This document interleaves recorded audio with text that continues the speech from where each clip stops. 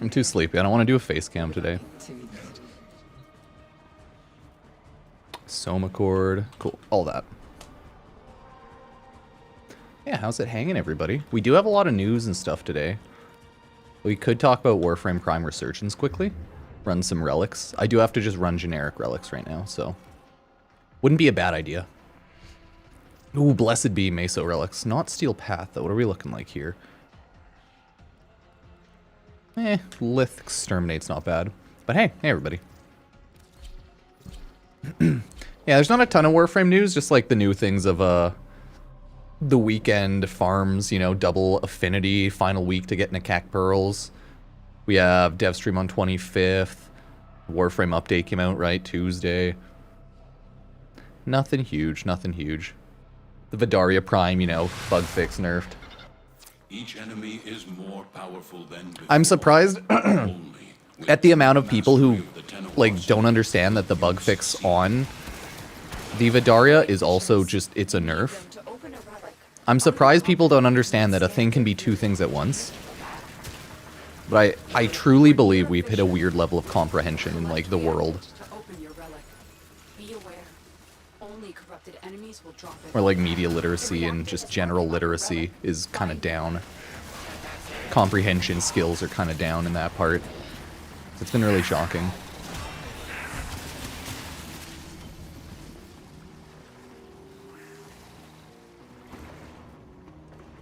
Yeah, I was leveling my Vidaria Prime in like one round of ESO. It was pretty funny. I always love when it's a double affinity weekend and I get a login double affinity booster. You just get so much stuff.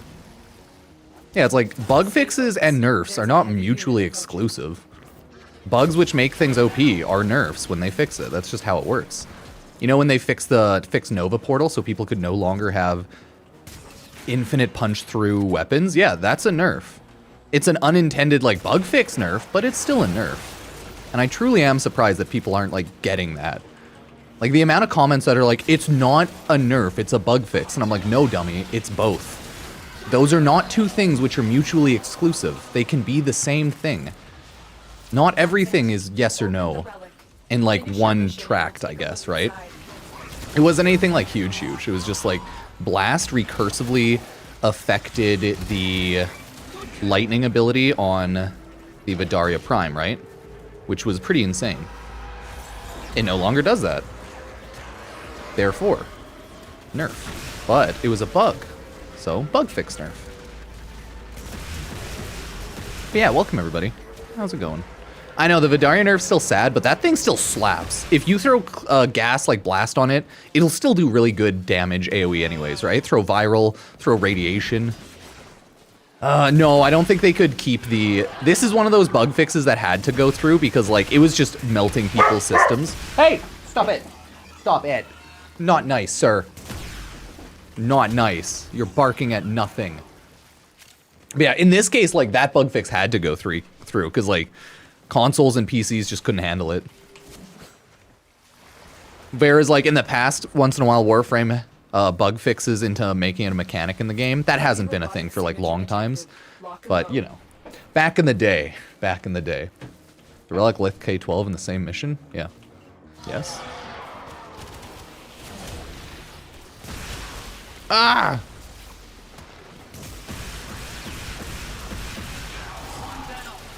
Are you saying, like, getting banned in-game? B-A-N-D is, that's music, my dude. Are you talking about, like, getting perma-banned in the video game? Because what you were referring to is music.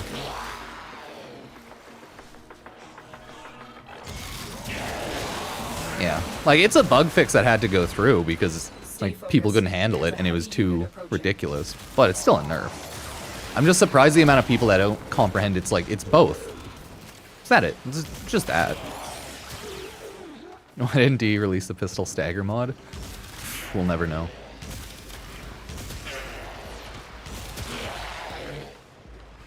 Ooh, if you're starting Steel Path,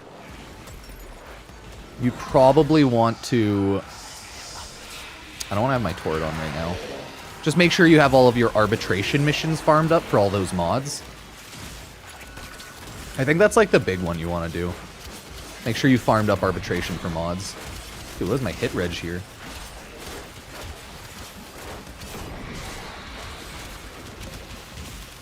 Right now, I'm just kind of farming things casually. I have Caliban Prime farmed and built.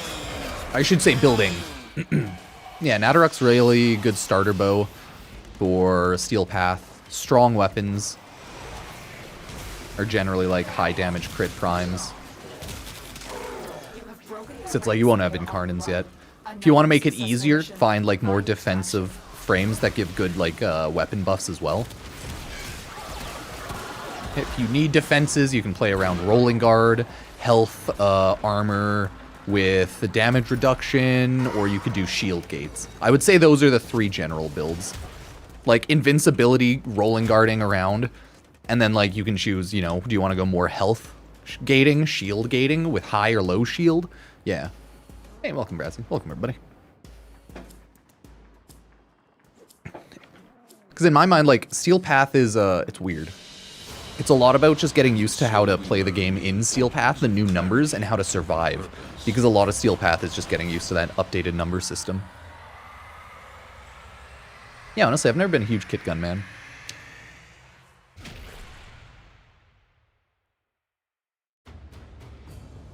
A lot of good secondaries are like beam weapons, like Kuva Nukor, Cycrin, Tenant Cycrin. Good status appliers, things like that. I mean, anything works if you like it, though.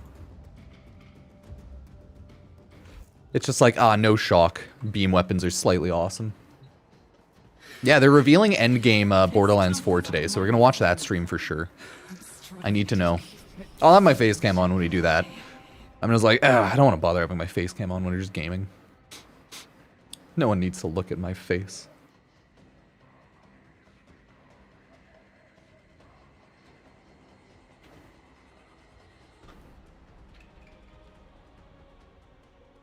It's a tough life out there, chat.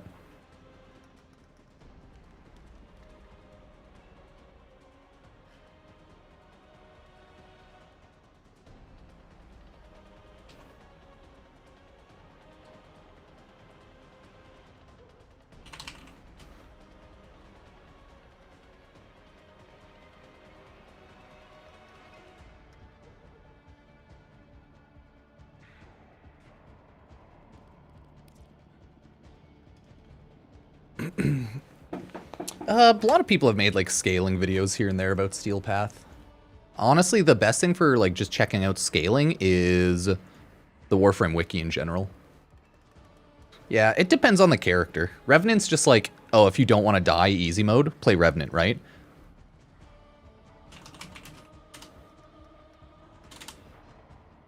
Yeah, because you can always look at the Warframe wiki for level scaling, right?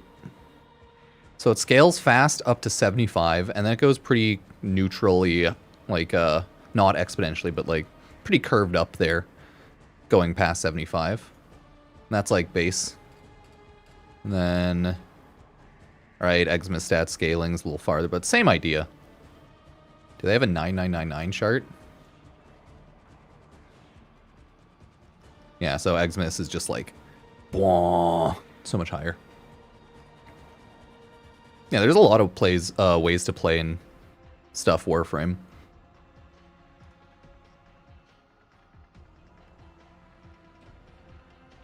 Look at that overguard scaling. I'm looking to see if they have a 9999 scaling chart here. Oh, sorry, I love 3D scaling models. Look at it, it's so pretty. Yeah, if you want to look through all of this, easy.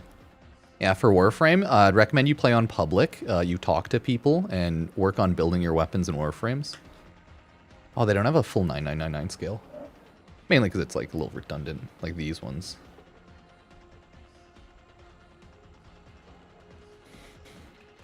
The drop rate for Lith K12? Individually? I don't know.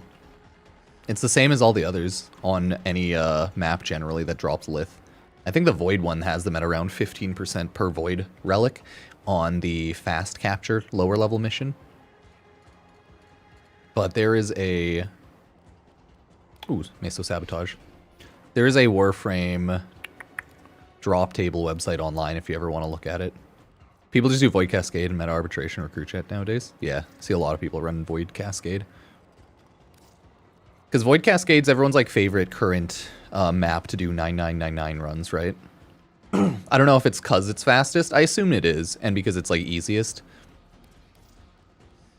Because what, you just have to run around, kill a lot of dudes, and then kill the big guys at the end. Yeah, Warframe has two really amazing websites that everyone should use if they want to look at certain things. The general Warframe wiki is really good. Because they transferred everything from the fandom over to their official wiki. Because fandom's just like filled with ads. It's not really a bad website, it's just bad by like, oh, it has a lot of ads. Like with anything, you know? Where Warframe's website doesn't have ads everywhere because their game is making money. But the other really useful Warframe website is the Warframe Drop Tables website. Possibly the best thing ever. Oh shit, I don't have my Vulpaphyla on still. But I tend to do, if I want low-level Lith relics, I made my video yesterday, the short one going over Caliban Prime. Long-form video came up the day release, but I always just run fast captures on the Void, because it's pretty easy, right?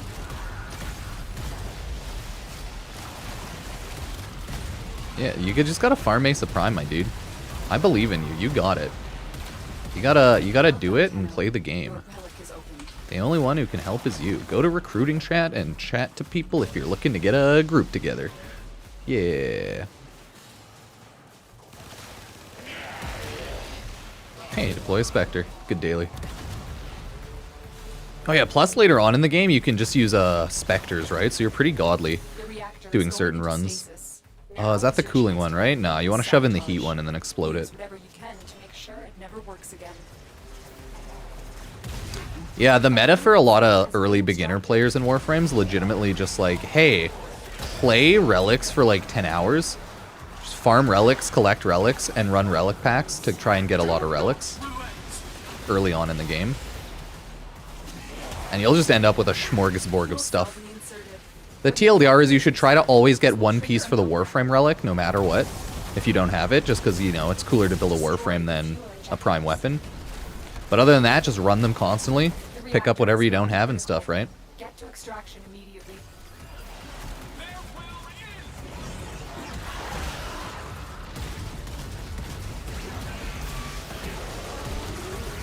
Beware, Tenno. It does take a lot of time, because like a lot of Warframe grinding early game, mid game for primes is legit just running like missions to unlock everything and then running mindless void relics for a while. Because think of it like this, there are how many like primes to probably unlock now? Oh, can I search primes specifically? No, I can't. But there's 791 things to level up in Warframe. How many hundreds of those are primes, right? There's 45 or so prime Warframes, and then with that, maybe like 100 to 150 prime weapons. Probably like around 100, because usually there's 2 weapons, but sometimes, yeah. Either way, so you have like 150 different things pretty much you have to build out of prime relics nowadays, which means you have to run a minimum of probably 4 times 150, right? Some things are built with 3 things, but either way. Oh yeah, there's prime pets too. I know. It's usually like 2 things though. Like you get a weapon and a prime pet, or like, yeah, either way. So I'm just going to say baseline 150. Could be 175, could be 200 when they add extra prime. Yeah, either way, not a big deal. And like because of the initial launch of more prime, so probably more like 200. So let's say there's 800 individual blueprints you need to get. So that means you'll have to farm probably around at least 1,000-ish relics minimum. So yeah, it's just it's a big game. That's all there is to it. It's a long-standing game, so there's a lot to farm. And that's just how it is. Who knows how many, like, thousands of void relics we've farmed. We could check our stats page, actually. But, yeah. Ooh, I gotta swap things off. Zeneric. My Zeneric Misk? What's the Misk, though? Miscellaneous. What's up, everybody? Yeah, we have sweet Borderlands 4 news later, so that's pretty cool. I'm excited to see what's going on there. I think I'm going to jump on and try out a lot of Borderlands 4. It seems like a fun game after all.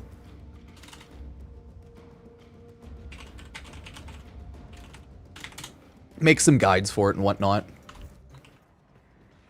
Do you think Which prime frame should I make first? I'm MR2. You make whatever you can get, my dude. You don't have choices. That's not how the game works. It's essentially whatever you can end up getting and farming up. You're way too early on. I wouldn't worry about it. Play through the game. Try to collect base warframes, weapons, etc. Unlock the map. Because you're not at the point of even trying to fully farm primes yet. You probably can't even get Axie and Neo relics, so. You just farm up the game, go through quests, play through things until you unlock this whole star chart. Once you unlock like most of the star chart, then you can start actually farming primes. But yeah, you're too early. Not even worth thinking about. Just play through the game. Definitely just like play through the game. And you definitely need to farm base warframes and weapons first, anyways. And we're out. Gotta get mastery rank up. I think the lowest level primes, maybe some are at like 7-8 mastery rank. I don't know. What are the lower level primes? I know there's ones that are like 11, and then higher ones up to 16 and stuff. Right now, I need to collect some void traces, so I'm just running my mesos, because I have a lot of mesos.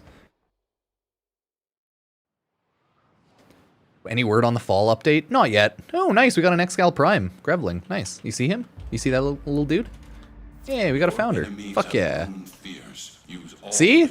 You see founders all the time just playing Warframe. If you're on PC especially.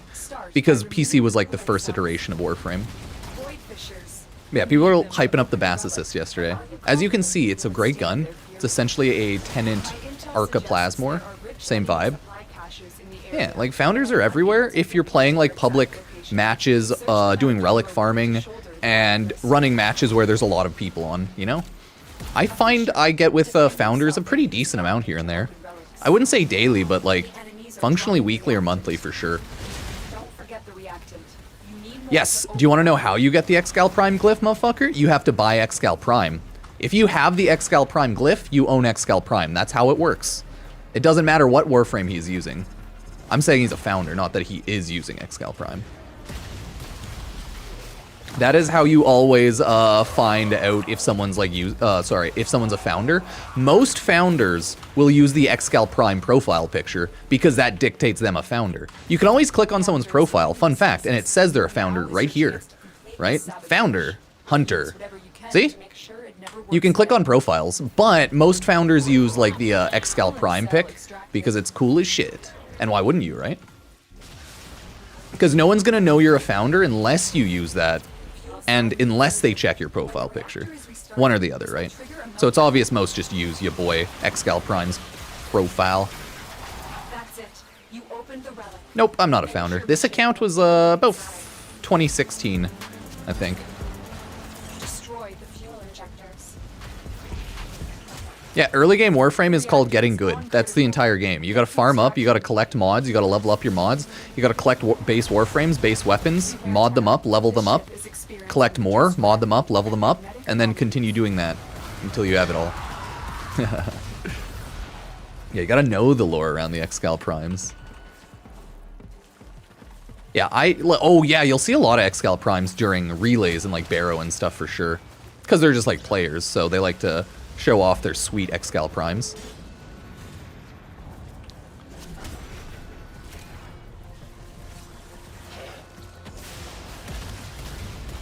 Also, they have a founder chat. Oh, that's cool.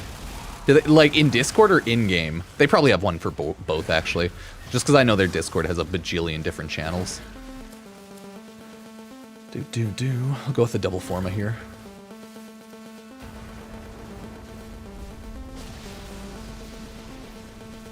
Oh yeah, let me go sign up for the Borderlands 4 content creation program. Because I really want to check out the game and play it more. I think I'll start checking it out today. Again, we'll take a look at like the character trailers and profiles and stuff. But I forgot, I should sign up for that. Community, Twitch drops, no, Borderlands support, community hub?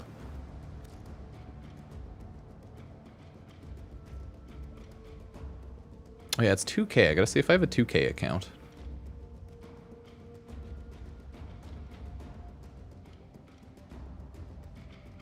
Okay, let me go check out their socials.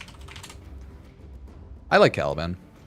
Again, I wouldn't worry about primes. You can't even build primes at like a lower MR, really. Might be able to build the Warframes. You can build all those, just not weapons, I think. Because they're MR locked. I think. But yes. All primes are pretty decent. They're just slightly better versions of base. Same abilities and stuff. Just a little bit more like HP or energy or armor or move speed.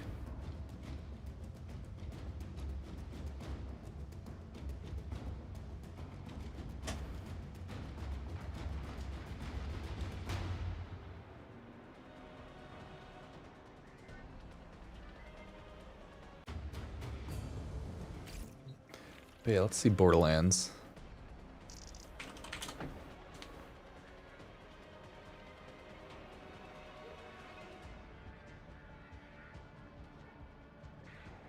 God, the annoyance of early game Warframe.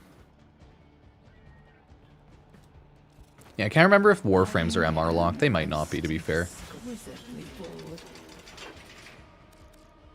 think it might just be the weapons.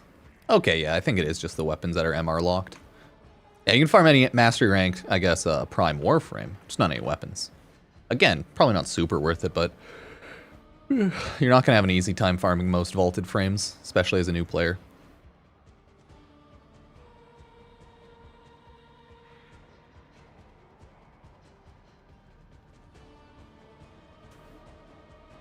Yeah, all frames are usually decent one way or another, but if you don't enjoy playing it, then how decent can it be?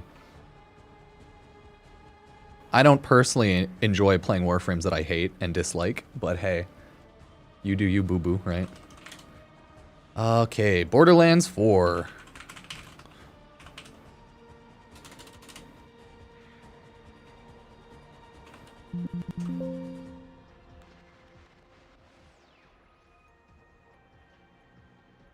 Crap. I'm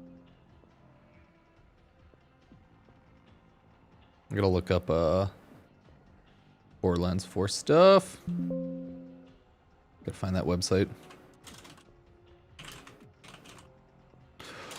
Oh.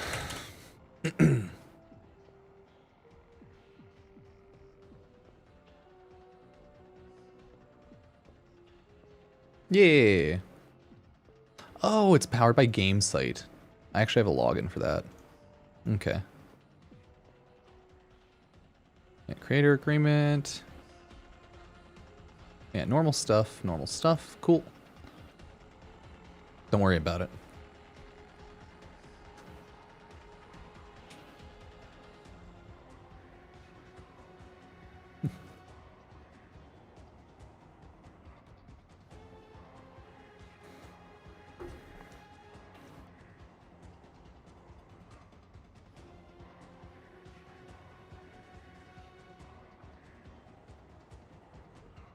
Oh, dude, I always love filling out forms because it's like name and it's like, what do I give them? My human name? Do I give them my,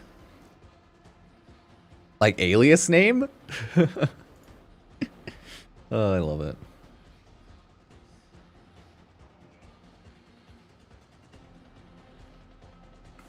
Oh, God.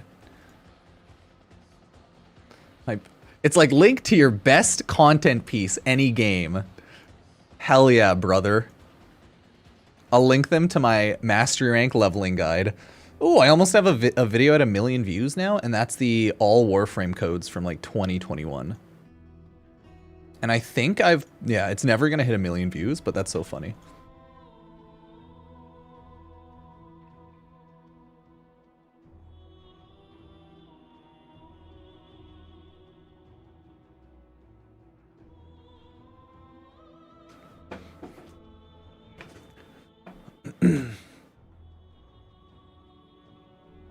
Yeah, actually so funny. Okay, interesting. Okay, let me fill out all of this. Okay.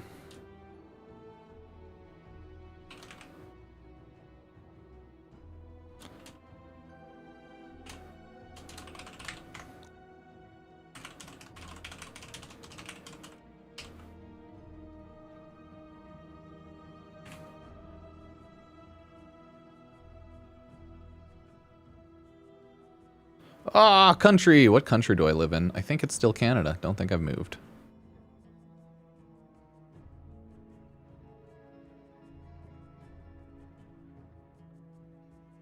Honestly, oh yeah, get Komei early on. She's really nice. You just go to Cetus, do Saya's Vision, unlock Komei and her weapons. They are really good. I agree. Oh, wait, right before COVID, I started playing, bought a pack. That was way more affordable. Oh yeah, I just wait for like any type of cheaper thing. Yeah, I love my Revenant. Like, Revenant's sweet. I like my basic skin on him too. I always love people yelling about fashion frame because it's like, I hate your fashion frame. I love your fashion frame. It's like, what?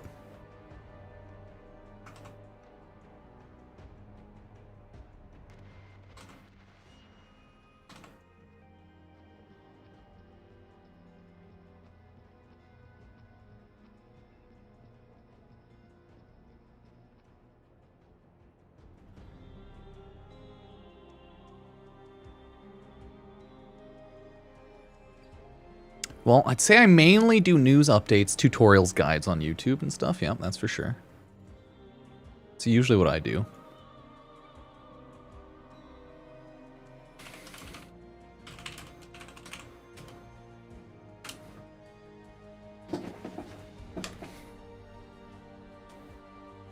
Yeah, once you unlock a Warframe dojo, you'll get a huge boost in MR, because then you'll start wanting to build every single general weapon and item you can get in there.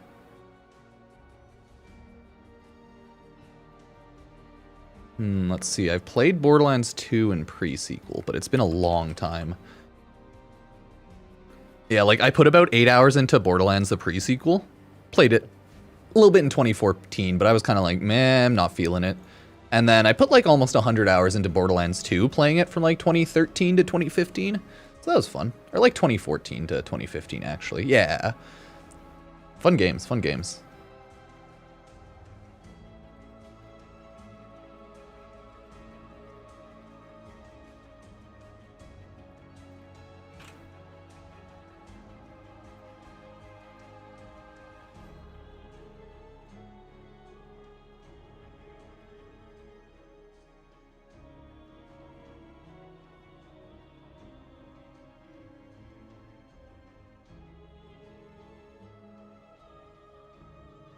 Oh yeah, I should make a Destiny Rising video for TikTok.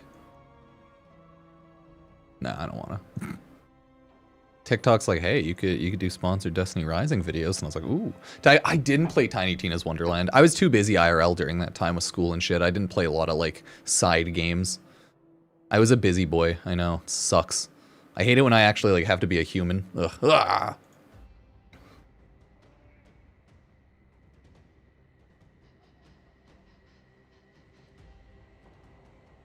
What interests you most about the Vault Network?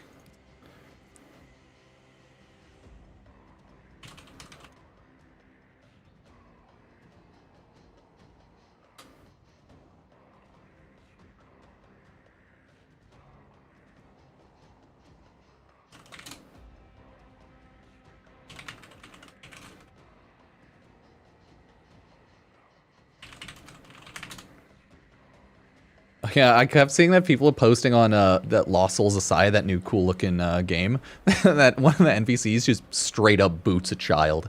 I'll show you. I reposted on Twitter, but oh.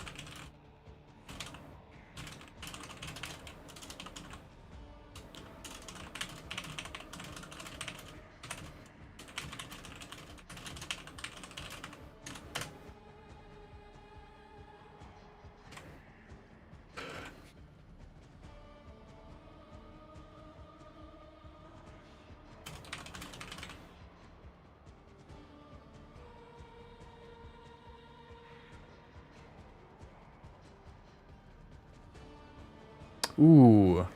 What's my best Borderlands related content? Let me see. Do you guys think I have a Borderlands video up? Holy shit. Nope. I guess I do have a handful of Borderlands.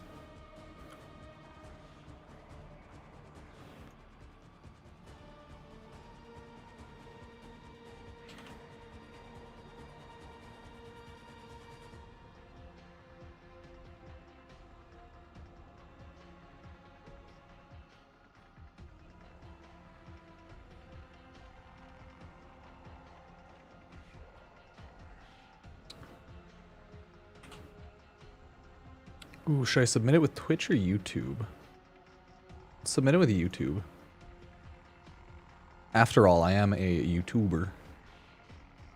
Pupsker, that's me. After all, I also use GameSite. Application submitted. Thanks! Okay, I did it. Sorry, chat, I was signing up for the Borderlands 4 content program stuff. Yeah, I'm pretty excited for Borderlands 4. It looks really fun. I wanted to, today, take a look at the trailers and stuff. And then we're going to obviously take a look at the Borderlands 4 dev stream stuff. Because it looks really fun.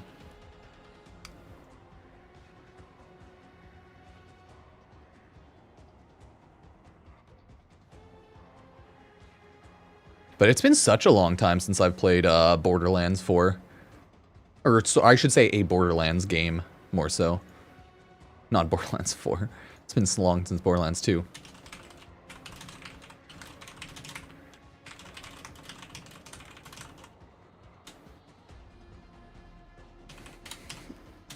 Yeah, a lot of people got to play at Gamescom, right? Lucky ducky. If only I was close to Cologne, Germany.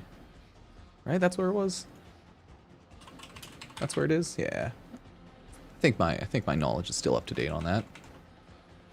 It's very funny because we have a freaking Tenno VIP in like my local area, right? Not Japan, but I'm in like Calgary, so it's my Tenno VIP in Calgary, and I'm like, yeah, I'm pretty sure they hate me, so I'm definitely not gonna go, but hopefully everyone has fun. I just don't enjoy going to places where I'm not loved. Feels bad, man. It should be fun for people to do those events. Oh, mate, my friend's invited me to go to Pride tomorrow. Let's see if my wife wants to go too. Ooh.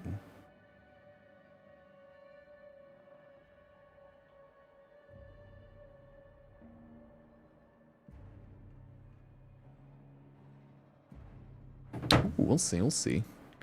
I could drive down near downtown and then just walk around. I don't do things often, so I haven't gone to any parades in the city. Yeah, I went to like TennoCon back in the day, like 2 years ago, because I was like, well, I want to go to a TennoCon at least, right? So I went to TennoCon during Warframe's 10-year anniversary, but that's about it. I was already like just a random, so I'm like, I don't think anyone likes me, so I'm just not going to talk to anyone, but it was fun. I'm not a social human. I think I'm probably slightly autistic. I might be slightly autistic. I'm probably on the spectrum somewhere. But let's not worry about that. let's not worry about that, okay? Cheers, you Ted. I should get myself tested. So actually, no, you objectively don't want to, because then the government takes away your rights. Never mind. Never mind. I should pretend I'm completely normal. Yeah. Let me chuck on a couple, not on Caliban, but focus lenses.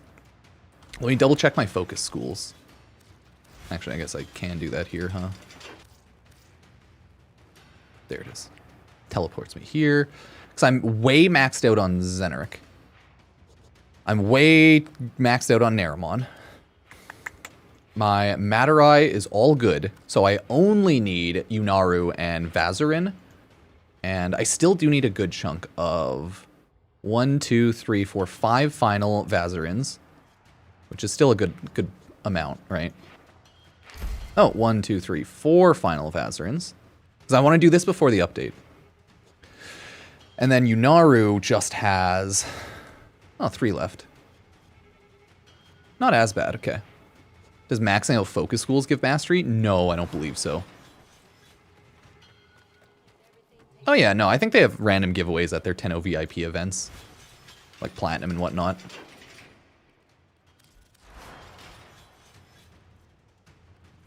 Oh yeah, Valence Override. I should really use those now that they're here. I just stopped caring about anything like that. It's Vazarin and Unaru, right?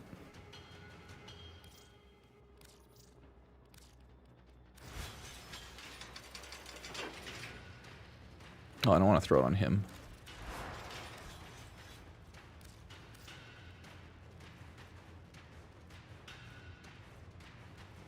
Oh, do I have one of these? I don't think I do. No, I do. I have one. That's what the check mark means. Just no more than one. Okay. Like, I'll put on my 2% because I don't melee a lot with my Broken War these days. I think that's all good. Let me throw back on my Sly Vulpaphyla because I totally goofed there. I don't think I can lens the Vulpaphyla or their weapon. I'm double checking anyways. No, I don't. Okay.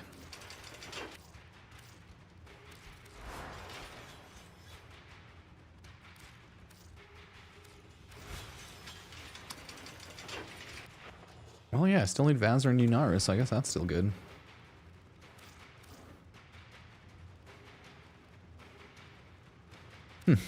Interesting.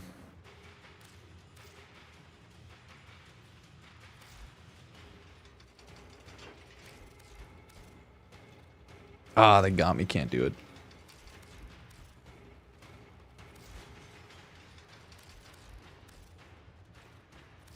Okay, those are all Vazar, Vazar, and Yunaru.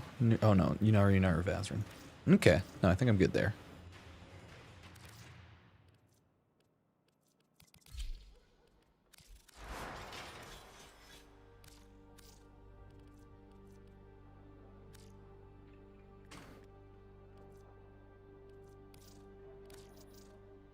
Okay, because I know I won't really need to remove that, so we should be good.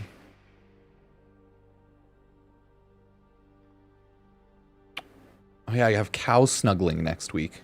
Nice, nice. Yeah, I have miniature cow snuggling booked for next week. Forgot about that.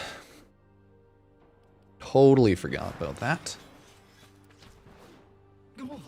Yeah, I don't like farm for a lot of Lua lenses. I know I could build a lot, but like I've never bothered farming for a lot of the Eidolon lenses or Lua ones.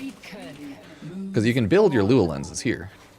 Transform an Eidolon lens into a Lua lens.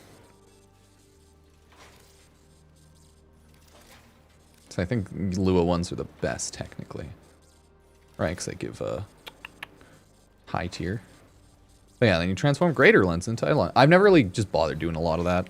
I have farmed a decent chunk of the big boys. God, what are they called? Eidolons? I just haven't gone too hard on it. Let me just turn on my heater. It's so hot, cold here. Sorry, buddy. Oh, I'm sorry. I didn't mean to walk by. I'm sorry for waking you up. My little pupperoni. My little pupperoni.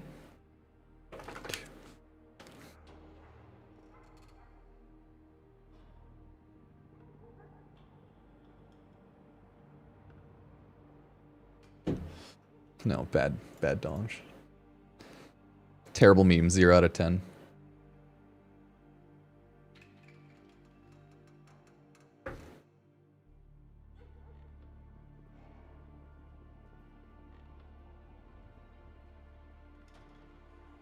I'm just so frozen.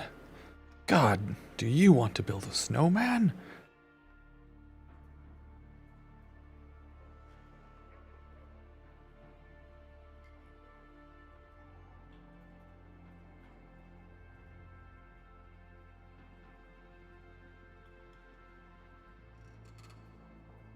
Do you want to build a snowman? It doesn't have to be a snowman, okay? Oh, God. Oh, I just burped into But, the- I mean, it could be. How? That was months ago. Okay, let's do a quick reminder. I think, Chroma Prime and Zephyr Prime came out yesterday back in Prime Resurgence. Hell yeah, dog.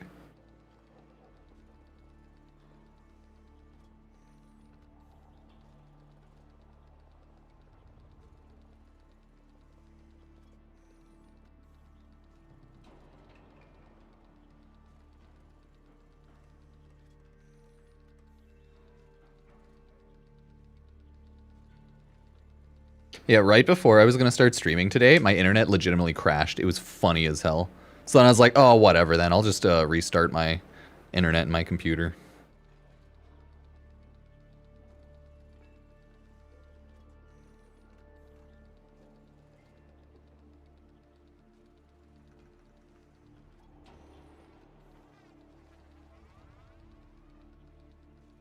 God, I should rewatch some Casino Royale. It's a good movie. All the old James Bonds. Bird and Dragon are back. America is back. Oh yeah. I mean, I'm only a human.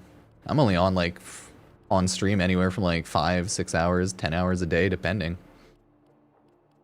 That's usually how that goes. If you think about the breakdown of having a life, wonder. I think I'm usually still streaming more than 40 hours a week live. But some weeks I have more of a life, other weeks I have less of a life. After all, I might be a little chronically online, but believe it or not, life exists, and it's very important to actually do that. The internet is not real life. Everything is a meme. Why do we exist just to suffer? We'll truly never know.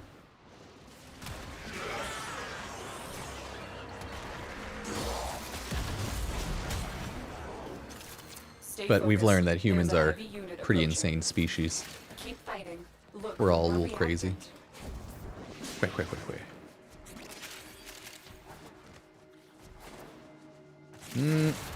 No, it is this way. It's like, is it trying to prank me by spawning them behind a little bit? Oh, I hate when I'm so late.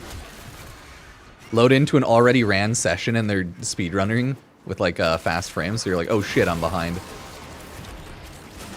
You have collected enough reactors to open your relic. Oh, nice. We got a bleach fan here. Love it.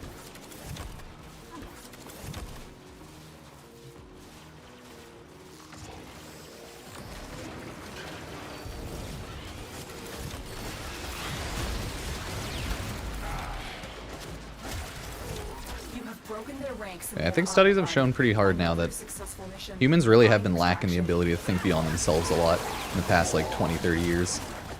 Or maybe they thought about it more. Less? I don't know. I'm curious. I thought I was just like, yeah, people are just generally pretty selfish. We're all just humans after all. We're all just potatoes. Living in our potato farm.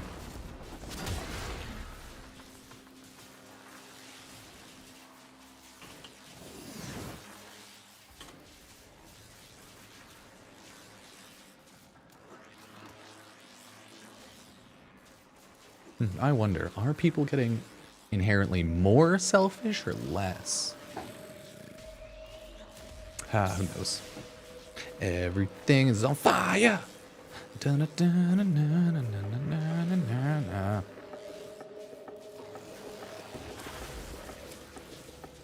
Oh, hell yeah, Nautilus Prime systems. I'll take it. Thank you, Prime. Blueprint. What are the stats on that bow? Yeah, still a good bow. See how it's almost like double the total damage, though, than the Vidaria Prime? Like, 400 is still good, but Daikyu has 775 for a charge shot, but it has a little bit less crit multi damage.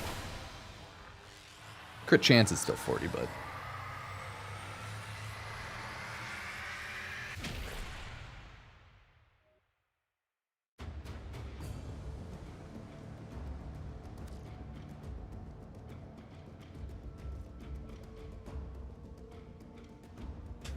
Wonder how bad or good the grind is, though, for Destiny Rising.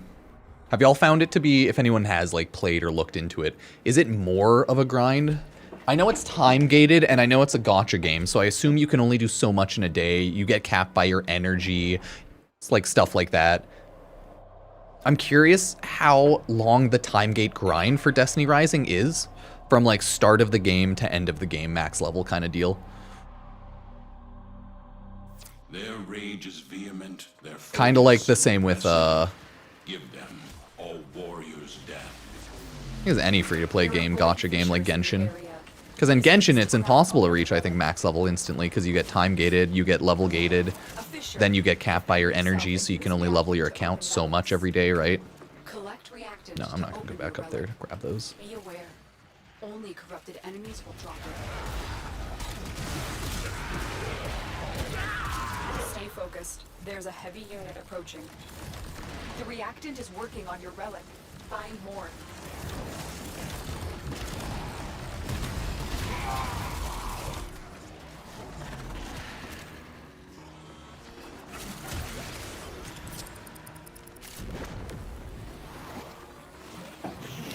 Yeah, I wonder. So I'm like, I kind of want to download the emulator for Destiny Rising, but I think I'm just going to be way too busy with Borderlands 4, other things. Should remake some random beginner guides in Warframe, go over some stuff again. The relic has been cracked open. Finish your mission to find out what's inside. But I'm very curious to see if Destiny Rising will end up being more popular than Destiny over time. Destiny 2, because like Destiny 2's in their downfall, because they're mainly done the main story arc, right? Destiny's just in their like lower going down arc right now.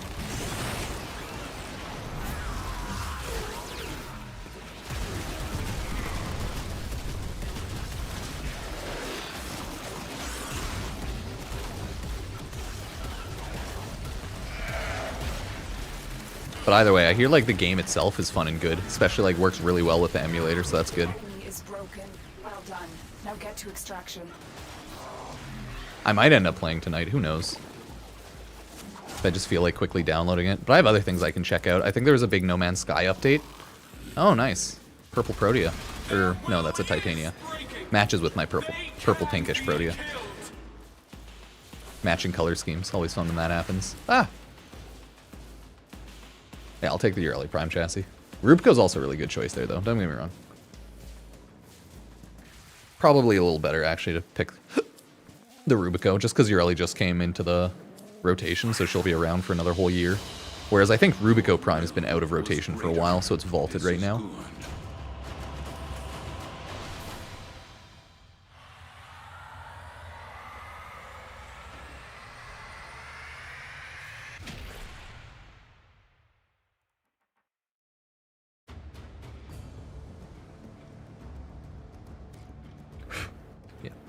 I'm starting to think less of people who are not understanding that nerfs and fixes can be the same thing. I've seen so many people pair it like, they didn't nerf the Vidaria, they just fixed it. I'm like, okay, you have to be intentionally stupid at this point. A bug fix can still be a nerf. When it does less, it's still a nerf.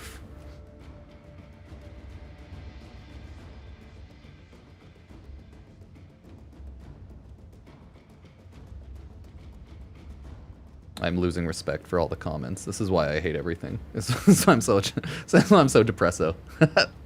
I'm like, what the fuck, people? Generally, if something goes from being insane with something and then it's not anymore, it's considered a nerf. Whether intentional or not. That's how it launched. And then it's not.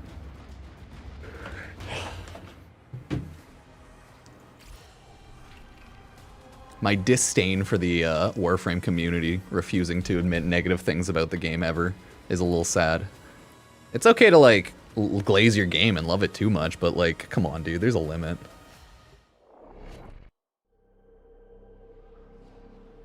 It's like the people who say there's no pay to win in bossing say. There is no pay to win in Warframe, it's pay for convenience, guys. What do you mean? Their focus impressive. Give them all warriors death. I think that just means people don't respect their own time if they think like that, though. Or they think so little of their own time. Because, like, everyone knows, pay for convenience is pay to win. That's kind of how that works. It's a scale, as always, but it's still the same. Stay focused. There's a heavy unit approaching. Don't forget the reactant. You need more to open. I'll just make a bunch of angry shorts now. Oh, you're the. Oh, were you the? Now, were you the pink? No, the purplish Titania. Ah. Were you the one that had like my matching color scheme? So I noticed that one. Nice. Well done, Tenno. I was like, oh my god, we match. Yeah, I'm just grinding relics, chilling right now. Ah! Okay. Sorry, I always forget to hit my 4th ability off, because it's on like a pretty large timer.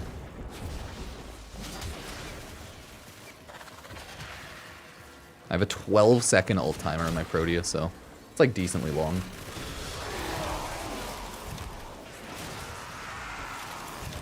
The enemy is broken. Well done. Now get to extraction.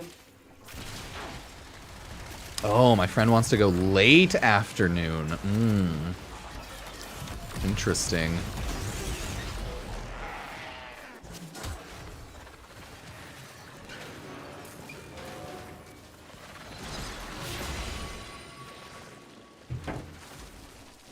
Oh, Cool Purge is back. Hey, Vidar Prime stock. I'm just running like random relics. It's good to get extra stuff.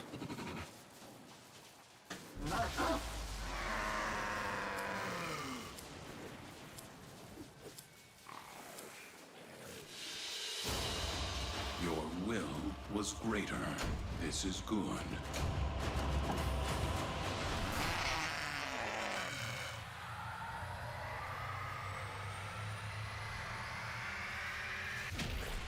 Oh, I gotta move in another month and a half. I'm gonna be so tired after that. So I'm gonna have to move a lot of stuff myself, of course. I'm not looking forward to it. I'm giving my sister one of our couches, because we're gonna get a new couch for our main living area. Well, living room. It's gonna be so annoying hauling that across. Dang. Oh yeah, Warframe's pretty much the same. There's just more stuff to farm, more quests, more areas, right? But the generals of the game are the same. The game, like, functionally hasn't changed a ton in the past, like, 5 to 8 years, but they just keep adding, like, side systems and more things to do and added upgrades type of deal, you know? But I would say functionally Warframe's been pretty much the same the past 10 years. It's like, it had a big development change in the first 1-2 years, but after that, it stayed strong, and then from 2018 on, they've been pretty consistently popular all year round. Averaging, like, I don't know, 50,000 or so players throughout the year on average. Some, you know, some years going down, averaging more like 30 to 40. I think the lowest Warframe hit on Steam was like around 20 to 30,000 concurrent. Or like average. During like really slow seasons when the call garrison missions came out after the new war and like people were really burnt out and didn't like those and stuff, but yeah, there's just a lot more to do. Hello, hello. Remove the coolant. I must remove the coolant. Hey, get Nightist. That's it. You opened the relic. Okay, we're good. Finish your mission. Oh, Jassy! They ever count the console players? No, we just look at Steam charts for general info. Consoles are popular, but Steam is the most popular Warframe platform, I believe. But I don't know the numbers on consoles, but I do believe Steam is still the most popular and it's the primary platform for Warframe. Could totally be wrong on that, but I do believe that's the case. Console's still popular though, all things considered. Now is your chance to complete this sabotage. I believe Nintendo Switch is the least popular Warframe platform.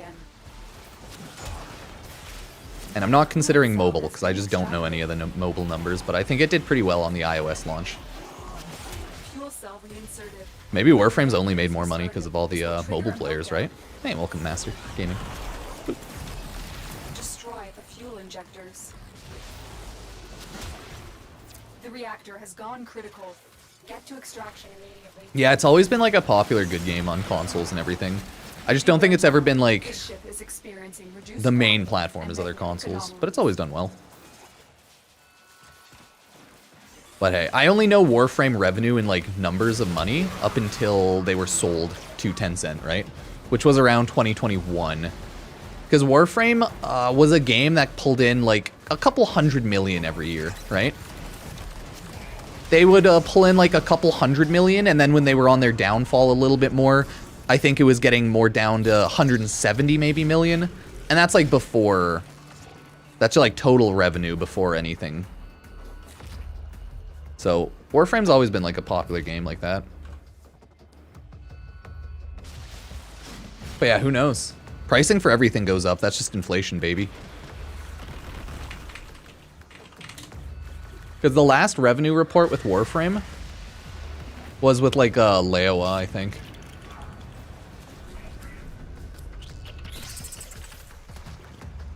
And that was a long time ago, in 2021. This random website estimates their general revenues at about 141 mil per year. So, hey, cool. As you conquer the foe, so you conquer yourself.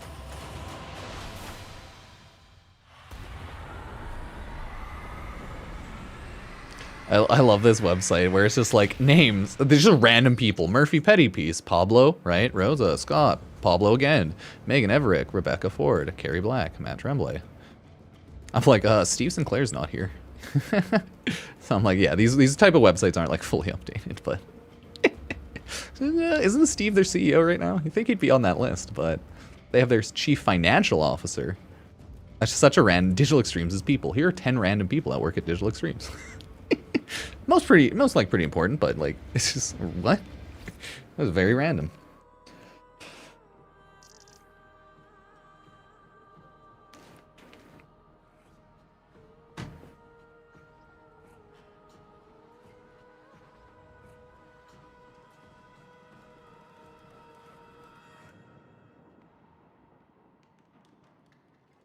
Yeah. Either way, Warframes is still a big game. 100 to 200 mil easy. I'd say they on the low end they hit 150 milli a year. On the higher end they hit 2 to 220. Because I think Warframe peaked with Lewa around 2018 or something. God, I'm trying to find it.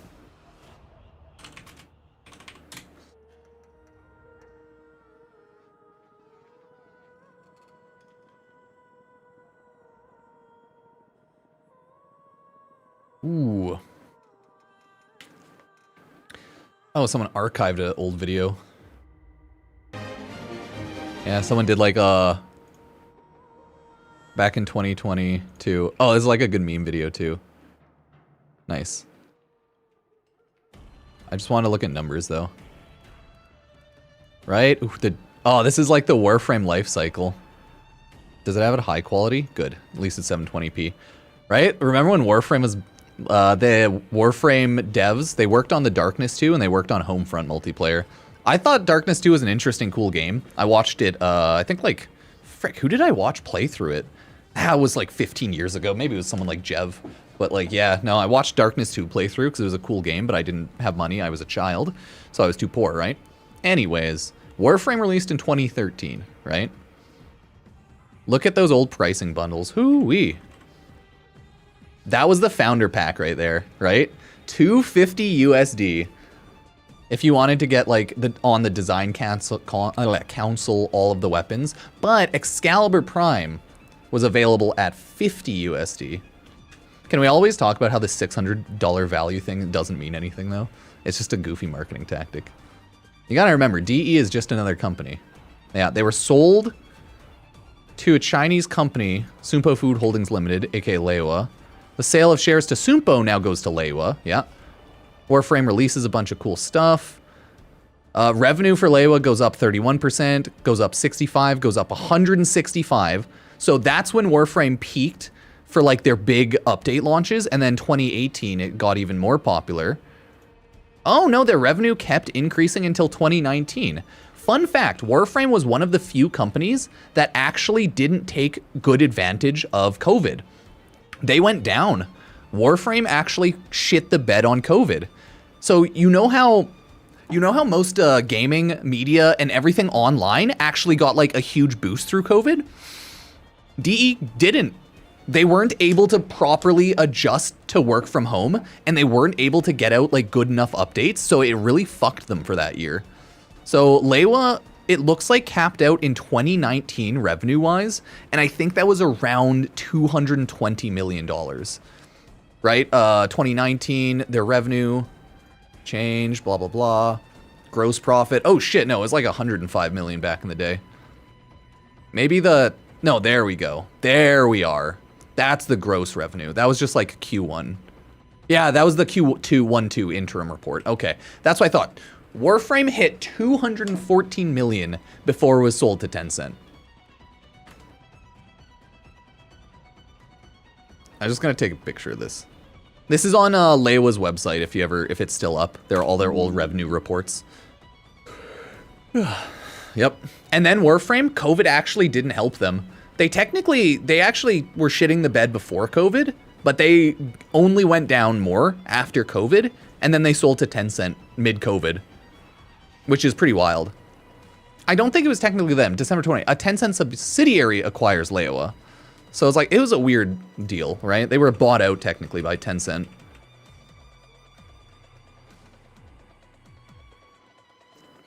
And then Leiwa goes up a lot, gets sold off. Everyone's like, oh no, oh no, oh no. Yeah, DE was DE. They sold out to like the not Chinese. They sold out to the Hong Kong chicken company Leiwa ages ago. DE has not been independent, right? DE has been owned for a very long time, since 2014, 15.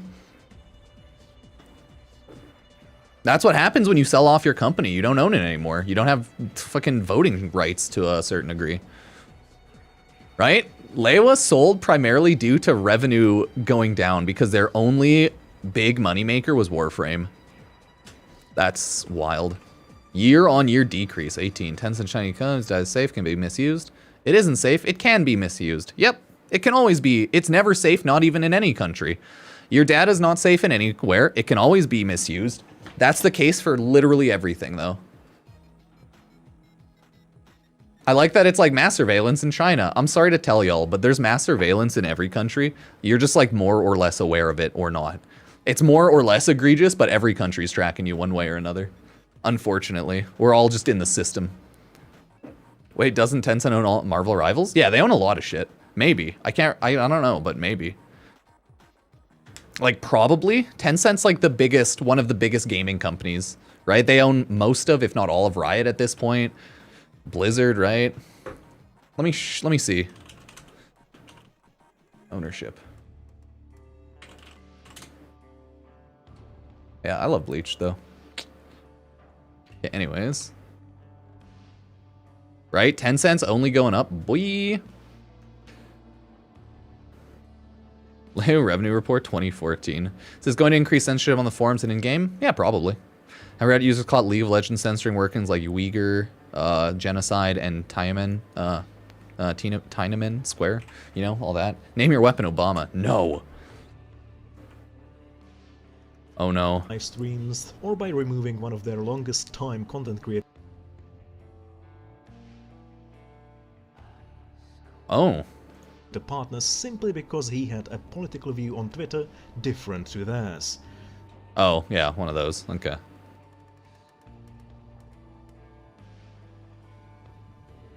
Genocide's my favorite activity in Warframe. Yeah, just not League of Legends in China, sorry. It's going to increase game censorship? Yeah, probably. I'm worried about Tencent's growing monopoly. Good. Yeah, it was just an archive video. Funny Green Cat. I don't know who made the original one. Funny Green Cat archives. Oh, that's was that? Shit, was that Triberus? Was he the Funny Green Cat guy? Ah, shit. I think so. I'm so bad with a lot of names. How's it gonna be affected?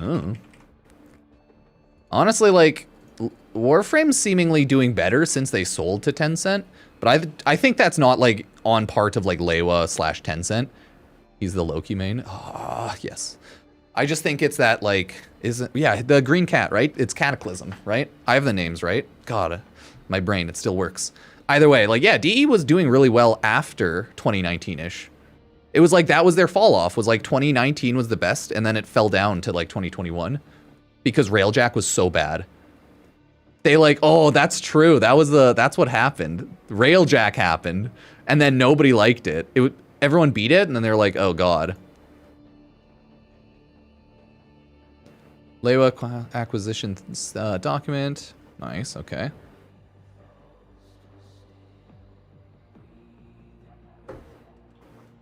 Right, like that's what oh shit, dude. Yeah, Leiwa's revenue went down a lot. Like, they got wrecked for a while. Like, look at that. They went up, they hit peaks in 2018, 2019. 227, 214 mil. But their 2019 and 2020, it halved. Damn, I didn't realize it was that bad. Imagine making 50 grand and then 25 grand the next year. That's essentially, but yeah, 200, 105, 90. Oh shit, Warframe dropped under a hundo milli. I wasn't paying enough attention to that. That might just be like interims though. Yeah, for 6 months ended. For the year ended 30, yeah. So these are just like halfway, I think. I don't know, it's hard to tell. Cause I'm like, I don't think they did that bad. Did my headache go away from like 2 days ago? Yeah. That was awful actually. I think it's just cause like I'm trying to smoke a little bit with less weed. So I was like weaning off and I didn't have enough caffeine that day. So I got like double railed. So I just felt sick. I legitimately slept for like 4 hours, 5 hours, went, had a fire at my mom's house, had dinner, came home and went to bed. It was not a fun day. But I think that was just because I was like smoking a little too aggressively for a while. I'm like, I'll just have like baby bowls. Yeah, if you smoke way too much weed, you get like cannabinoid sickness or like weed sickness essentially. Sometimes you just gotta calm down. Sometimes you just go too hard in the paint. You gotta remind yourself not to smoke as much or like pack smaller bowls. It's a problem, okay?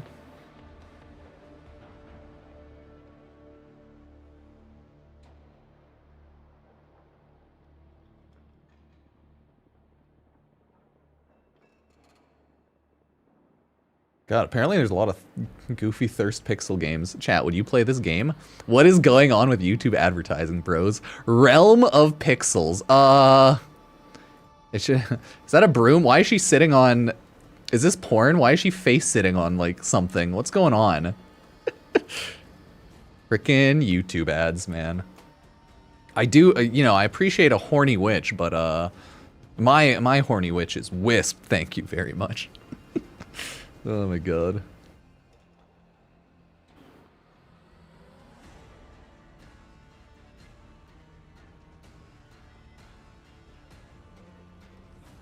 You good there, buddy?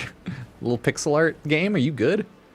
Okay, Tencent wants to make money from Warframe. Lewa, Tencent wants something else from Warframe. First off, Tencent owns so much, so they get a lot of, like, data, right? Tencent has so much gamer data now, it's crazy. Bro, I had some crazy ads on the short algorithm. Yeah, I guess I have YouTube Premium, so I never see YouTube ads, like long form or short form now.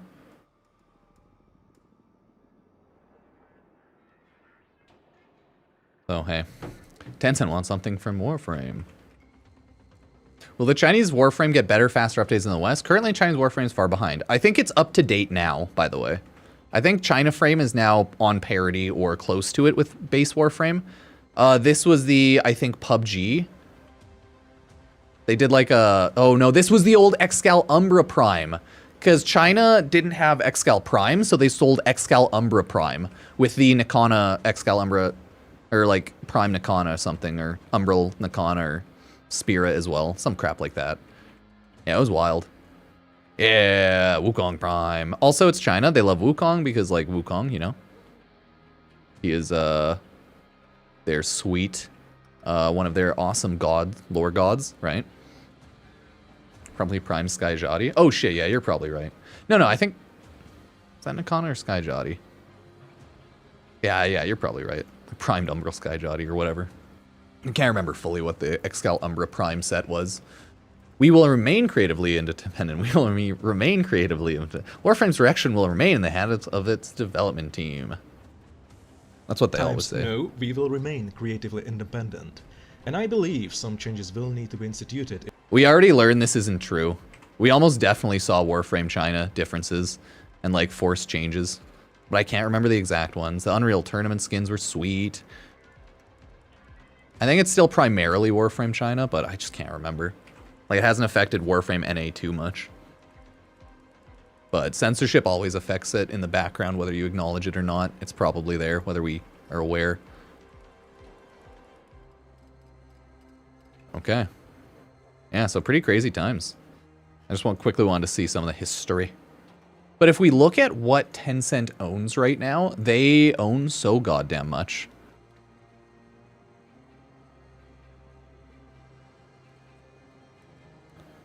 Oh.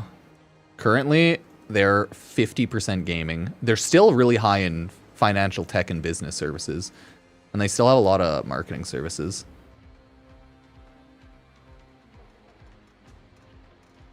Let me see if I can get the list of everything they own.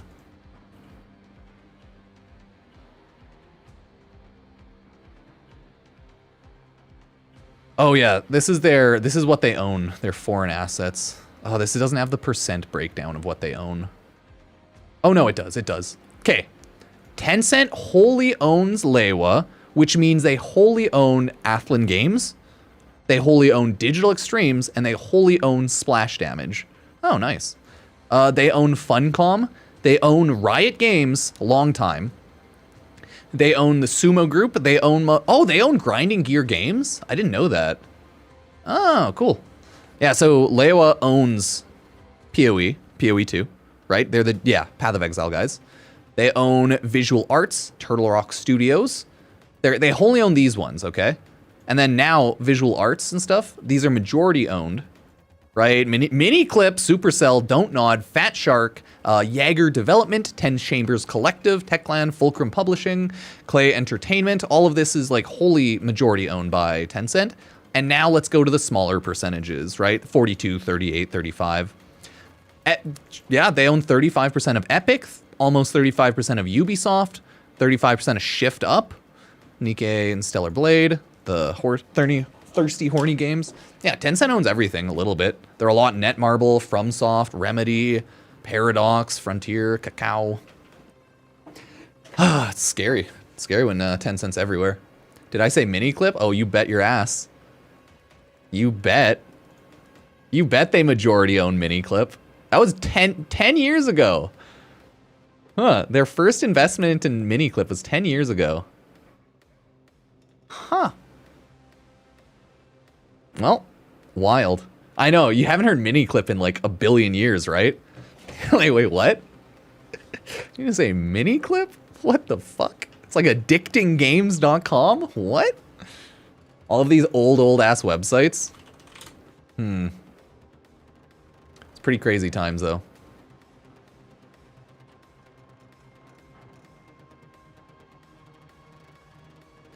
Pretty crazy times.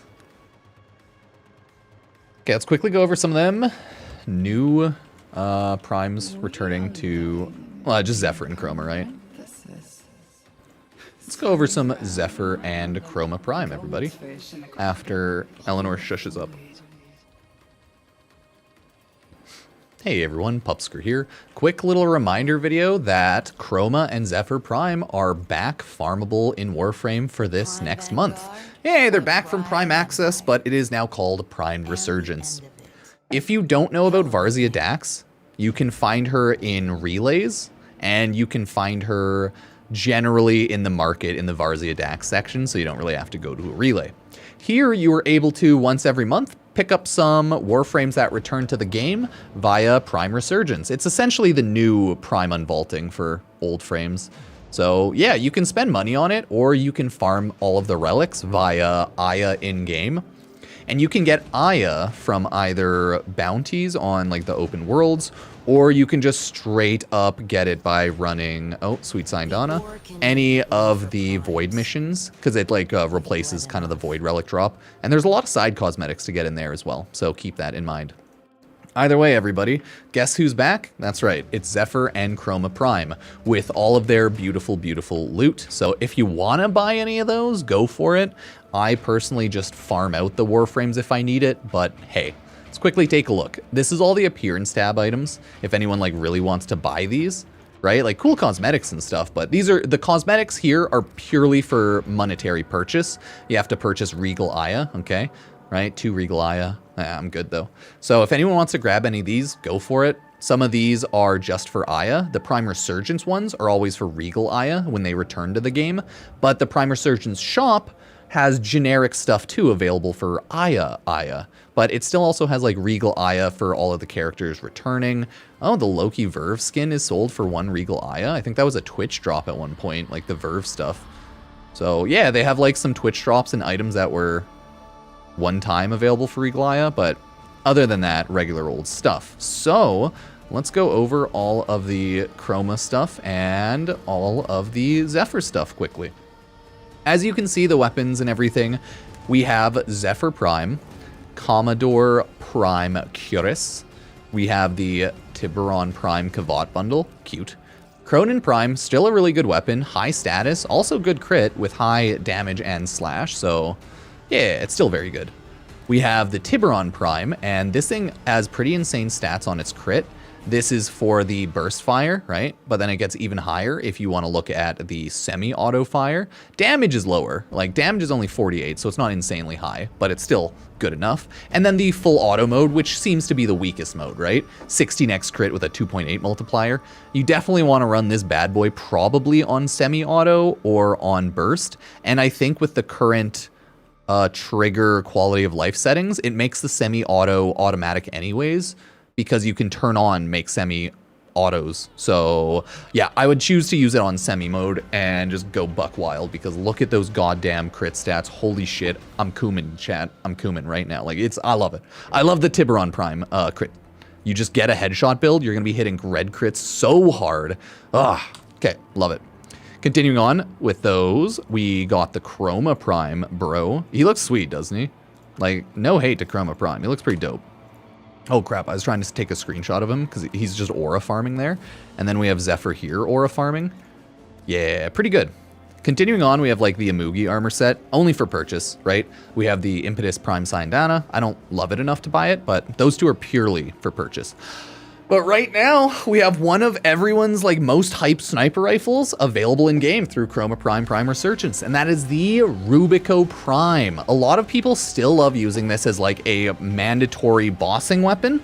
A lot of people still love to use it for Profit Taker, Eidolons, Exploiter Orb, and just bosses in general.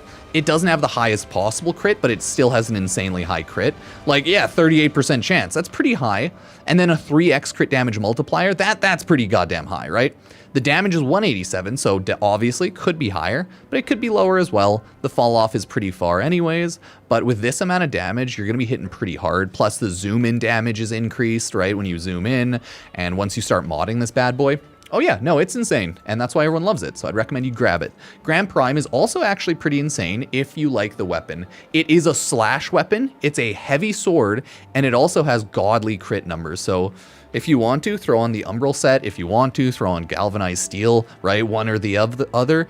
I would do Umbral just because I want to see that crit chance high as hell, but definitely do a combo build if you're looking for big numbers, because generally for melee, combo builds will always be the strongest. It's kind of like how for most weapons, headshot builds will always be the strongest, because there's just so many multipliers that they've added with headshots, and there's so many multipliers they've added with combo with melee. Either way, it's a great weapon, so I'd recommend picking it up. And then we just have cute noggles. So, hey, that's not bad, right? If we take a look at the relics, these are some of the weapons here. I think Lex, Burst, and Bratton. I think those are always in the shop, so that's pretty cool. But either way, if we quickly take a look at the relics, we have Lith C8. That one drops Chroma Prime Neuroptics Blueprint. Yeah, I know. I should really stock up on some of these. But it also drops the like Rubico Burst and stuff, right? Oh, you can get like Burstin out of that too. Yeah, okay, not bad, not bad. Here you get Lith T6, right? Tiburon, Cronin, Burstin, Rubico Forma. Okay, not bad, not bad. Here, more Rubico Forma, Chroma Prime Systems, Zephyr, more stuff. Neo K3, all pretty good. Cronin Prime Blades, I definitely have to get more of those. We have Neo Z8, which has, yeah, Zephyr Prime Systems, which I definitely should stock up on if I could. And then lastly, we have like the Axie, which is the Grand Prime handle, Forma stuff, Tiburon, Burstin. Burstin's also really good. I actually just recently made a Burstin Incarnin Prime video, and this gun's really good once you unlock the Incarnin form. Before that, it's just pretty good, but it gets a lot better. Same with Bratton. They're both really good once you unlock the Incarnin form. Until then, they're just like decent lower MR Prime weapons, right? And then you have the same usual stuff like Fang Prime, Lex Prime. I think those are kind of always available down there. But maybe it's just available because some of the parts are also available in here. No, just really the Burstin, right? Yeah, so I do believe these are like always available here. Either way, everybody, that is the Prime Resurgence shop as of right now. And then you can always just continue on if you want to buy any of the cosmetics with regular Aya that you farm from bounties or you farm from just regular gameplay, right? Go for it. A lot of the cosmetics are pretty cool. I think I finally bought out all of the stuff. I'm not buying out the color palettes here, but I could technically. But it takes a lot of time, as you can see. Because a lot of these items, these are, I think, old Twitch drops or old monthly, like, Twitch Prime items that you got for being subbed or something. Or just like being on Twitch, something like that. Either way, they're all available here now. I really love the Kudazan Ephemera. I think I have this one on Citrine. Yeah, it just makes a lot of chaos. Then you have the Prominence Wisp Totem. Ton of these themes for Warframes. Then Orokin Ducats and Void Trace packs at the end. Probably not worth picking those up, though. They're just like item sinks if you're bored. But I would still just buy the relics over anything. Either way, everybody, let me know what you think. Zephyr Prime, Chroma Prime now available. Get farming. We have a lot of Borderlands 4 news and info coming up, so expect random Borderlands 4 videos along with the regularly scheduled random Warframe videos. As always, I stream 24/7 and randomly on Twitch. It's either reruns or I'm there in person, and I randomly stream and make videos and everything on YouTube as well. You know, we're just around, so yeah, thank you everybody. Love you, hugs and kisses, appreciate it, and we'll see you next time. Cheers. Yeah, the night sky. I just want to do like a little video to quickly remind everyone. Farm Chroma and Zephyr Prime. Because yeah, I really want to see like all the Borderlands 4 news later. 2 more hours, everybody. 2 more hours until we have the Borderlands 4 streams. We're definitely going to check everything out there.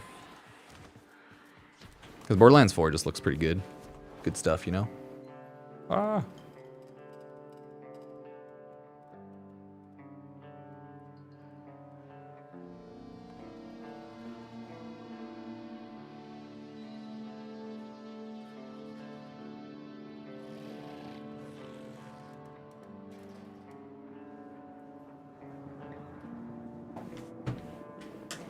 Okay.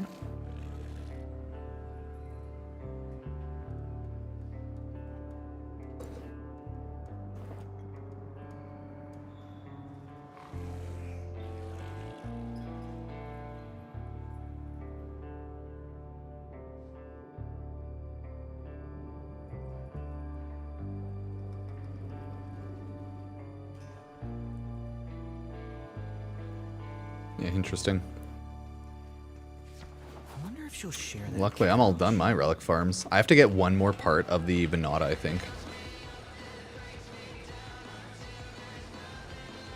Okay, Zephyr Prime, Chroma Prime are back.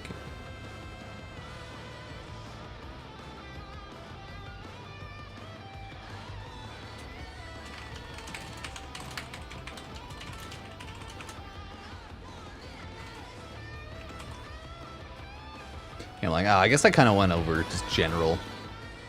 Today I went over a lot of the general Warframe Prime Resurgence stuff. So I guess it'll be more of a general guide about that.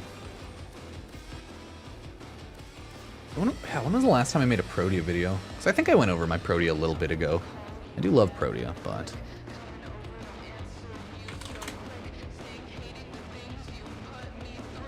Oh shit! Last time I made a Protea video was in 2024. I still have the same fashions like years ago.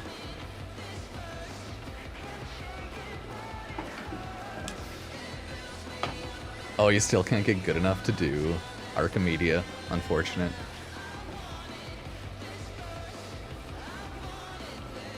I do have a lot. Okay, apparently if I search Protea, I do have a lot of general Protea videos when things happen. Oh, that's so funny. There's a lot of general I have 30 videos of Protea over the since 2020. That's so funny.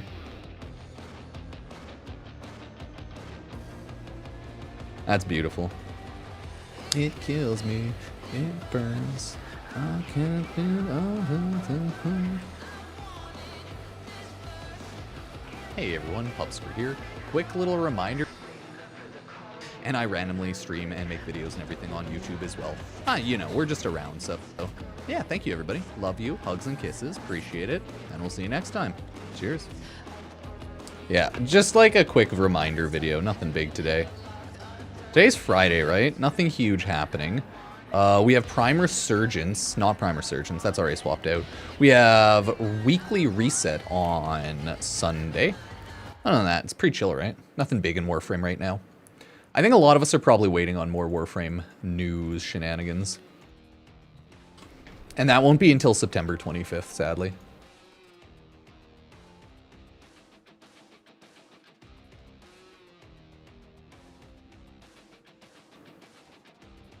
Do be like that.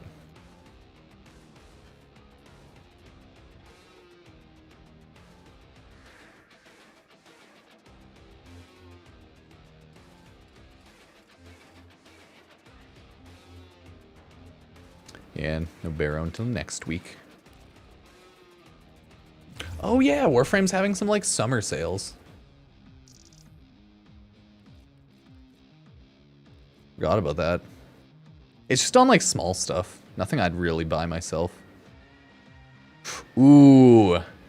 Encore Gemini. I wonder if these sold pretty poorly. That's why they're putting them up for sale. Or just because it's summer. Who knows? I don't know how often actually Warframe sales happen. I don't pay that much attention to it.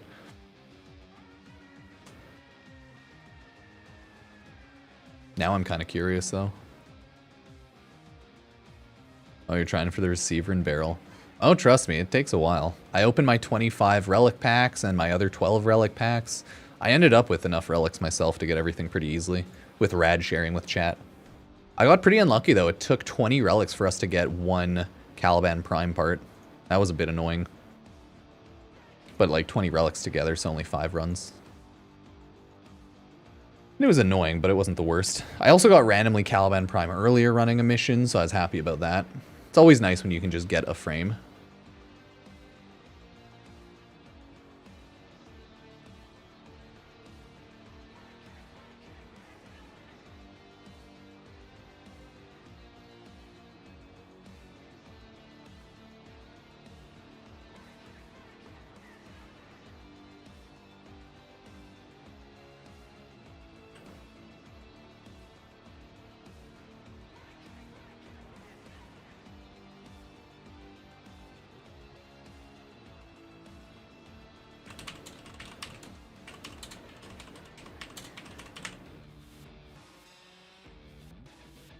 Okay.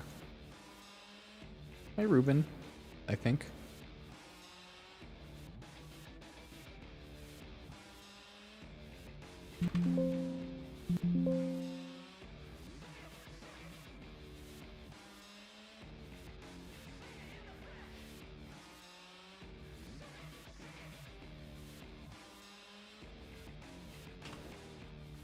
There it is.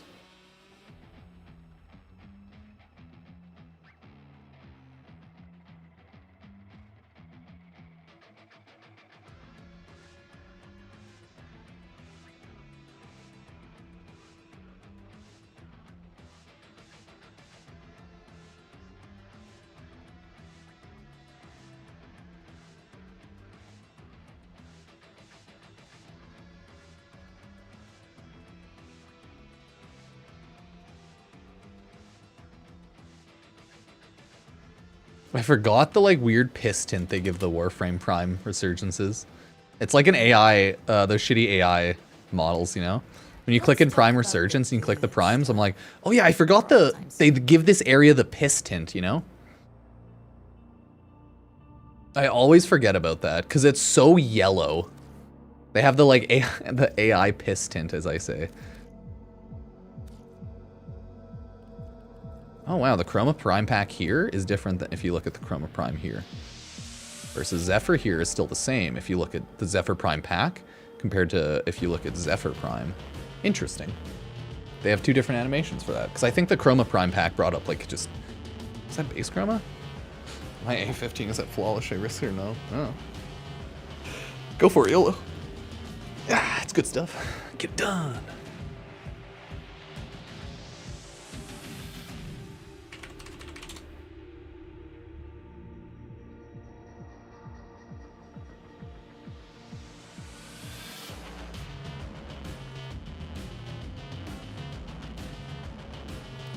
Yeah, I definitely want to farm up some of those frames. You're sure of your target. You gotta eventually pop your relic.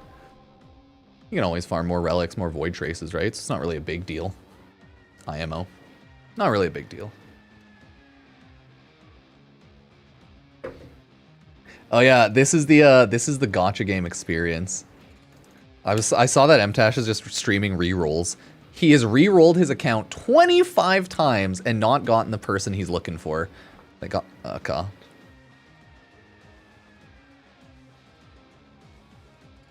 Yeah. That's why I'm not like a massive gacha gamer, because it's like half the time you just don't get the character you want.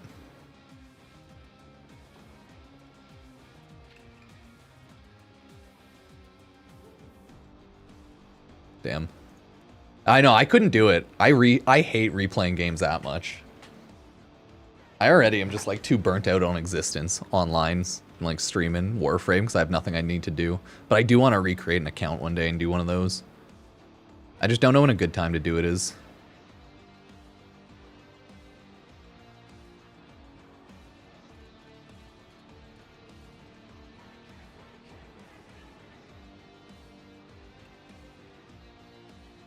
Wait, what? Tim the Tatman's most viewed clip from yesterday. So Jerry just didn't want to talk to his agent. Is that what is going on here? We just don't want to have a conversation with the agent? Yes, talking to people's scary, yes. Like we're losing the offensive player. Oh, he's just talking about Cowboys. Okay, yes. Football? Football. Assumed? Football. Maybe basketball, but probably football. Sports? Sports. Sports ball. Sports ball. I'm like, as someone who doesn't follow sports, assumedly it was football. Okay.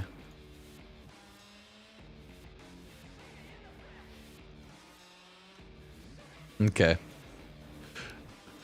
I love everyone who's yelling at me, being like, it's not a nerf, it's a bug fix. Stop calling it a nerf for the Vidaria Prime. And then I just yell back, fuck you, it's still a nerf, even though it's a bug fix. It is both. I hate the internet sometimes, but it's fun. It's fun yelling back at everyone. We all just like to yell at each other. That's what the internet is for. It's an enjoyable time sometimes. We all just want to yell. We gotta just push chaos. Bum bum bow.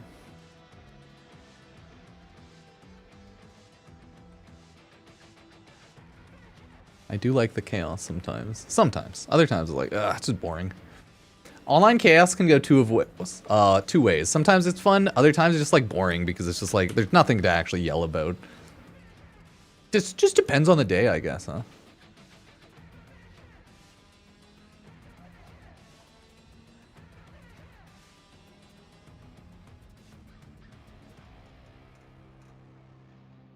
Oh well.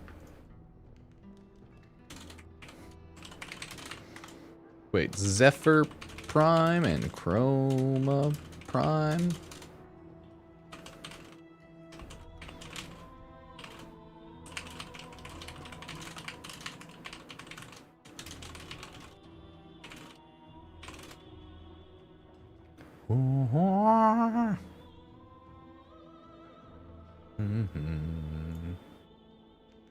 Either way, rip.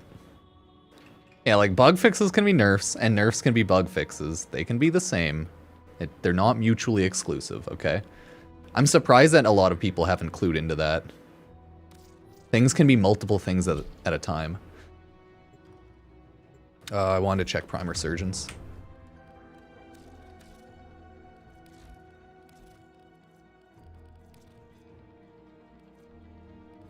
What are the weapons, technically? Nothing left to chance if you're bringing Regal Aya.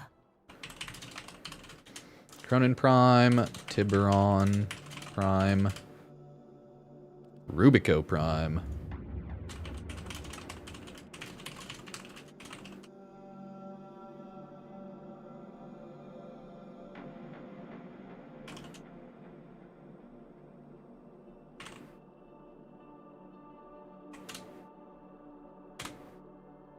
I do miss, though, the Infinite Nova portal with the Nataruk. That was a really cool bug that I was really sad they nerfed. But I get it. It was 2 AFK, so they had to. Just makes me sad.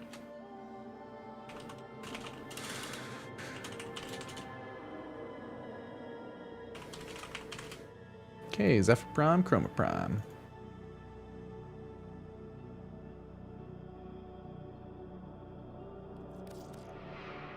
You like the Noggles, though. That's pretty cute. I'll never be a Noggle hater, though. They're so adorable, the little bobbleheads. I wish it would bobble a little more though, a little more aggressively. I wish I could flick the bobblehead so it could like bobble faster and then slow down. We need more bobble, because that doesn't do anything. So we need more bobble physics, I think. Reactionary bobble physics.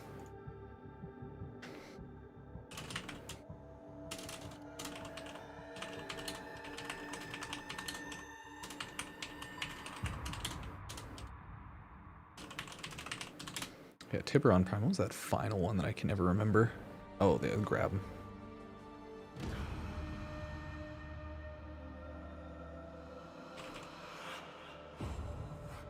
Yeah, we'll say this about Warframe. At least in Warframe, you haven't gotten like hardcore power crept like in so many other games. Because like IMO, you're still pretty godly in Warframe. They just kept adding side systems to make you even more godly, you know? I've never really felt like Warframe was ever that bad. But then that hits the issue of, oh, the game has turned too easy. Hello. I'm not actually a huge fan of Chroma Prime. I wouldn't recommend Chroma Prime as a Warframe. I'm more privy to Zephyr Prime. Much stronger, better, more fun kit. IMO.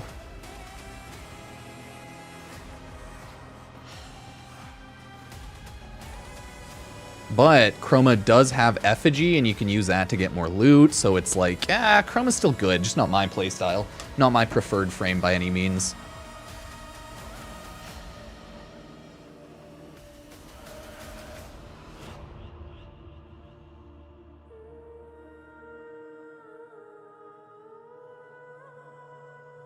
Yeah, Chroma Prime, Zephyr Prime, unvaulted. Go farm them up if you want. Through Prime Resurgence.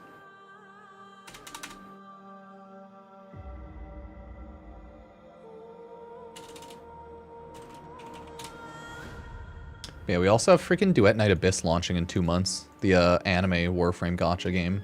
That is no longer a gacha game, so now it's just anime Warframe. Oh, they're giving you the character at 100k or 10k. Pre-registrations. Oh, 10k? No, that's 10 mil, okay. After Cyto 9? Oh, it's just Cyto 9.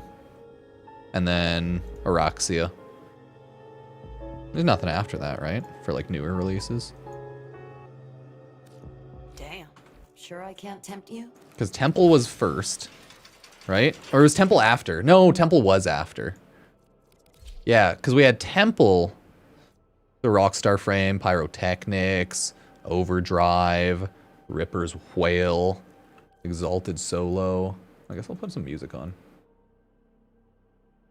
Sorry, I keep mixing them up. Who came first, Sight or Quincy? And it's, yeah, it was Quincy. Cyto 9 is Quincy, not Temple. Fuck.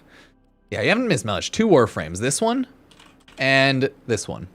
Temple is acquirable just running more Warframe 1999, whereas Araxia is available in a Isleweaver node on Duviri, so a new Duviri map. And that's about it.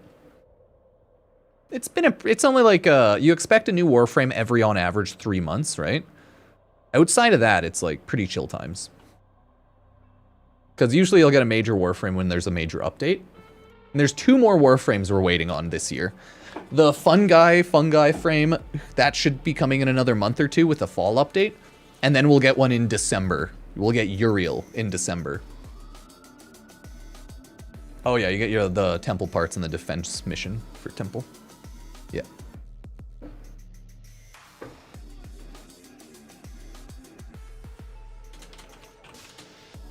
Heck yeah. There's so many things going on. I forgot, like PAX, Borderlands. That's why there's gonna be a trailer, announcements and stuff for Borderlands. Can't wait.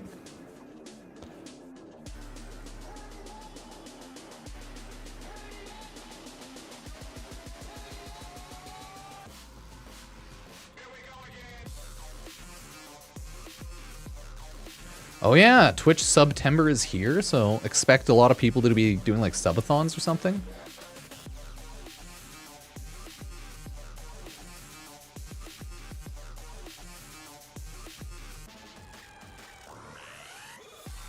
Yeah, look at this insane 3-frame dodge. I feel like this lady's in a fighting game. Look at this. Blah! Actually, 3-frame fighting game dodge right there. She's trying to hit those iframes.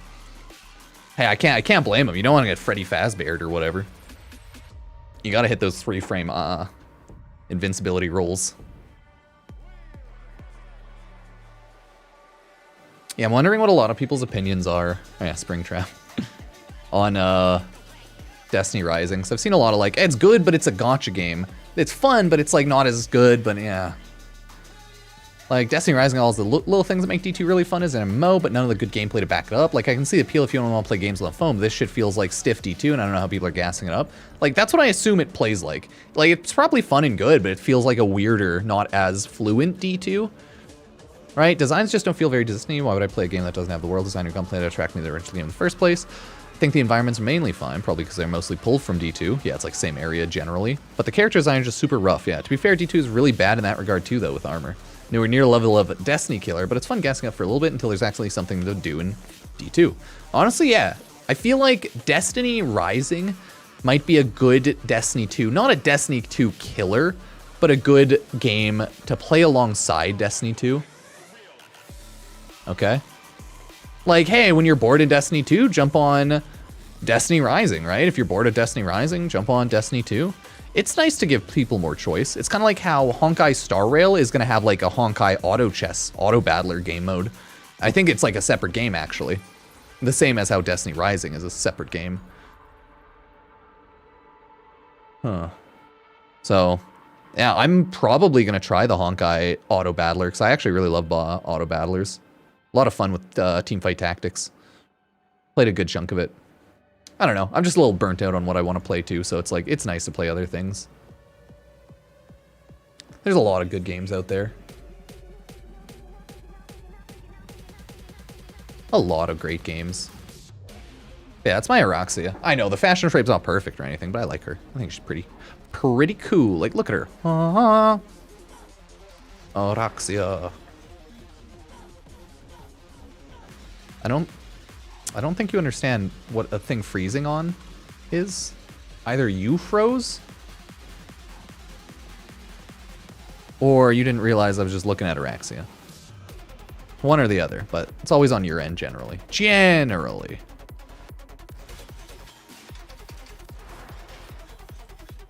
I don't know, or just network blips freeze people, you know?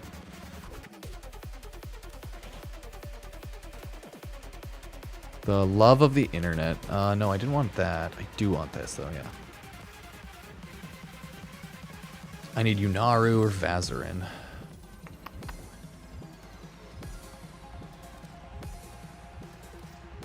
I guess I'll go with a greater Yunaru there.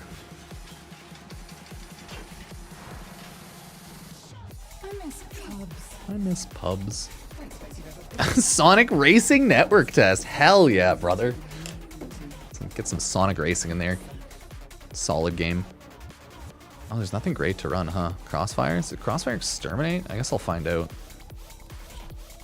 I guess we'll find out in a sec. It's Crossfire something.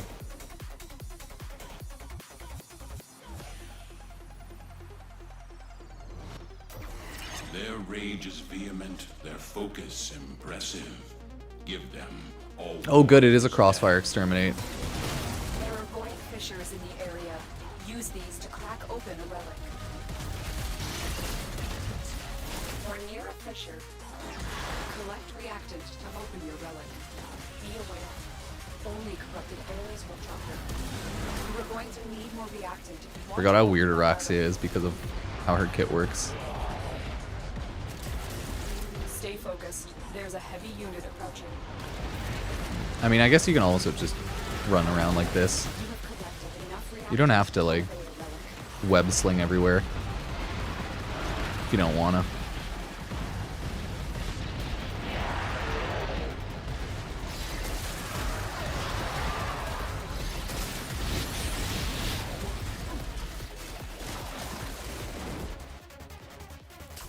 I don't know, my teammate just nuking everything running around. Ah!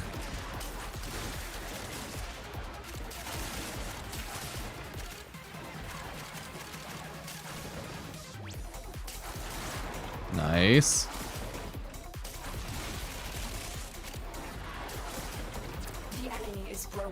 Well done. Now get to extraction. Spider Lady.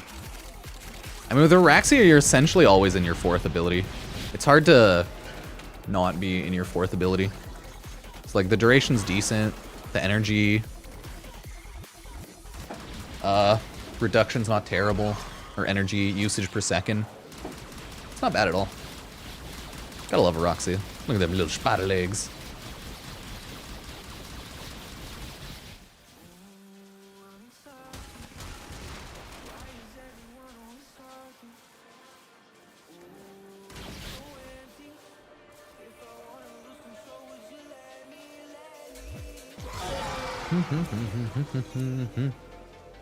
Araxia just a chill spooter. Little spooter legs. I do need a lot of Forma BPs, so I'm also good to just run relics like this.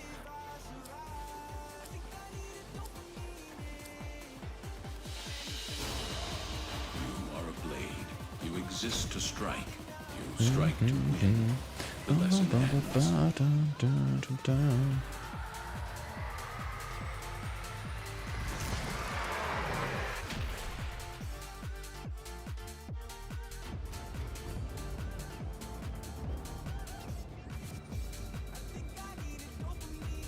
Yeah, I don't know what's going on, but modern gaming is really taking the L with a lot of things. Crashing and missing pre-orders as Gears of War Reload slumps to mixed rating. Oh, I've heard really bad things about the Gears of War remake, Reload. Like, really bad performance. I wanted to take a look at Lost Soul Aside, but it's just not worth it. I'm too busy now. And this makes me want to take a look less. Lost Soul Aside dev acknowledged performance issues, assures players it's actively working on optimization. Not a good look. And then Metal Gear Solid Delta has PS5 Pro performance issues. Wu Chang Fallen Feather surprise PC performance calls for emergency setting treatment. Like, so many games. Yeah, I heard like Lost Soul Aside, I was really excited because it looked really cool, but everyone I've heard that played the demo is like, it plays like shit. They're like, it feels bad. Like, just go play Nier Automata, go play Stellar Blade. That's kind of the vibe I'm getting from Lost Soul Aside. Like, it seems like 6 months to cook and optimize and what have you. But like, yeah, I don't know.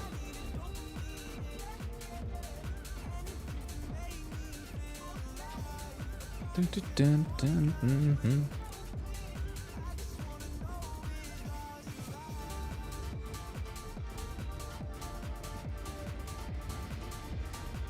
Yeah, I'm definitely gonna check out a good chunk of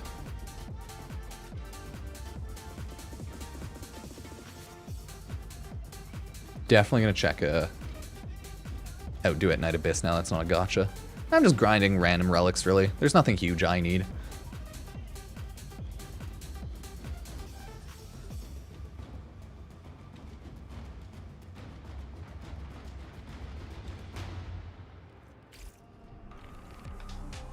Oh, some fighting games are having closed betas. Oh shit, no, I don't want this anymore. I just realized the relic left. Borderlands, I think it's September 12th, which is Friday next week. Screw it, I'll just quickly run through this one.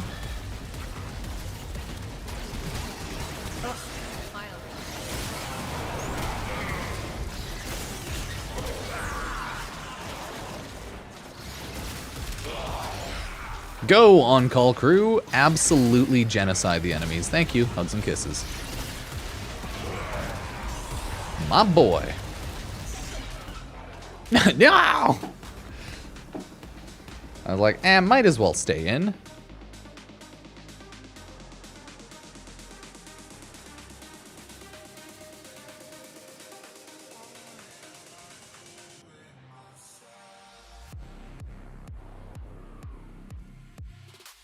The art of combat must be practiced. Well, why do we live just to suffer? The canvas of war.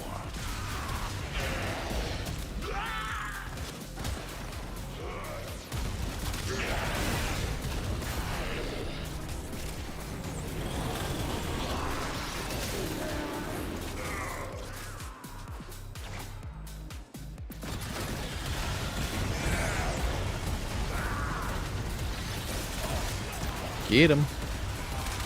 Get them, my little spooderlings. Show them what it means to suffer. Have a good one, Tricky. Cheers, thanks. You have a good one. Stay focused. There's a heavy unit approaching.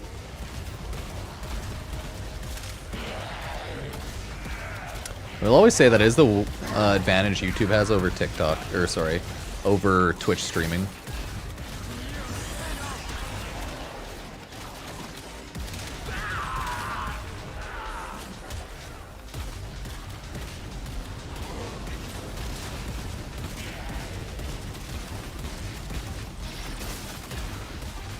Because like YouTube's nice because you can always just watch a stream 5 seconds behind and it's not like as live, so you have no buffer issues. Whereas like Twitch is like live with no ability to pause or rewind, right? So it's like if people are on laggy internet on their phone, etc., you just get random blips more. What you have learned here will serve you well.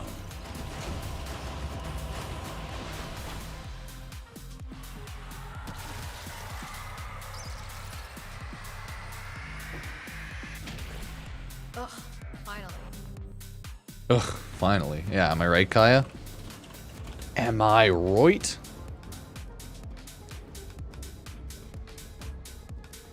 This cute little, this goofy ass roguelike walking survival is free on Steam for the next couple of days. Isn't it only like $1? Oh, it's like a $6 game. That's cute. Yeah, screw it. I'll grab it.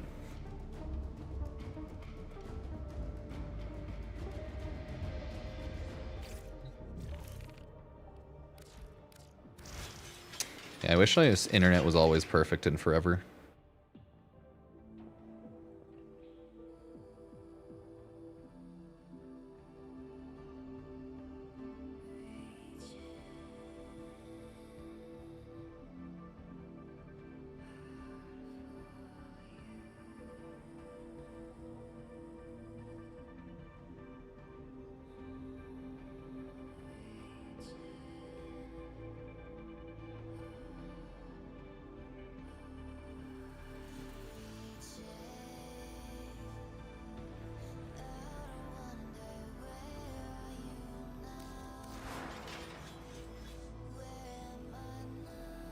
Yeah, I don't think I'll ever fully build up the Broken War. Not worth it. Just don't use it enough. I could totally reroll a lot of my Prime weapons, though. Or not Prime, sorry. My Tenant and Coda and Kuva weapons. I could valence them to see what I could do there. Apparently, happy National Power Rangers Day, everybody. I guess it was National Power Rangers Day yesterday. Heck yeah.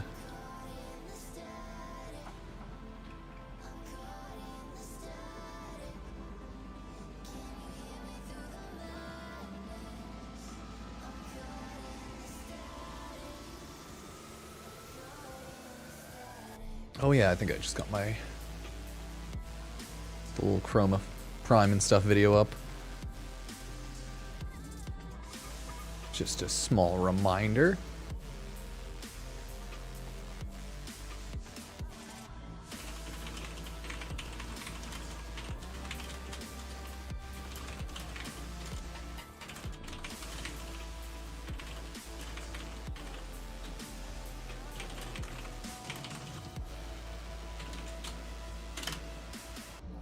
Wow. Yeah, I was like, I should have made my Chroma Zephyr video yesterday, but honestly, I was just too dead.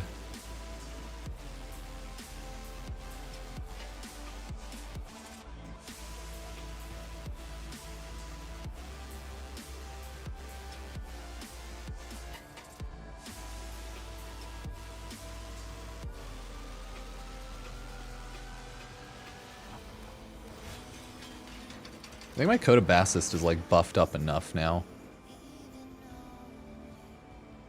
Oh.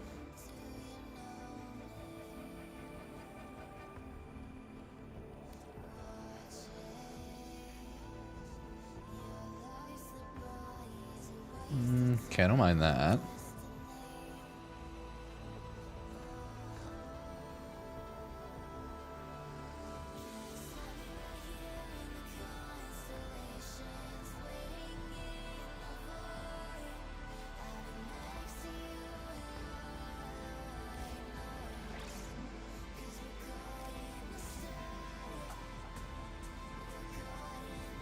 So do I have the chromoglyph from... Oh, Secret Fort? No, I don't think I've done any of those.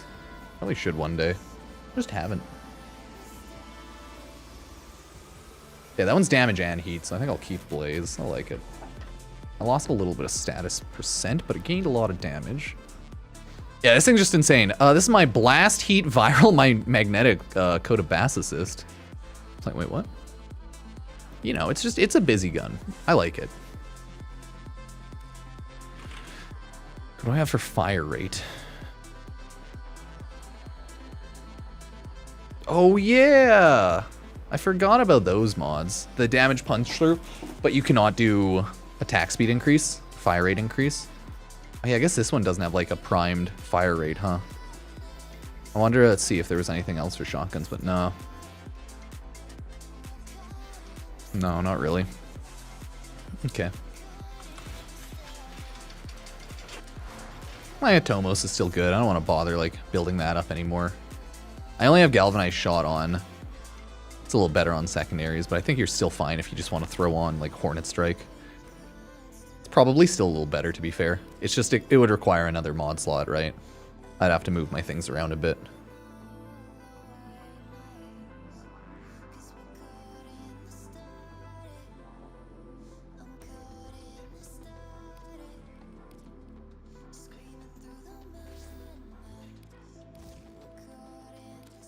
Ah, there we go. There we go. That's better. I like the idea of the galvanized mod. I just don't think it does as much damage, you know?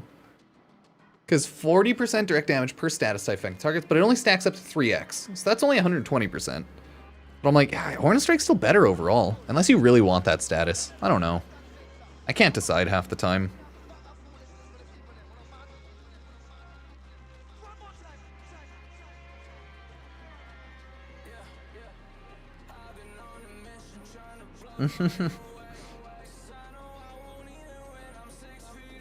Dude, feels bad. Old Bungie employee gets like a freaking 7-paragraph email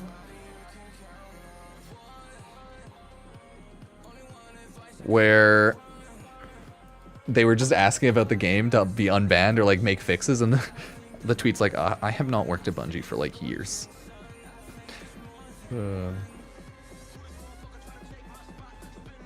It's so funny.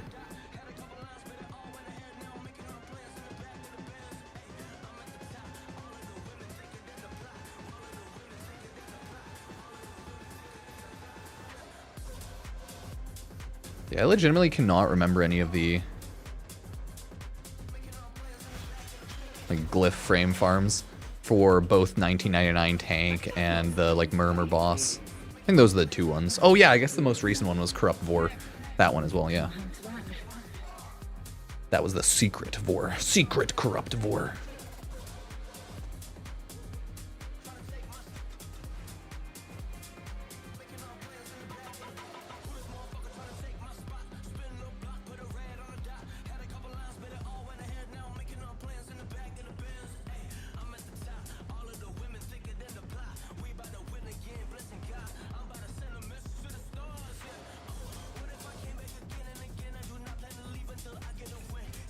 There's too many games coming out, chat. There's like Borderlands 4 stuff today. There's constant games. I gotta sit down and realize what games do I want to focus on. I'm too all over the place now.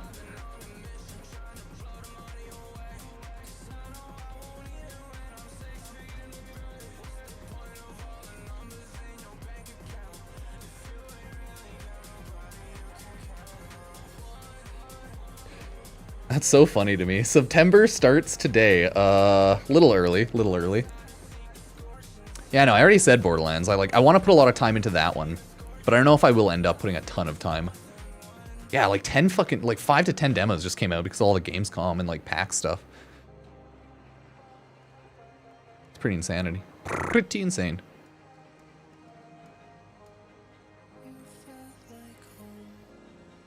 Oh yeah.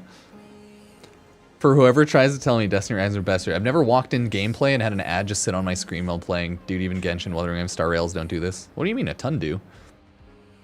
Destiny 2 and most games just pummel you on launch to buy shit. And then you get pummeled randomly with like areas to buy boosters. I was like, what's he talking about? He's saying it's because it's mid gameplay, like right there. I don't know. This person's a little goofy. Because I'm like, this shit's pretty common. It sucks, but it's still pretty common.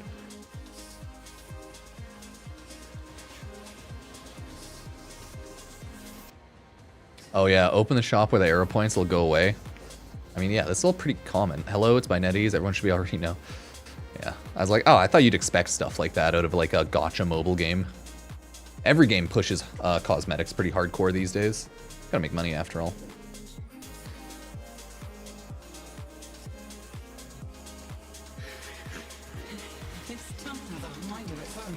I should do a Zephyr Prime build up. I have Rolling Guard on just in case, but honestly, you don't need that.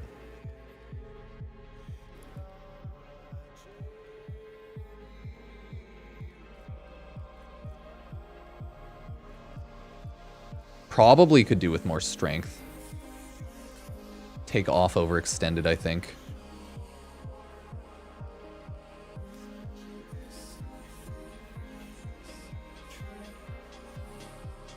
The issue is I don't have anything to swap it out with that I'd want.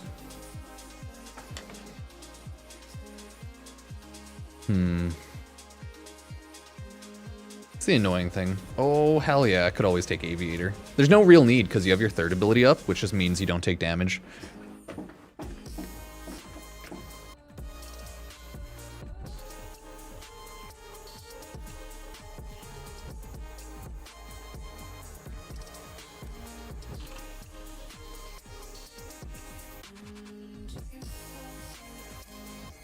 Lol.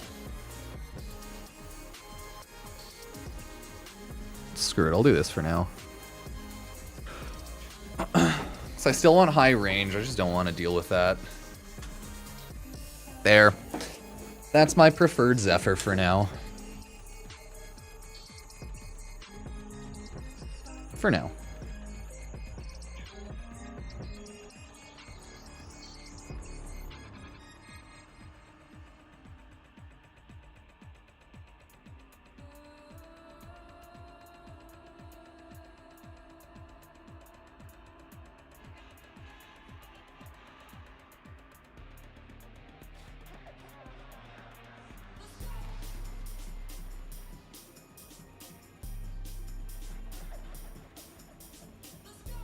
But yeah, I did want to check out all the Borderlands 4 stuff later.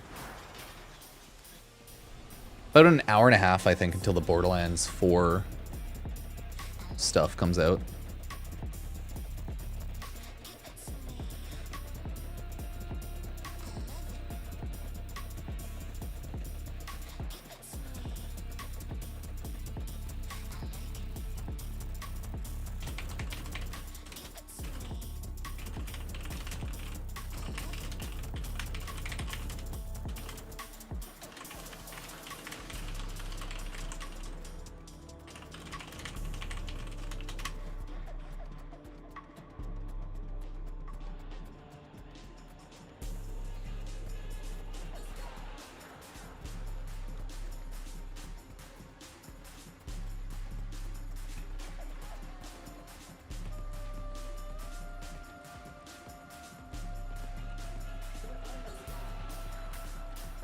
Like, damn, there's no fast ones. I don't want to run an Axie because I have, like, no Axies.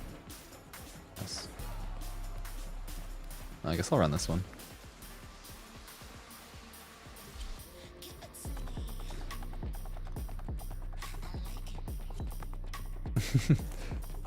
Just do an all duration build on Zaku for sure. That'd be a good idea. Nah, he already has pretty good duration. I don't think I have insane duration on mine. Or my, sorry, Caliban, not Zaku.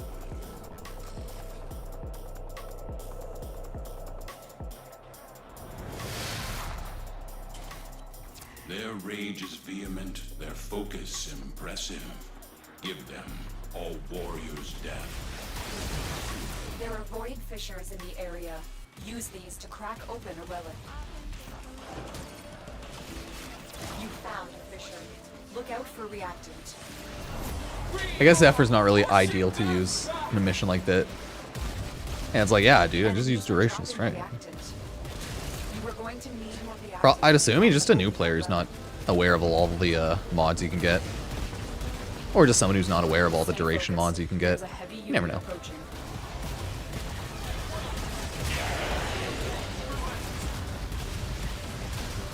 We can't leave without rescuing the prisoner. Keep searching.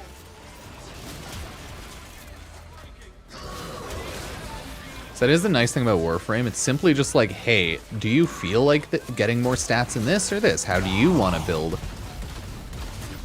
He could be just the type of person that maxes strength on everything. But yeah. I do want to throw on Summoner's Wrath and do my Summoner build on Caliban when I get him. And Caliban Prime when I fully build and form him up. You fucking serious? Oh, he's probably collecting one of those. Reactants.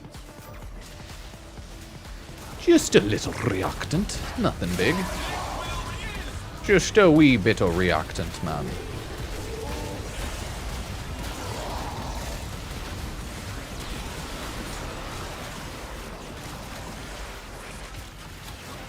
God, I love the tornadoes, though.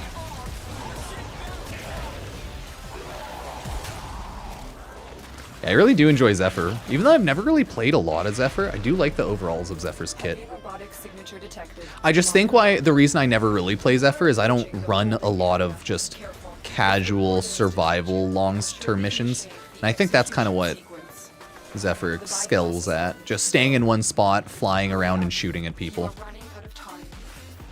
Like, that's what Zephyr's best at, just doing this. And then you go like this.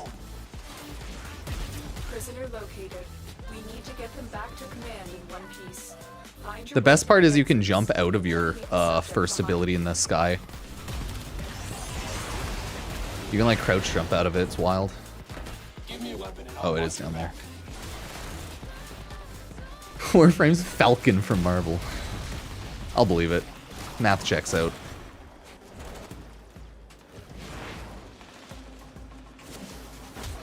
But in open world, Zephyr's very quality of life good. Oh shit! I got my Grendel Prime. I think I popped my upgraded relic, so hey, good stuff.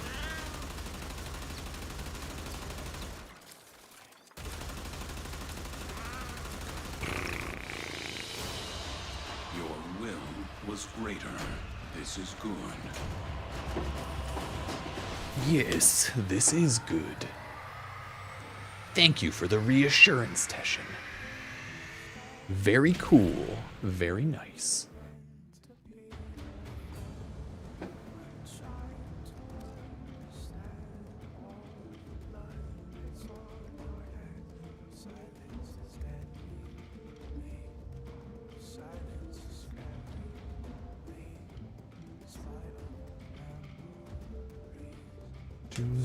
Do.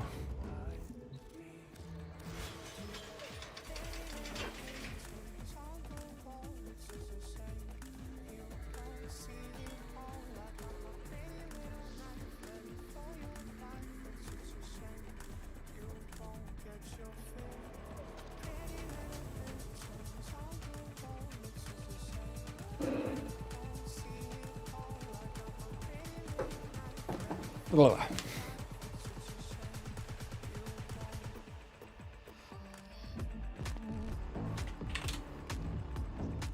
Let me go check the Borderlands for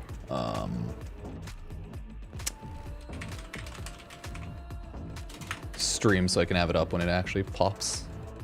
I guess they'll stream on Twitch, and I think there's Twitch drops for that stream, so I'll probably watch it there. But I think either after or before, I'm not 100% sure, but I definitely want to check out all of the character shorts, and I think I want to check out the ability breakdown. Ooh, actually no, I'll probably take a look at the gameplay overviews and then the ability breakdowns. Because those are probably cool to look at. Yeah, I think I'm off D&D. Feel free to send your Caliban build. We'll judge. I think as long as you enjoy it and it works well for you, it's good. That's kind of how I'm my take on most Warframe is. Like, sometimes I think there's objectively probably a better mod or item you can swap out, but, you know. Because this is mine just for now. My one Caliban. And since it has that, I don't have Summoner's Wrath on. Because, you know, polarity mismatching and all that jazz, but other than that, we're like chilling.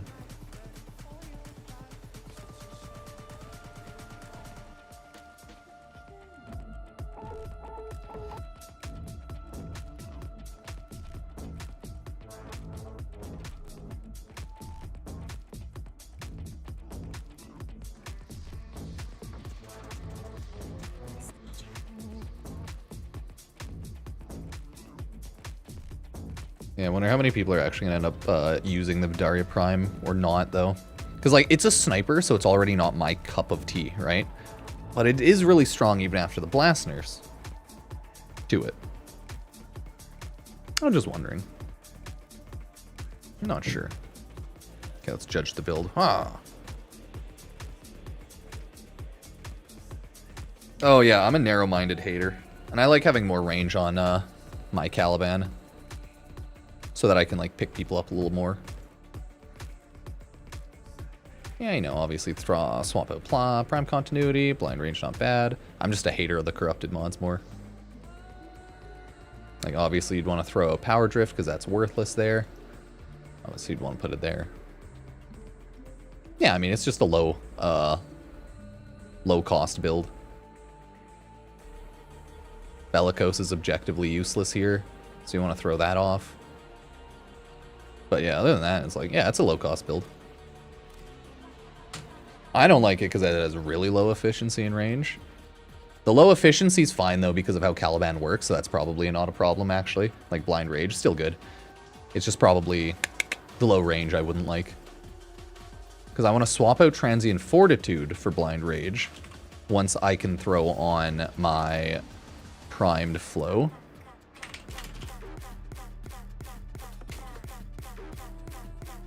But, like, I'm waiting for Caliban Prime. I'm not doing, like, a full build myself right now. Yeah. Because the reason why efficiency's not, like, you don't need a ton of efficiency on Caliban, but, like, Prime Flow is good, because you just get it all back using your first ability, right? As long as you hit 4 enemies, you're good. And that's also why I would not reduce range, because I like picking up more enemies with my first ability. Since, yeah, I want to keep stretch on no matter. Summoner's Wrath on Necros? No, I'm straight up not a Necros player. So I would probably do something like this for my Caliban Prime personally. A lot of strength, so it's good there. I'll keep on Kamisato. Augmented's just for that. I did throw on Primed Vigor for shield gating stuff, but it's not really 100% necessary. You can do Primed Vigor, you can do Rolling Guard. I think it's just up to your preference.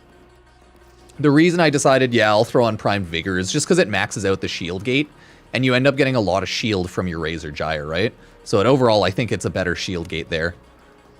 Yeah, you just upgrade things as you get it, and like as you advance in the game. That's just how it is. Eventually, you'll get everything, in theory, if you like farm hardcore, but it's okay. Warframe's only 13 years old. That's nothing big, right? Right? ... Right? It's just a little game, just a tiny baby game. It's just a little game.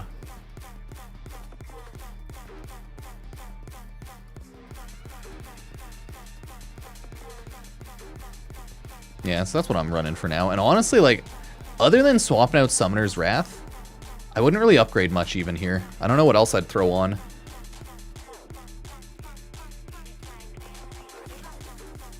I wouldn't throw on any of the Umbral mods, because it's not necessary. Maybe I'd throw that off. I don't like narrow-minded personally. I wouldn't want to use Transient Fortitude, or... I don't think I need Prime Sure-Footed, but I guess I could chuck that on there if I cared. The only thing I think I'd want to do is throw on Primed Flow over Efficiency. So I'd have super negative efficiency. But that's okay. I don't usually bother subsuming. And if I do, it's either like Nourish for buffs, Roar for buffs, or something for like damage reduction. But this is just my base Caliban. I only once in a while subsume something if there's like something specific I would want or I'm going for, you know?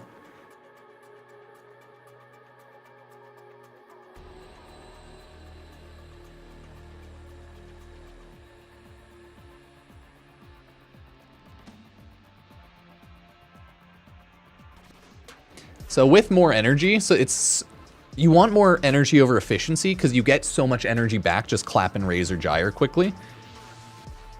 And then you can still spam out your abilities, so it's not really a big issue. But it's like you either go one way or the other, right? You either go with more efficiency or you go with Prime Flow and like energy regen. Because I know a lot of people go with Prime Flow and then they love using Equilibrium. I don't use Equilibrium much, but I know a lot of people still love it. Not necessary on Caliban because of, again, Razor Gyre regen. But yeah.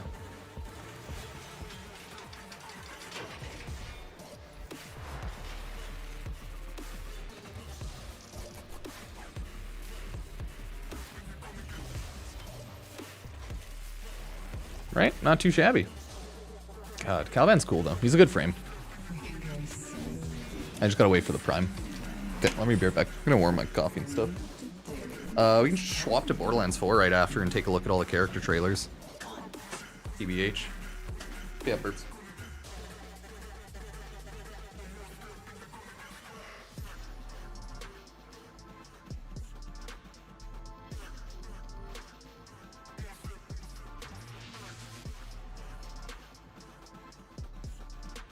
Oh yeah, I can use Archon Stretch with Razor Mortar, true.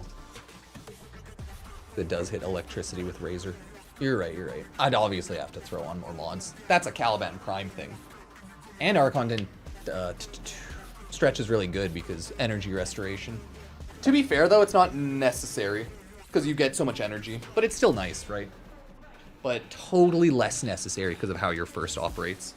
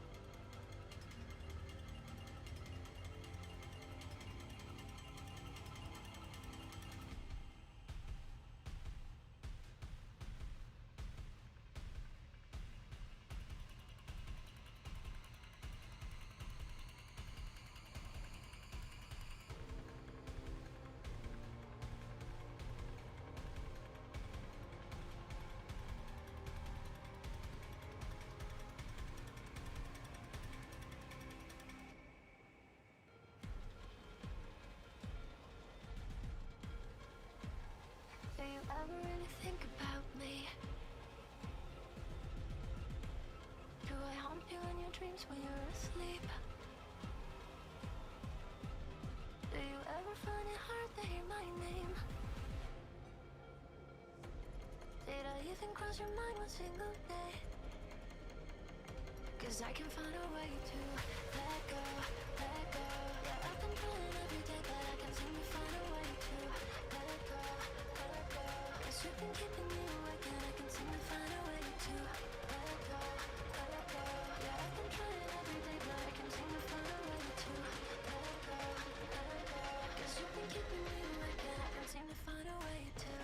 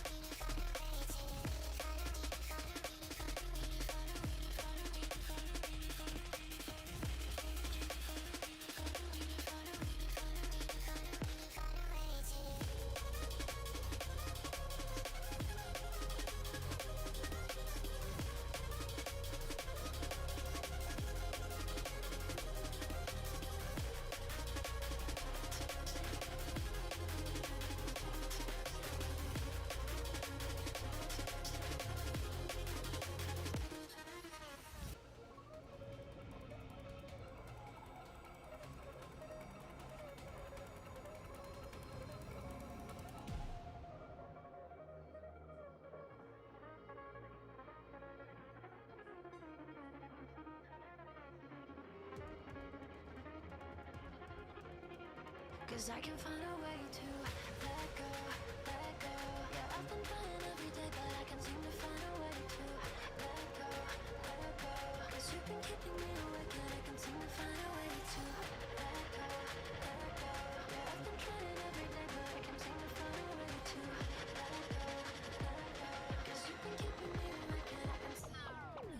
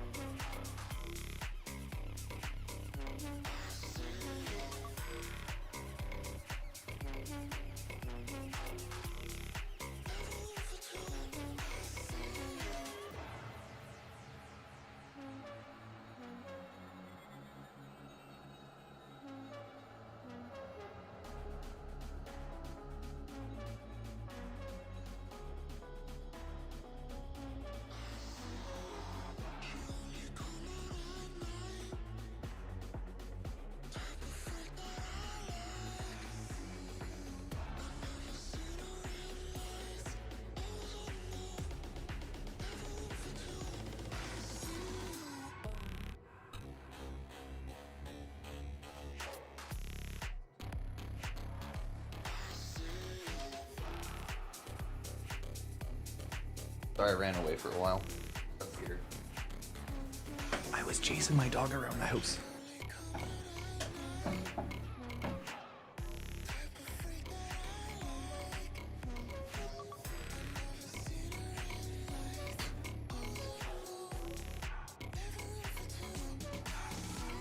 Cool. Ooh, the Vardaria Prime barrel and receiver. I always just do this. If I need Lith, I go to the Void fast capture. If I need Meso or Neo, I go to Ukko's capture, which Hepit's for Lith. Ukko is for Neo Meso. You can always do Lua Apollo as a general like good disruption mission for Axes. I think one step lower is at Neptune. Maybe has a one where you can farm Neos, but like farm a slightly lower level disruption for Neo.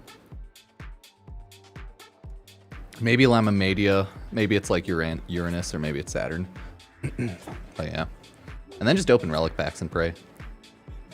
But generally just running Void missions great for all the relics, since Void has 100% chance drop for relics.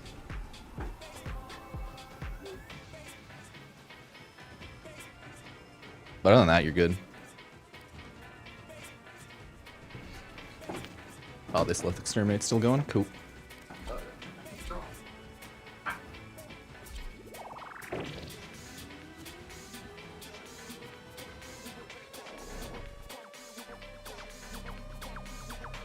Yeah, you do Lua Apollo if you just want Axie relics, really. And then you do like a little bit of lower level disruption if you want Neo. And then you can like run lower level ones, I think, too, if you want Meso. I just can't remember if there's any disruptions where their seed drop rotation is Lith relics. I'm assuming there aren't, but I don't actually remember. Maybe Earth and stuff, but eh. But I think even then it goes up to like Meso, so would definitely need to double check on that.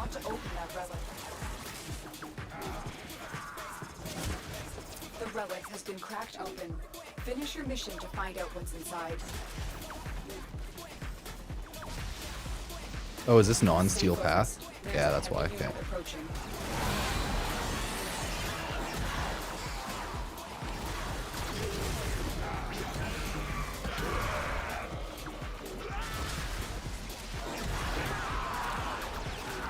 Twisted Metal and Death Race, who'd win? Oh yeah, I'm like halfway through season 1 of Twisted Metal, I think. It's actually better than I thought it would be. I still assume the Borderlands like TV show sucks. But Twisted Metal's actually not bad. It's a little cringe for sure here and there. But whatever.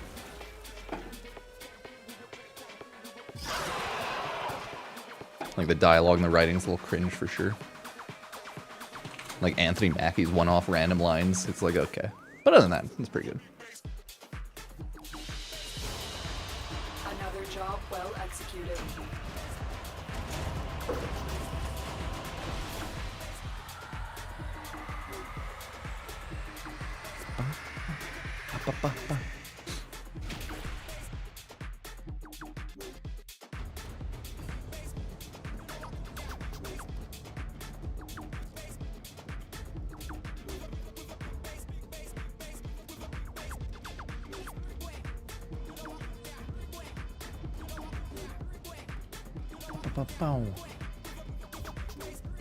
Sweet.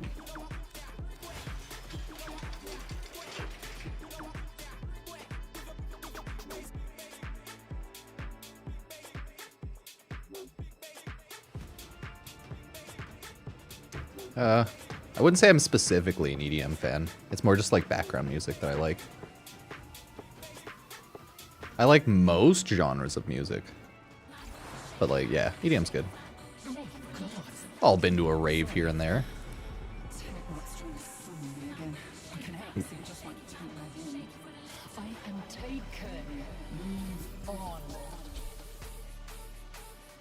Okay, we're almost there for Borderlands news. Oh, I just want to see Borderlands Endgame. That's what's going to be shown off.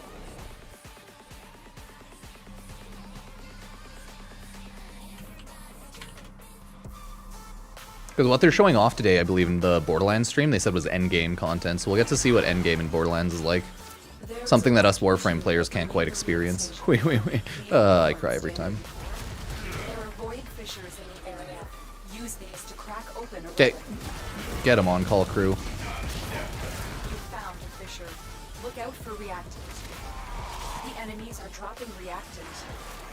Don't forget the reactant. Oh shit, there wasn't anyone there. Dude, Lotus just had 3 lines about reacted back to back to back. She sounds like she's on friggin' PTSD meds and she's just scared about the reactant.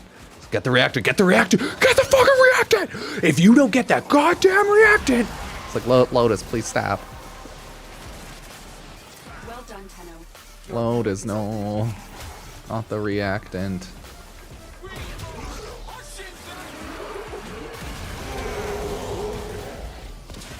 Where's the reactant? Where is it? What the fuck is it?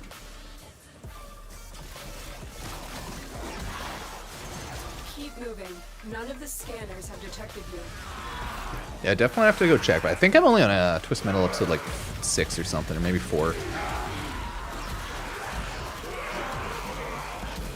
It's scary when Lotus just keeps yelling about reactant. I'm like, yeah, I know, I'm on it. You have broken their ranks and they are on the run. Another successful mission. Find extraction. Yeah, I probably still do want, actually, to get more energy regen. Razor Gyre doesn't quite regen enough. It's only like 25% of the use of Razor Gyre. Yeah, I think there's a couple Noctu songs on here. So I just use the Night Mode playlist. Myself.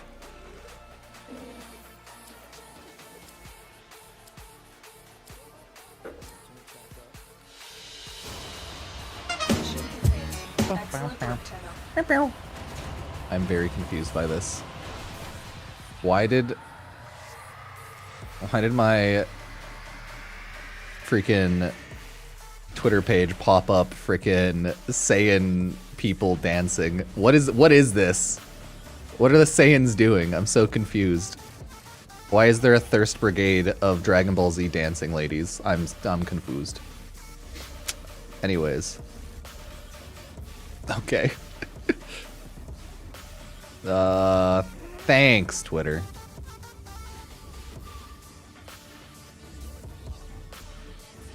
Very interesting. Very cool.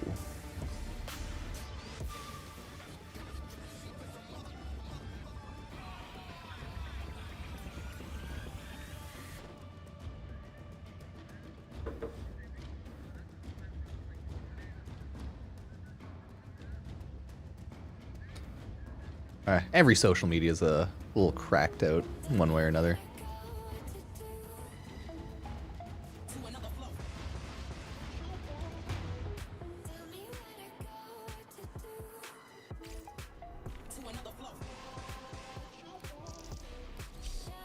Like every website's a little messed up one way or another. Twitter's just like more thirsty and horny because it's allowed on there. But like Facebook and Instagram and stuff like that, right? They aren't 18+ websites. Neither is YouTube. But Twitter, on the other hand, they don't care as much, I guess.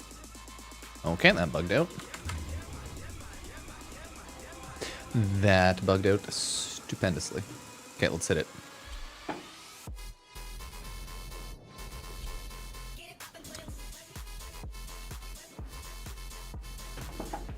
It'd be cool if Borderlands had Warframe skins, but you wish.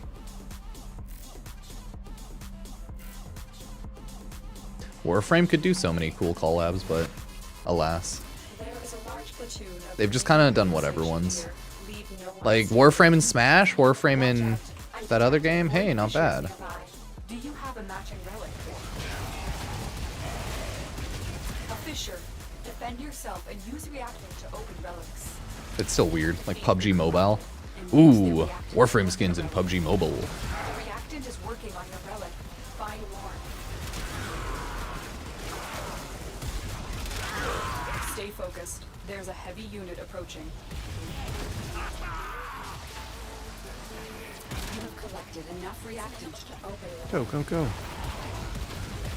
Next event after Dog Days? Do we have Valentine's Day first, or do we have Halloween? I think Halloween stuff. You have broken their ranks in the But honestly, Army. I don't know. Another successful mission. Find extraction. And Halloween is just Knights and Aberrus, so you just pick up some loot by running some bounties on Fortuna, I think. No, Deimos? Deimos. I think that's how it works.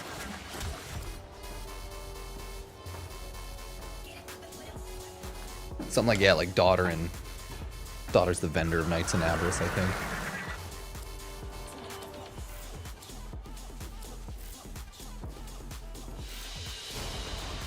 Mission complete.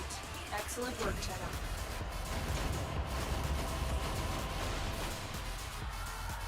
When I farm Gallium, just look at what maps you can get Gallium as a drop from. Mars and Uranus. There you go.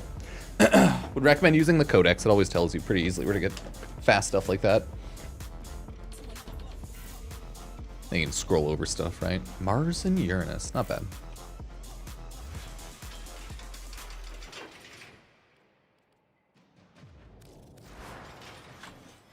Okay, we got our code of Bass Assist. Fully, it's all good.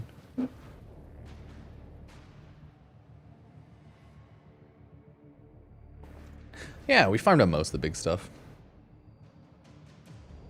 Nah, I wish.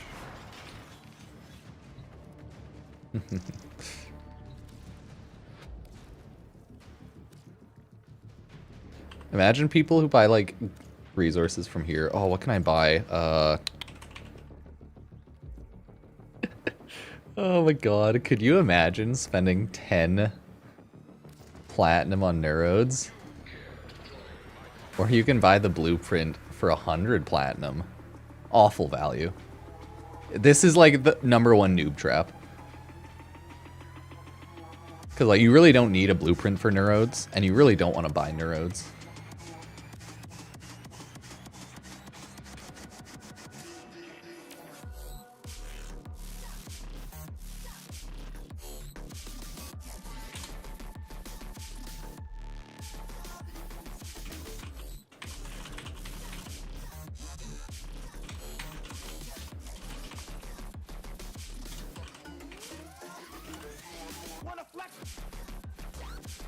Like, goddamn.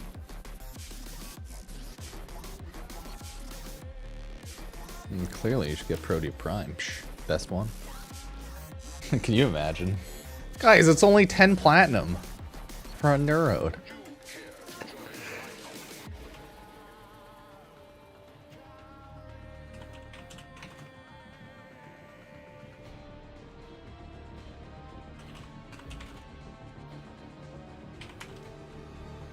Can't believe these prices though. They're always so rough. Like, look at that shit.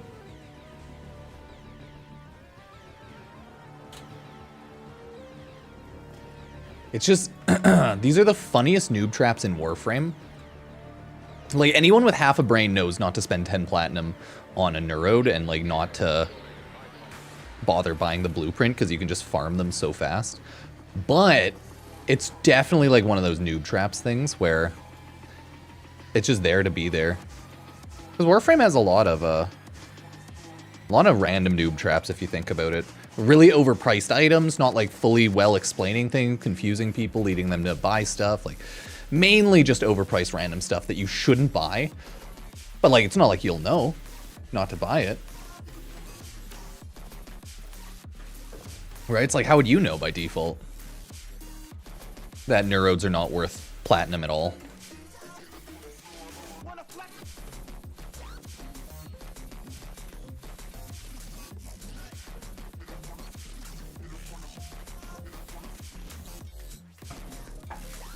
Yeah, I don't know.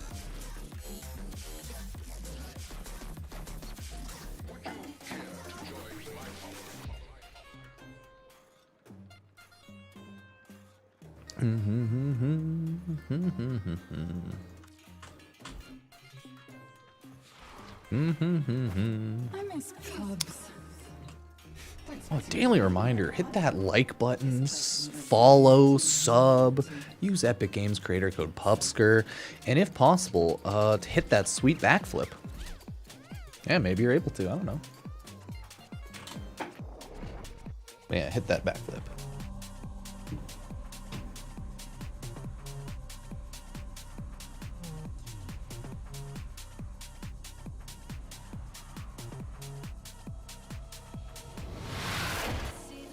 There is a large platoon of Grenier Marines stationed here. Leave no one standing. There are void fissures in the area. Use these to crack open a relic. You found a fissure. Look out for reactant. Collect reactant to open your relic. Do do do do do down bow bow bow bow bow wow wow wow wow wow wow bow no no no no no. Stay focused. There's a heavy unit approaching. The relic has been cracked. Oh yeah, there's Fortnite drops on too, right? I'll probably jump on Fortnite tonight. I want to check out some of the new stuff, make some videos, and farm more. My battle pass and I guess account level. Oh, what's the other thing I wanted to farm battle pass levels for? Oh yeah, Marvel Rivals.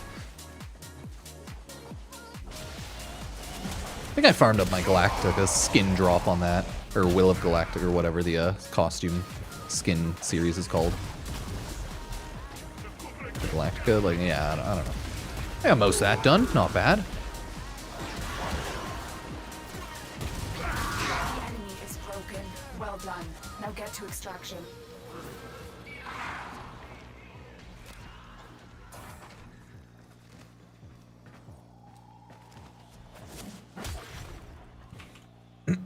Yeah. Yeah. Yeah.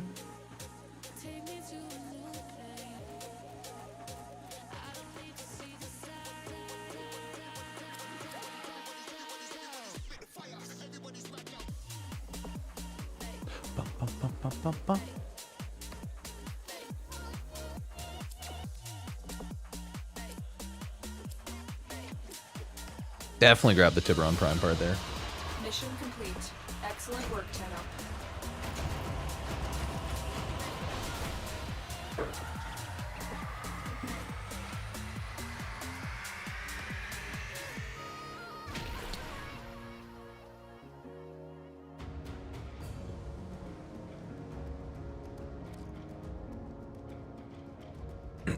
Wait, is Roblox making an 18 plus section? Damn. Go to your codex, look up gallium. You don't farm gallium on Mars, right? Or was it Mars-Uranus? No, maybe it was Mars-Uranus. Either way, yeah, that's called RNG. Farm the game, get lucky, get unlucky. Get used to it, that's called life. Especially Life of Warframe.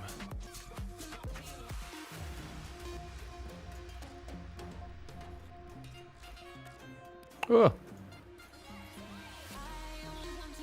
Wait, can you not search up resources in here? Rude. But yeah, you can do an inventory at least.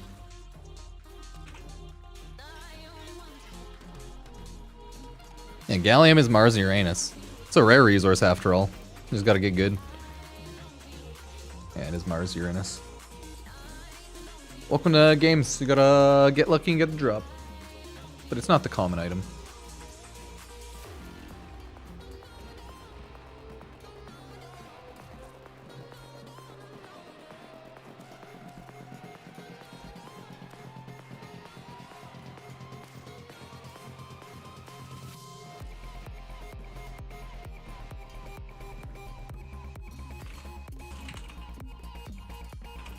I'm assuming the New Road Blueprint are reusable. Oh, no, they aren't. No, they are.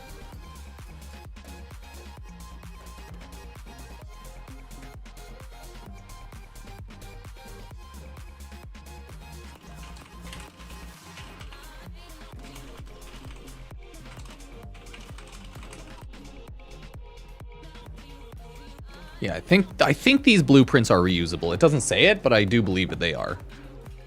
They are not like one times. And looks like the Warframe wiki says they're all, yeah. They're just expensive as hell and not worth it. Go back in time for one mistake, what it would be? Oh, dude. Invest in Nvidia at 18. I'd be rich. That's all. If you just went back in time, all it would be is like, okay, well, I'm going to invest into Tesla. I'm going to invest into like all the tech companies. I'm going to invest into Nvidia. Going to invest into Build-A-Bear. And you're like, wait, what? Yeah, Build-A-Bear stock's gone like 2,000% the past 5 years. Legit, if you just went back in time, all you would need to do is get a list of what to invest in. And then just start putting your money there and save a bit. You just gotta remember very important dates and when, like, stocks went up and down. What should I do after completing all the story? Complete all the star chart map and then collect warframes and weapons. Once you get onto Steel Path by completing everything on the map, then you can go and just farm up Steel Path and continue farming. Make different builds, collect more mods. Yeah.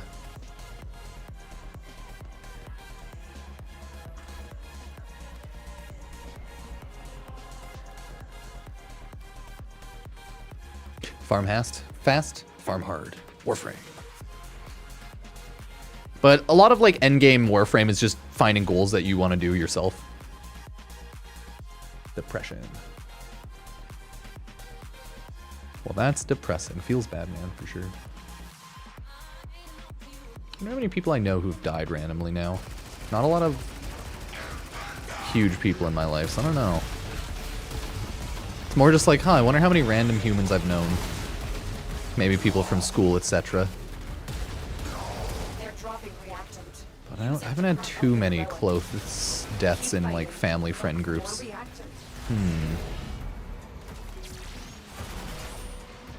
Stay focused. There's a heavy unit approaching. So I know my grandpa's gonna be next, because he's that age.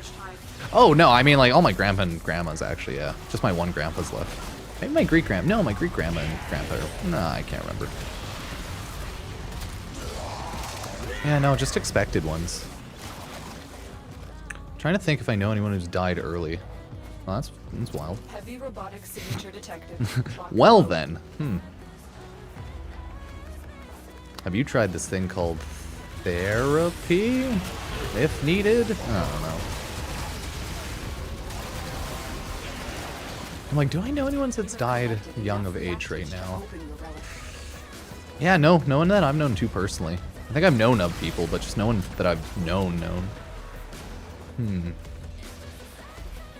I'd have to consult the tomes. Oh shit, is it gonna rain today?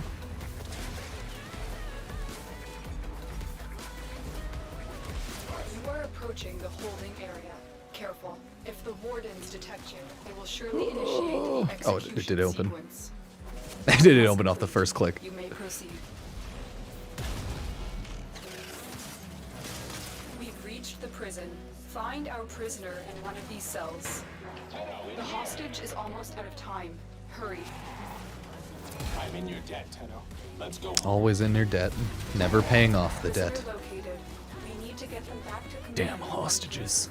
Find your way to the exits and don't leave the Next subject Warframe meta behind. is gonna get all of the hostages from rescue missions, start ransoming them. Wow, the Warframe meta changes every day. Now we ransom hostages. Whee! It's like Solaris United. Instead of paying off the debt bonds and buying people, we will start selling the people. We'll rescue them just to sell them. Oh, Helios Prime Carapace. Yep. Yup. Okay, Borderlands 4 stream starts in about 30 minutes. I don't want to use a face cam if I'm just playing. Not really doing anything, we're just playing the game. I'll probably have my face cam on, turn on when we check out the live streams and stuff, though. I'm like, I'm just chilling.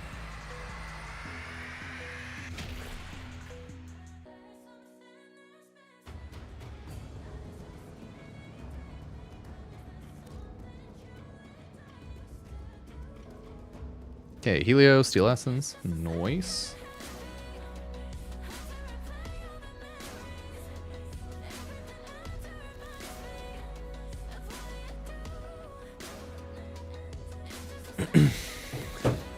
tonight on Fortnite. If we end up playing a bit. Let's just grind out a ton of videos looking at skins and shit. Depression. Feels bad, man.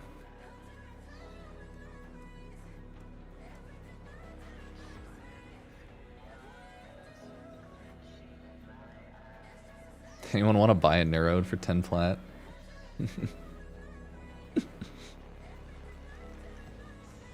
Guys, remember to gift me Neurodes. I really need them.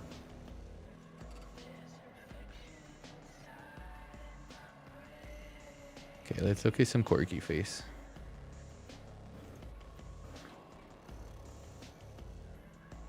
See, look how adorable little babby Corgis are.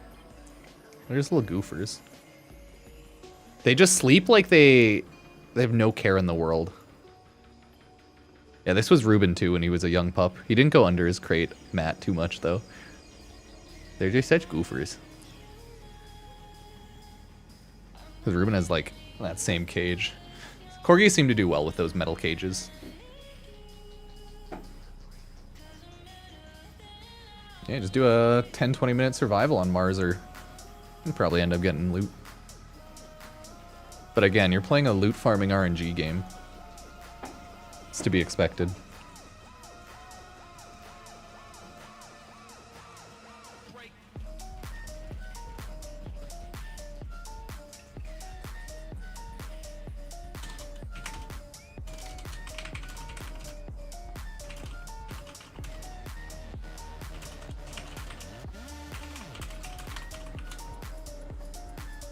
You know what? Yeah, let's make a noob trap video in the next couple of days. I'll send out that Neurode and be like, so what do you think are the worst noob traps in Warframe?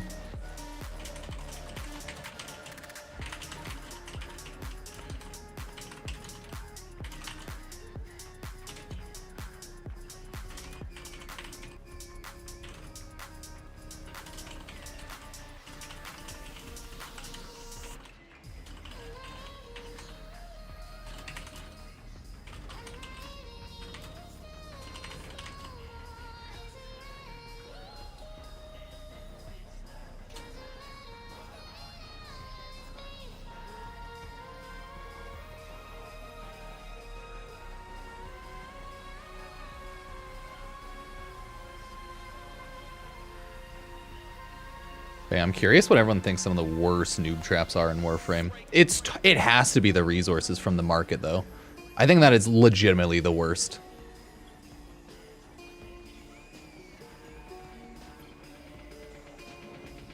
Like, irrefutably, 20 platinum for a Neurode? Or 10 platinum for a Neurode? God damn.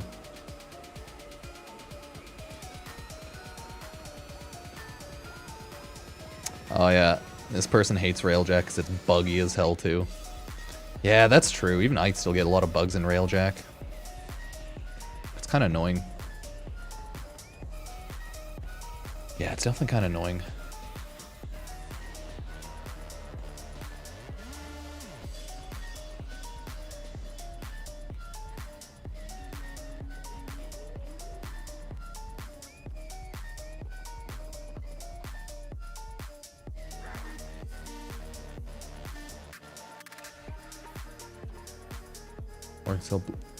Oh yeah, the Orc-and-Cell blueprint for 100 plats, totally a trap. It's just not worth it.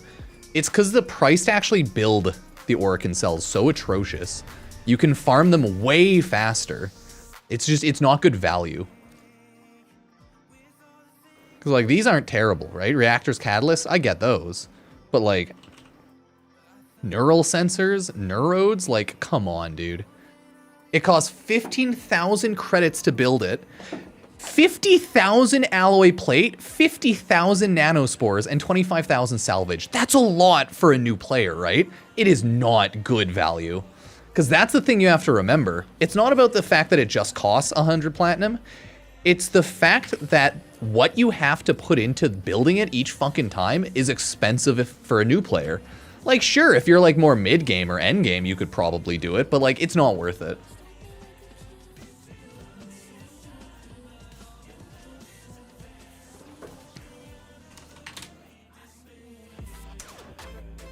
Chill, dog. Actually, no. I just realized. Sorry, I'm just timing you out. Don't dox someone, especially if they're dead. Don't do that. Just don't do it. I'm just timing you out for that.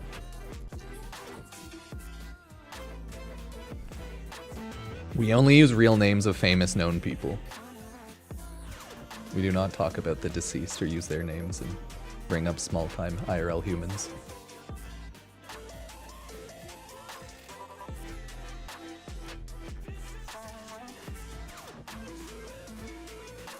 But yes, I'm sorry for your loss, but this is not therapy stream. But yeah, just never dox someone. Never say someone's name. Full name especially in chat.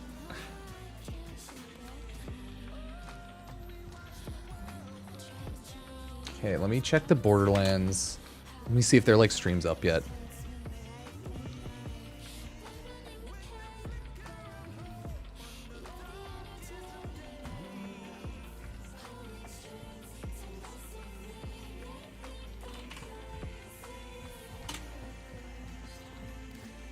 Boop. Okay.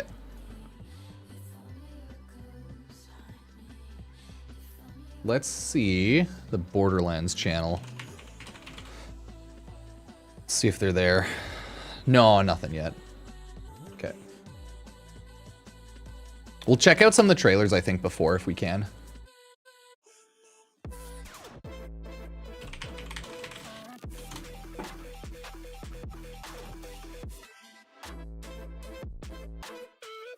Yeah, the only time you're allowed to use someone's full name in chat is if they're a well-known public figure. That uses their real name, you know? No doxing. At all.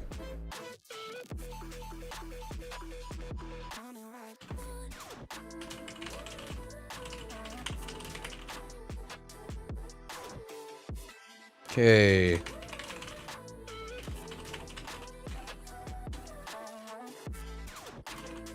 Yeah, we'll check out a lot of the trailers and stuff later too, because I'm very, very curious about a lot of the Borderlands trailers. They look really good. Oh yeah, I hate the Vidaria. So I like it, but I hate it. I like the idea of it, but I don't like the charge shoot mechanic. It's just, it's annoying to, and it feels annoying to play around. I like the stats and the general like ability of the Vidaria Prime though. I just don't love how it handles. But yeah, we're gonna be Borderlandsing. I'll turn on my face cam for this since we're actually just taking a look at stuff. Yeah, I want to do the thing where I use my face cam less when I'm not like actually reacting or looking at things, or if we're just playing games and chilling, right? But hey. Meh. Headshots are irrelevant for the lightning proc. The lightning... Actually, wait. Yeah, no, the lightning proc just goes off either on stomach or body. It doesn't really matter for that. It's just like, it's a 70% chance, and then it's like a 50, and then it's a 17.5 for 1, 2, 3 lightning bolts, which is just really bad. So a lot of people are pissed about that. Yeah, we'll turn on the FanFest stream in the background while we quickly set things up.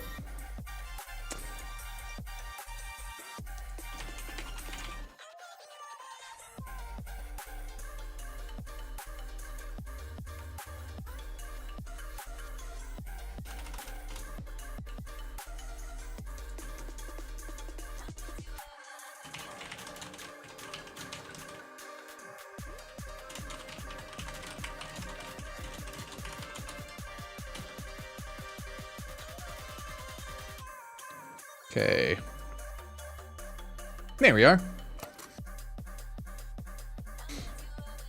Yeah, because the way the Vidaria Prime works, it's just the chance of 1, 2, 3 lightning bolts, and it's just on hit.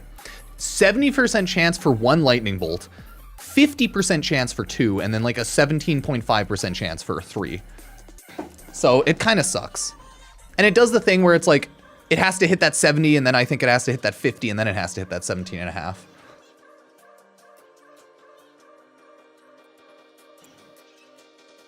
Okay, I'm like, God, this hat, I believe this is edited, but like, God damn it. It's such a good meme. Actually, maybe this isn't edited. Me when my sword is just sword. So that was, yeah, that's Gurren Lagann. Oh, nope, that's actually...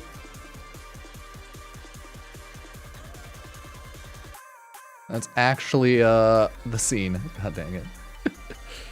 That's funny.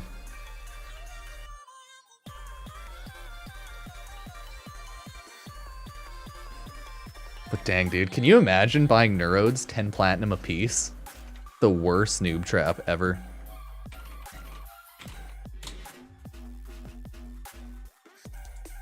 Okay, we'll just throw on the Borderlands FanFest stuff in the background for now.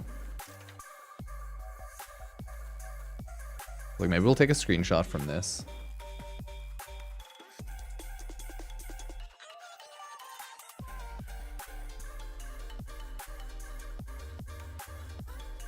Oh no, I know what I want my thumbnail quickly to be.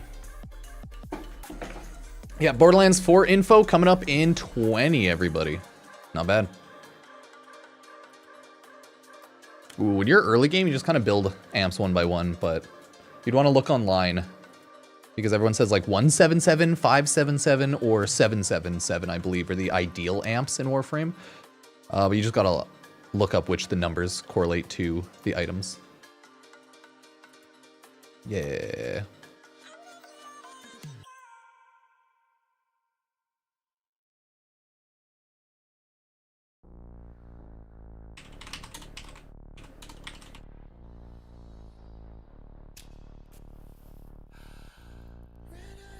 I am excited though for the Endgame Borderlands news. I'm just getting the thumbnail ready and stuff. Maybe I should have done that earlier, but I'm like, we still got 20 minutes till it actually drops.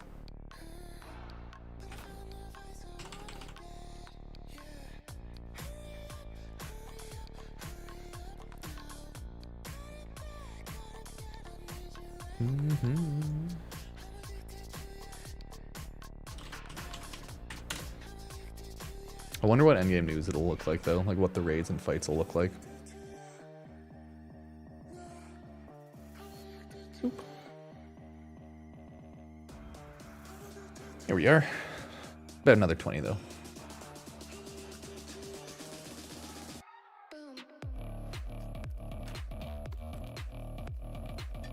Okay, I think we swapped everything over to Borderlands 4 stuff. Let me swap my Twitch over. Yeah, cool. Yeah, this is just the Borderlands 4 FanFest gameplay. We'll watch the Borderlands 4 Twitch channel when it goes live, of course.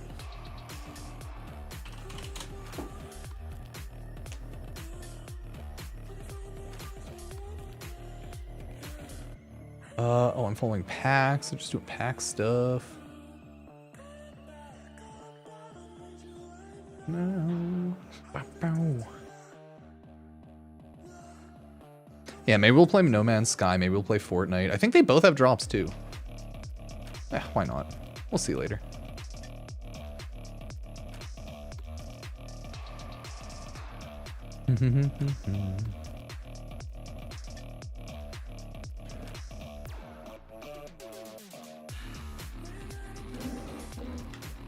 I do wonder how the bossing's gonna be. Let me throw on the boss so that people can get an idea. I think this is Moxie's gameplay now. Yeah, like Moxie's pretty good overall, I think. He's I believe he's pretty good at build crafting and playing a lot of Borderlands stuff. I think he's been covering it pretty hardcore, so. And I believe he did the bossing last time I was watching. Pretty good overall. I'm legit like scanning to see if I can see white shirt. I remember I was watching his stream for a while when he was doing the bosses. Oh, that seems like it was at the end there. At the end of the boss there. Because yeah, like all of the streamers were streaming individually. So I remember like during this FanFest, I think I hopped on to watch Moxie stream. I think. And yeah, this is right before the boss. We'll get the whole boss fight this time.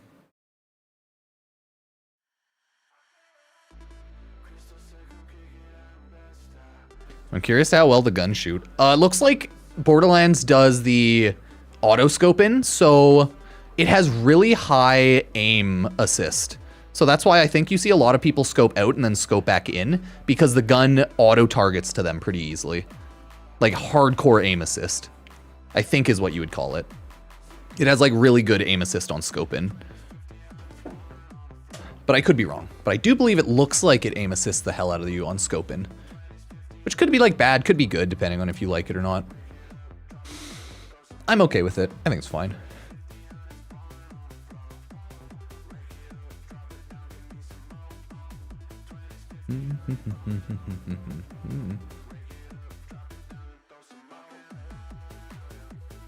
Bum, bum, bum, bum, bum, bum.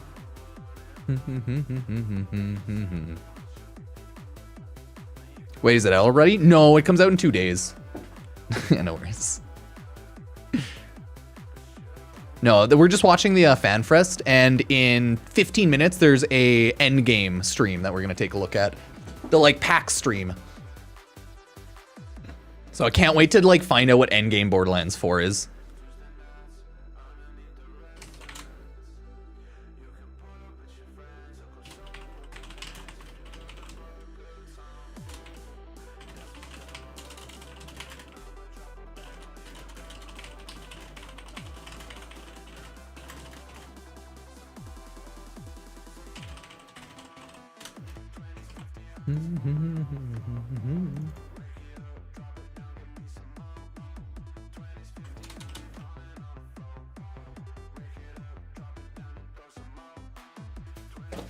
But yeah, dude, I'm so curious to see what everyone says are the like huge noob traps in Warframe. I love making like Warframe noob trap videos.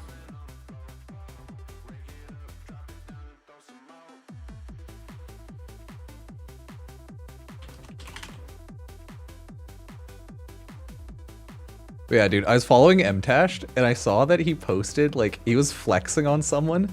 Oh, I want to see if I can find it. It was actually the funniest shit ever. Someone was like memeing him for his videos or something, and I saw him flex on someone.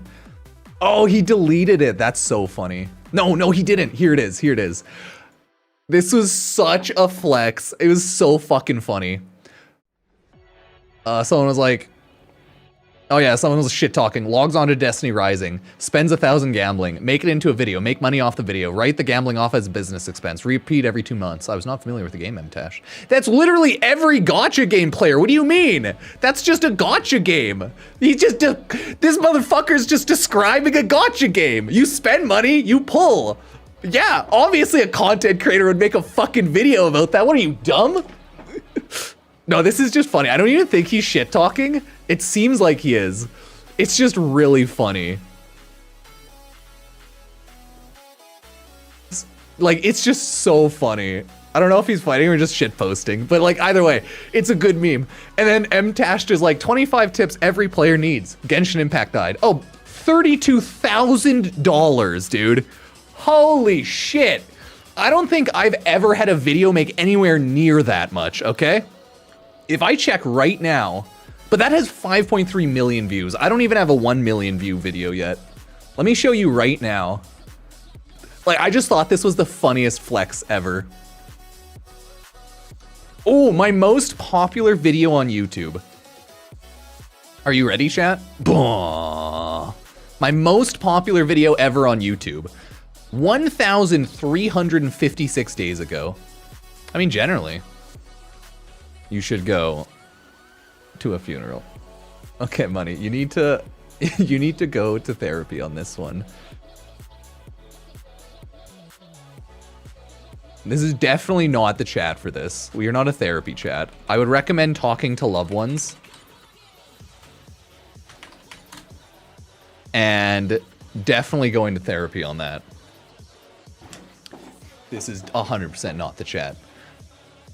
I think generally you should go to funerals, but other than that, chill dog. But yeah, either way, this fucking thing.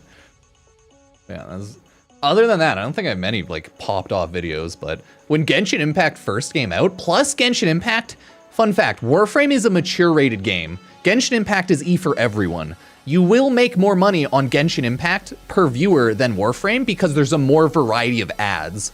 So, I believe he just make more off Genshin. And assuming he has a high watch time.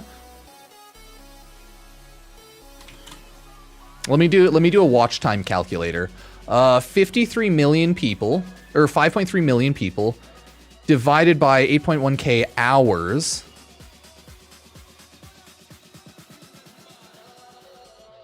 So, okay. That's not how the math works. But okay, okay.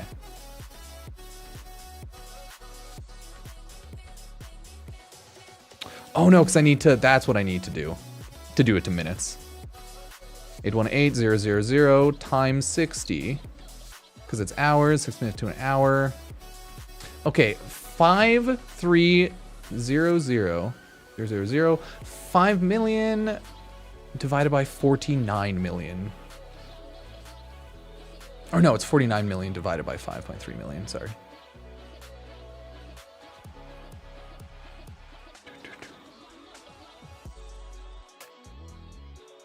Yeah, no, that's good. Like on average, I think that's pretty normal, I'd say. Like a 32-minute video is like 9 minutes and 20 seconds between people. That's not bad. That's understandable. That's understandable. Ah, it's pretty insane ad rates though. Not too shabby.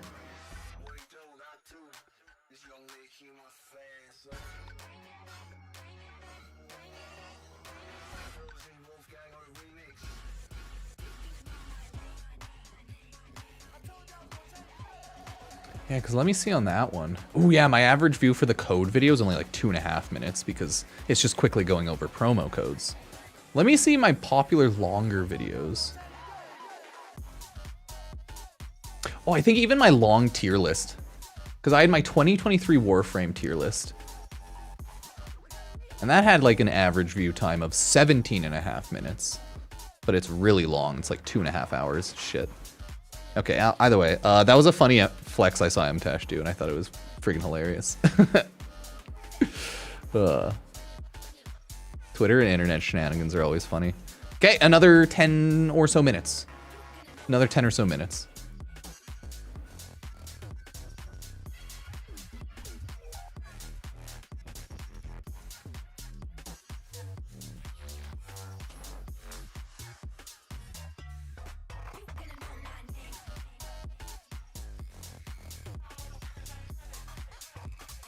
Oh no, someone's like, honestly, I would have bought the Neurode as a newbie. And I was like, oh no. It's just opening the market before going to seed it. Maybe not give it a chance for a decade. Damn.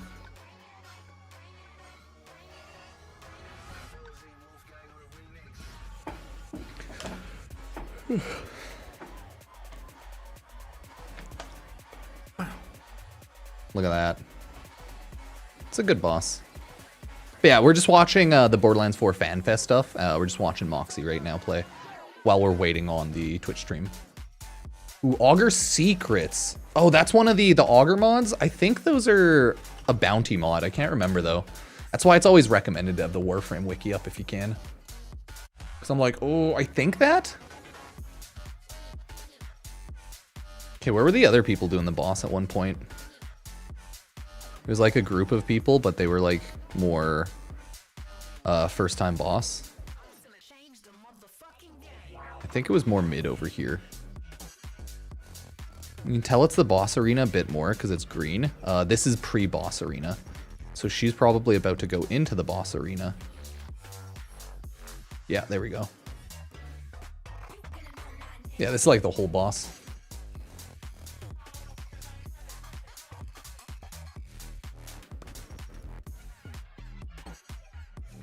I can't wait to see what the endgame info is going to be. Looks very good. I want to know.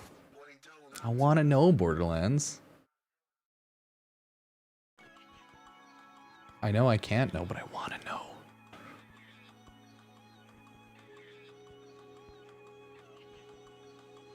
Okay, we still have 10 more minutes. I will BRB.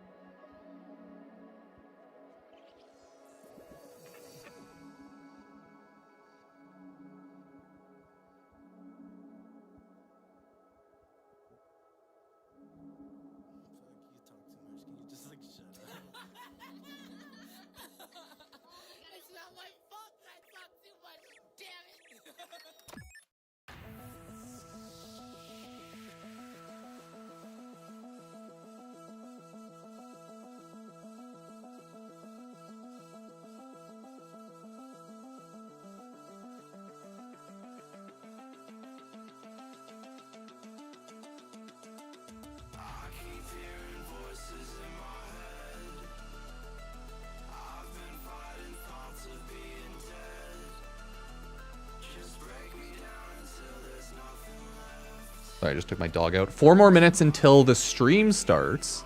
Hey, cheers. Have a good one, Karma. And then, it's not up yet. That's okay. Dang. Okay, 4 more minutes though.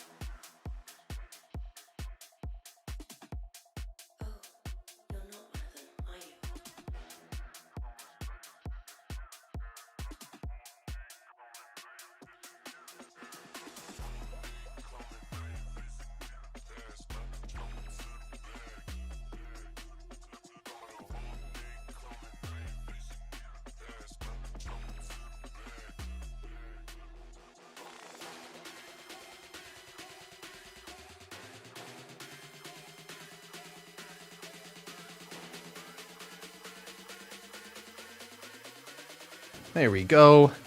Is Borderlands Destiny 2 but better? No, they're similar idea. But yeah, maybe.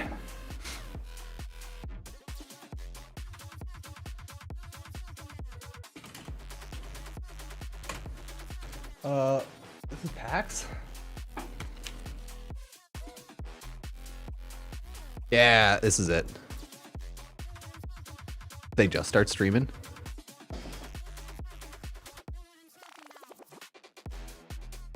Like, I assume this is gonna be the, yeah, this will be the main stream. Yeah, Borderlands is a looter shooter. I guess it would be more like Destiny compared to like Warframe. Yeah, probably more like Destiny.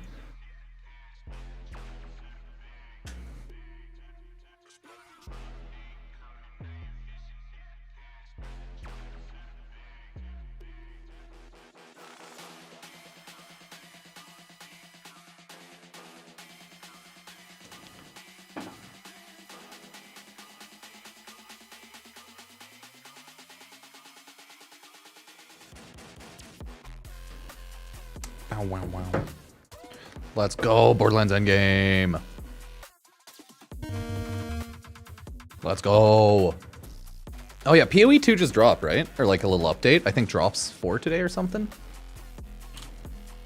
Yeah, not bad.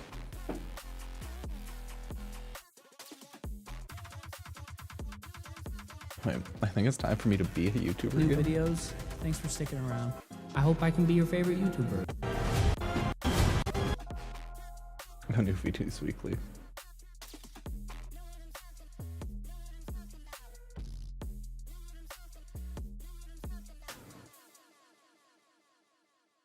Don't worry about it. I saw like his video of like, it's time for me to be a YouTuber again. And I was like, what? I was like, did this guy ever stop? No. It was just legit an announcement that he's doing weekly videos again. That's funny.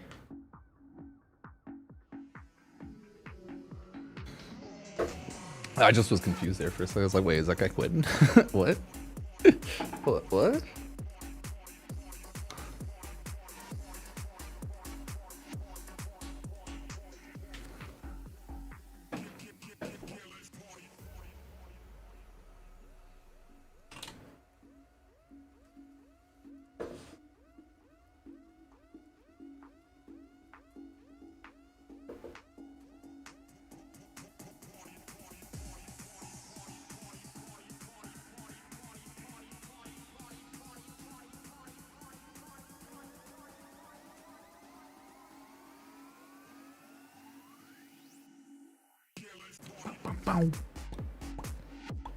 I'm like, please give us good news.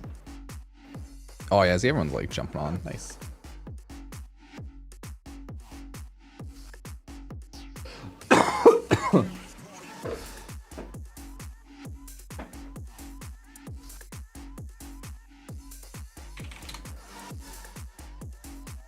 Okay, it's still starting up.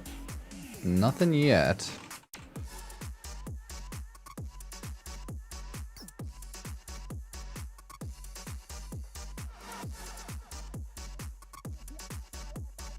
Dang, I was really hoping the stream would start at this time. Because, like, we're just kind of waiting on it, you know? I'm just jumping on Warframe and grab a screenshot.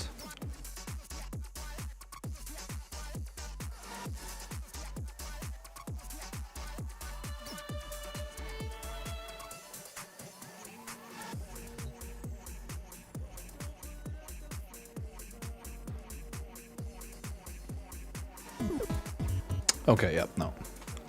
We're still waiting on the stream, everybody. No worries. We'll get Borderlands 4 shortly. March into the hooded woman's judgment hall and make her give you back.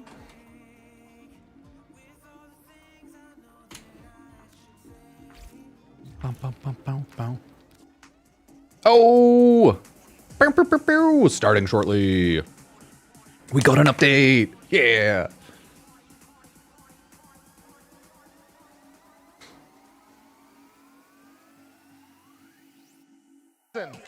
I've been on this stage, PAX West, oh, cool. PAX He's East, talking about Borderlands. Nice. For a lot. I've done it many, many times. Is that Randy? And every Yeah, I think time it's I've Randy. come out here, I've said, I am so excited to be here.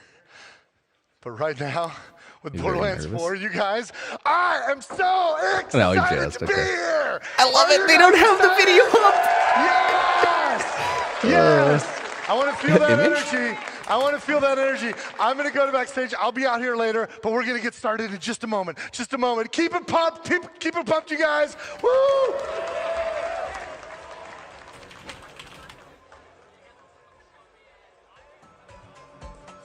That's so funny. Wakey, wakey, you alien son of a bitch!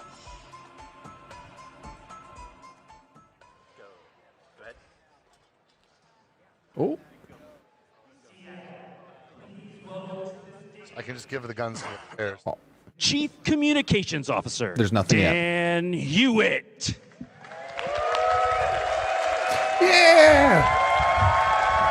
Oh yeah, it's do a ninja hype run out. He's like, guys, louder, come on. Louder.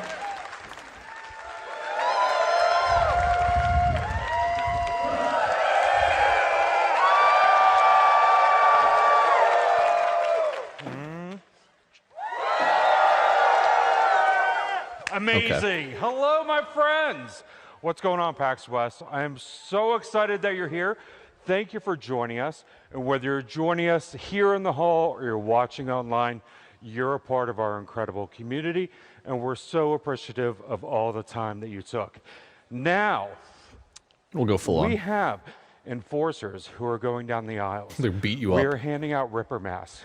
Please, please, please make sure you get one. We're going to be doing a family photo, and we want to make sure that everybody can be a part of that. So if you're getting a mask, just hold on to it for now. It'll be great.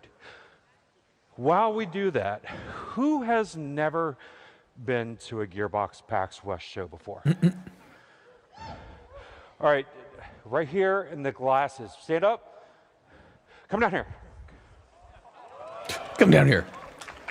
Just beats him up. Just go. Let's see. Is this on? Can we turn this on?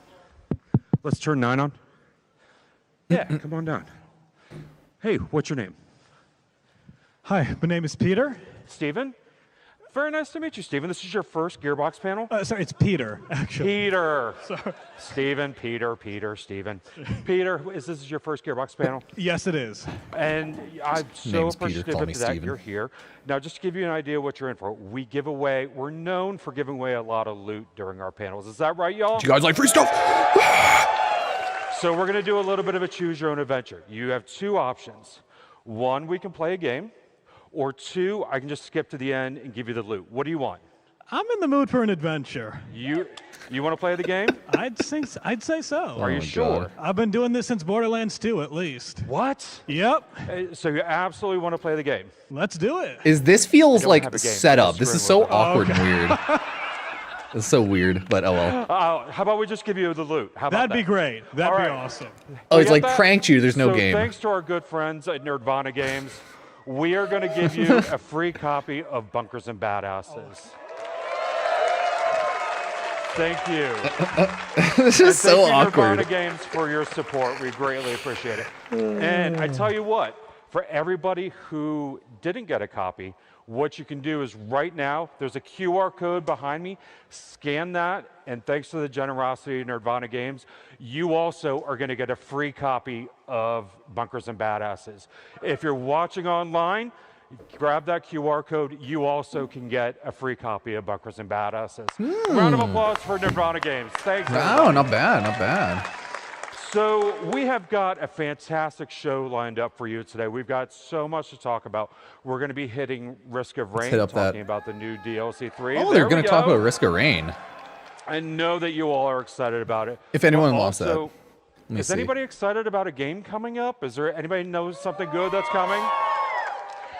September 12th, y'all, Borderlands 4 is going to be out. I gotta tell you, I have worked at Gearbox for years, and I've never cool. seen the morale as high just takes the as website. it is Sick. right now. So many people are pumped. Early press reviews are extremely positive. Content creators and streamers love it. I mean, Honestly, it looks like a so fun many game, people wanted 'cause, like, to play Borderlands the was fun. Borderlands moment. As a matter of fact, Butterfinger. Yeah. You all know that crispity, crunchity deliciousness. Let's start it. Butterfinger has partnered with Borderlands, Yay. and they came out with a new bar with marshmallow. Oh my god! No, it looks good. They came out with marshmallow, and it I was is thinking a about the artist fantastic for a flavor. I've second. actually been eating these all morning. But we are going to put in a Butterfinger skin for the Echo 4 bot in Borderlands. And you can see an example of here. Sorry, that was just so funny. We're You going to can put a see an example of Butterfinger the skin Echo in. Skin here. There we go, the Echo 4 bot. That's going to be available, and if you want to Okay. get that, you can get it from a Butterfinger content creator. And so be sure to follow those folks, and they're going to be What? giving a shift code for that specific skin. Now, That's so as funny. excited as we are by the They're a Butterfinger content creator. That's so funny. content creators and Love streamers, it. we're also heartened by the incredible outreach from cosplayers. You all know how We important love the cosplay your community is cosplays. to us, and how honored we are that people The put thirst so much cosplays, time the and non-thirst effort cosplays. and money into these incredible creations that take hours and hours and hours to build. I can't Now we cosplay. do have No skill. we do have new Noob? cosplay guides available No, at new borderlands.com. cosplay guides. So if you want to go get the cosplay guide for one of the new Vault Hunters or Moxie or any of the characters that we've got in Borderlands 4, please go ahead and download that now. We have so much going on, a lot of games in development that I'm not even going to get into because I really love my job and I don't want to spoil those. But I do want to talk about one thing that I'm particularly excited about. This winter, we're going to be coming out with a brand new audio series. It's called Borderlands Dead Echoes. And what this is it follows Watts. Now, Watts is a disenchanted doll echo operator. And he doesn't get paid much, and he's looking to develop a side gig. And so what he does is he supplements his pay by sifting through undeliverable echo logs. And he's looking for secrets, and he's selling those secrets to the highest bidder. He ends up partnering with a character named Junie, who is a curious stranger with a secretive past. And together, Watts and Junie go on a Robin Hood type mission, but they end up attracting the attention of evil corporations, Doll's Lethal Accounting Department. It's fantastic. It's going to be available anywhere where you get podcasts. So this winter, be sure to take a listen for that. All right, that was a lot. Yeah, so why don't we get started talking about games? How's that sound? Woo! I want to bring to the stage one of my best friends at Gearbox, Noelle Pugh. Noelle, come on out. Hey. Hello. Hello. Best friend. Oh, yeah, Risk of Rain 2. Hey, everyone. So I am extremely excited to be here today to talk about Risk of Rain. So Risk of Rain, Okay, it's we the pre-Borderlands. absolutely love. It's super near and dear to my heart because when I started, I didn't know Risk of Rain was 7 years Gearbox. ago, it was one of the first I don't have a ton of games time. that I actually helped to launch was the Risk of Rain 2 early access, which is crazy. 31 hours base. So today we have 22 4 on things 2. that we want to talk about. It's a fun game. First one is from a company that also loves Risk of Rain as much as we do. Nerdvana Games has the Risk of Rain board game live now on Kickstarter. So many board games. So it is fully funded, which is really incredible. It went live and 30 minutes later it was done. So this is definitely happening right now. It's over 1,000% funded, which is incredible. The game is a co-op miniature game where you are working with your friends to try and get through the different scenarios.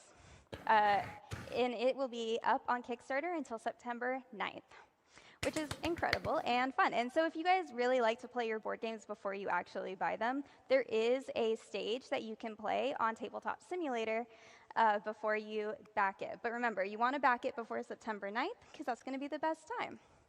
Now, for the video game. Oh. So at PAX East, we announced Risk of Rain 2 Alloyed Collective, which is the 3rd DLC for Risk of Rain. Our DLCs feature new stages, new enemies, new bosses, new items, and of course, new survivors. So I'm not going to be sharing the new survivor today, but you'll be able to watch and learn about the new survivor on our Survivor Twitch stream on the Gearbox official account. And whenever we do our survivor streams, we also do a dev diary. So you'll be able to see a lot more information about the brand new DLC for Risk of Rain 2. So the other thing that I want to share with you guys today is kind of a surprise. So there is a new update for Risk of Rain Try not to be Returns loud. that is live today. It will be going cool. live now. For those that like to play Risk of Rain on the go, this is going to help it so that more of us can play Risk of Rain on the go. So for a taste of what is coming, here we go. Yeah, a little trailer. Cool. The Steam Deck update.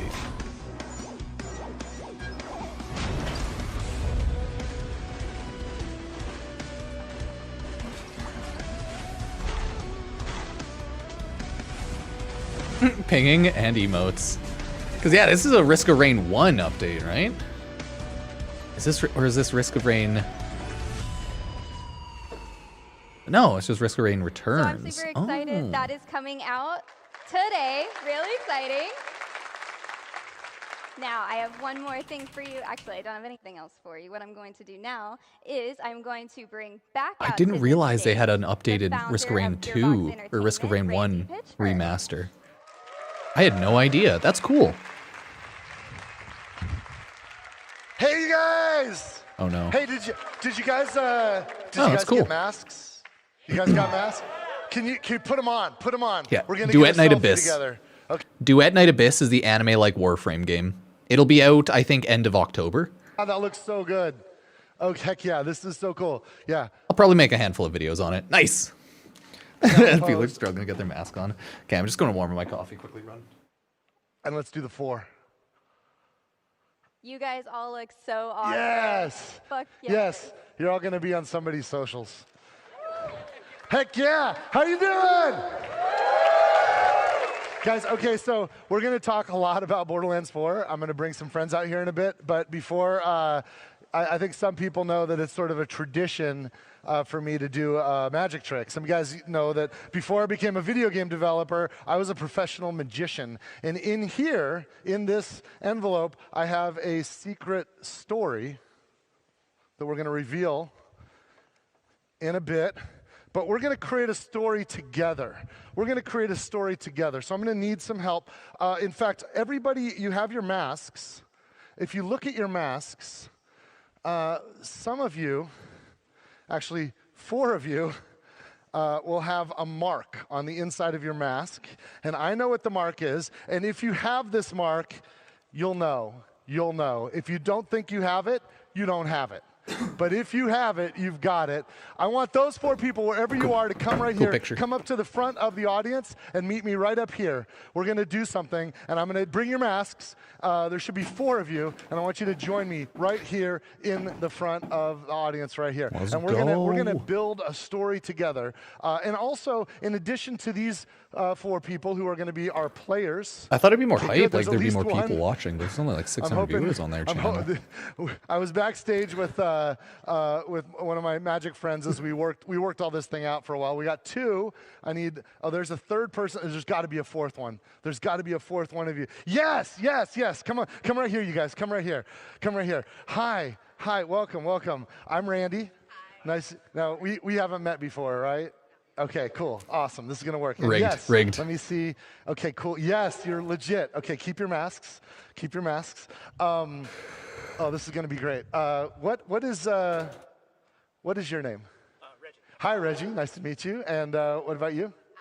Alice. Nice to meet you. Raymond. And? Matt. If I forget your names, forgive me. Yeah, so I'm going to ask you to come up on stage. So unfortunately, there's no stairs here. So if you can meet one of our forces over there, they're going to bring you around the backside. You can join me on stage, and we're going to play a game. You guys. This is going to be fun. I got 4 Vault Hunter players, and we're going to play a game. And we are Everyone's going to like, figure God out dang what it, the we're on secret news. story is that I've predicted. Where's the news? Okay, you guys. As you can see on stage, I've got 4 question marks on banners, A, B, C, and D. Now, in a moment, when we get our players up on stage, I'm going to ask each of them to pick one of these banners, and that's going to be their territory. Because what we're going to do is we're going to get each player in a zone, in a location in Borderlands 4. We're gonna have Vault Hunter selected, and then they're gonna pick their weapons, and we're gonna see what happens. Right up here, you guys. Yeah, you can actually come right up to me. Come right up to me. Cool. Yes. Perfect. Sorry, what was your name again? Matt. I've got A, B, C, or D. What do you want, Matt? Give him the D. B. Can we turn the B around here? B. And you can just take a spot to the right of B. Yeah, see, there's tape there. Here, you know what? Can you help me turn this around? Sweet. Where are you going to be located, Matt? You are Dude, everyone in chat's like, oh, great, I love nothing burgers. Oh, that's funny. Everyone's like, give us info. Alice, what do you want, A, B, C, or D? Chats are angry. Let's do C. C. Let's go to C. Can we see what C is? Perfect. You're in Terminus range. Great. And where do you want to be? Okay, D. And let's turn D around, and guess what? You don't get a choice. I'm sorry. You're stuck right here. And we can turn, and there's Dominion over there. That's where the timekeeper's hanging out. And let's see what we got here. And of course, our last zone, the Fade Fields, everybody. I know what that is. I didn't have to look. kind of worked on the game a bit. Okay, we got 4 players. Now we need to pick Vault Hunters. We need to pick Vault Hunters for our 4 characters, and you're going to help me. Can we get our beach balls out here? Can we get our beach balls out here? I want this to be as fair as possible. So go ahead and let's throw those beach balls out. They're not doing anything. Okay, Let give us them the bounce info. around. Knock them around, and we're going to start some music. And let's get our Vault Hunters. Let's get our Vault Hunters on stage. Please welcome to the stage. They have cosplayers then? Yeah. Cosplayers. Hell yeah. Our Vault Hunters. Woo. They be hunting my God, vaults. Right? Yes. All right. I love We how got our awkward they Vault- look just standing there. Okay, now I'm gonna go left to Nice. right. As soon as the music stops, somebody grab a ball, grab a beach ball. If you got They're all it, really hold on good, to but it. obviously Grab a the ball. biggest Stop one's it, that grab a ball. Gunzerker, I think. You're our volunteers. Gunzerker? Is that Stand the up old if one? you've got a Shit. ball. Stand up if you can stay where you are. That You don't because have that to was come up here. like, We're God, gonna that's do it from where like you that. are. Like Stand up. obviously We're all gonna those are start on great, the but left. that You in the one, back there. You in the MVP. back. Holy shit. We're gonna have over Look here at in the that. fields. That's player 1, Ugh. player 2, player 3, player Motherfucker 4. has a full We're gonna start with exoskeleton player 1. suit. So you That's in sick. the back. Which Vault Hunter Is is that going to Harlow? be player 1? Can you yell out The one of big these dude? Vault Hunters? Their names are on the. They should be on the side. They're somewhere. No, You got Harlow's them? the girl. Yes. That's Amon. Which Oh no, Vault he's Hunter the is player 1 in the Forge back? Knight, not. Yeah, I know, right? Amon. Oh no, he Amon, it's like an Amon, exoskeleton can you suit, right? He's join in our there, but it's a player full here in the- suit. in the fade fields? You have Those to are pick the sick. farthest- Those are also really hard to walk in with. That's why I think like someone's guiding him just in case, because it's really Go with hard. Player 2, Alice. Like right? that's a rough Sorry. one. Oh, what? Matt. Player 2 is Matt. Walk and around which with. Vault Who? Hunters for Matt? Which Give me one? Rafa. Vex. You're going Oh, to no, player 2 in Vex. the Carcadia Burn. Okay, and you out loud in your loud voice. We've got Harlow or Rafa for player number 3. That's Alice. Which one? Rafa, you're going to go to player number 3 with Alice. Now that leaves. Hold on a second. You can sit down. You didn't get a choice. That's not really fair. So I'm going to give you an option. Don't really get a choice. You can Not fair. send Harlow to the Dominion, or you could trade Harlow with any of these other Vault Hunters. Harlow for Vex. Let's trade a Harlow. Can you go to Carcadia Burn? Vex, you're going to go to Dominion. Amazing. Okay, we've got some Vault Hunters here. Okay, You know what? matched up. I feel like you guys, part of playing Borderlands is to choose your Vault Hunter. Let me ask you, what's your name again? Raymond. Raymond, you've got Amon. Are you happy with Amon, or who are you? Yeah, gonna make? What would dude. be your- Hell what yeah, would be he your is. Vault Hunter if He's you like, were- no, Amon's sick. I like playing Siren, so I gotta go with Vex. Oh, damn it. That's Okay, do you fucked. mind if can we switch? Sorry, Amon. That's stolen. Can we? I'm so sorry. Can we switch? Matt, right? What do you think? You want to keep Harlow, or do you want to switch? I'm sorry, I'm gonna switch. You're going gonna be a Rafa! problem. I'm gonna go Okay, Rafa. Sorry, Rafa. We'll switch. What about you? Are you happy with? You want to stay, or you want to? Actually, I'm pretty happy with Yes, Harlow. I'm going to start with, and dude, do me a solid. He's like, I'm do good with him Amon. a solid. Are you happy with Amon? Or look, I want this to be as fair as possible. He's like, Are you happy please with don't. Amon, or do you want to switch? I actually have no arguments here. Yes. Okay. What do you mean? So we are locked in. Now you got to pick guns. Player I'm one, just like, player what? two, No player matter what, like, someone might not get their main. That's fine. Are you happy? Randy pulls out a gun. Are you happy with your choice? Let's review them. Lock it in between 1 and 24. Oh, God. 1 and 24. 1 and 24. 1 and 24. And we're gonna pick these guns. Okay, we're gonna pick guns, and we're gonna pick them hopefully at random. See, blind everyone's like, choice, I thought we were getting and then Endgame we'll be- reveal. We'll be set here. So, I'll help you on this one here. We'll get these guys revealed. And do you guys have numbers in mind? On it. Yes. What's your number? 1 to 24. 7. Lucky number 7. Okay, Where's number okay, 7? seven's a good here? number. So it goes 1, 2, 3, 4, 5, 6. Oh, perfect. Right on the top is 7. Made it easy for me. This looks like this is a Maliwan sniper rifle. So Sick. we're going to give that to Vex. Maliwan sniper rifle. And Oh, yeah, I was gonna check something. One sec. what about you? I've been staring at this fantastic jacket. I gotta go with 4. Oh, for Borderlands 4, you guys. Okay, so where's 4? 1, 2, 3, 4. Let's see here. Let's do, this is the fourth one. This is a TDR pistol. Rafa, you're getting Rafa gets a TDR pistol. It turns out to be, makes a lot of sense. Okay, Harlow and Alice, number between, we've got low numbers. Can you go a little higher? Yeah, actually my favorite number is 17. 17, lucky number 7. I guess that's also, where is 17? 6, 12, 13, 14, 15, 16, 17. This is right, 17? Yes. So this looks like, oh, this is a Vladov rifle, Vladov assault rifle. And Harlow, you're armed with a Vladov assault rifle. I don't know how you can hold this gun. Okay, you're going to help. Last choice. What are we going with? I heard big numbers, so I'm going to go with 20. 20. Okay. 19, 20. Okay, this is a Jacob shotgun right here. Jacob shotgun. Perfect. Jacob shotgun. Oh, yeah, we'll give it to, yeah, great. Okay, you guys, we are locked in. Now, here's the thing. We created a story here together. We've got our Vault Hunters.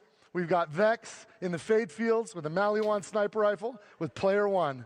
We've got Rafa with a TDR pistol and the Carcadia Bird with player 2. Player 3 has Harlow with a, looks like that's the Vladov assault rifle. Can you turn it the other way for me? Yeah. And then that's Terminus range. And we got Amon with a Jacob shotgun with player 4 in the Dominion. Fair?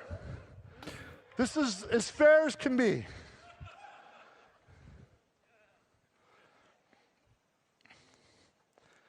Okay. Here's our story, you guys. Oh, guess what?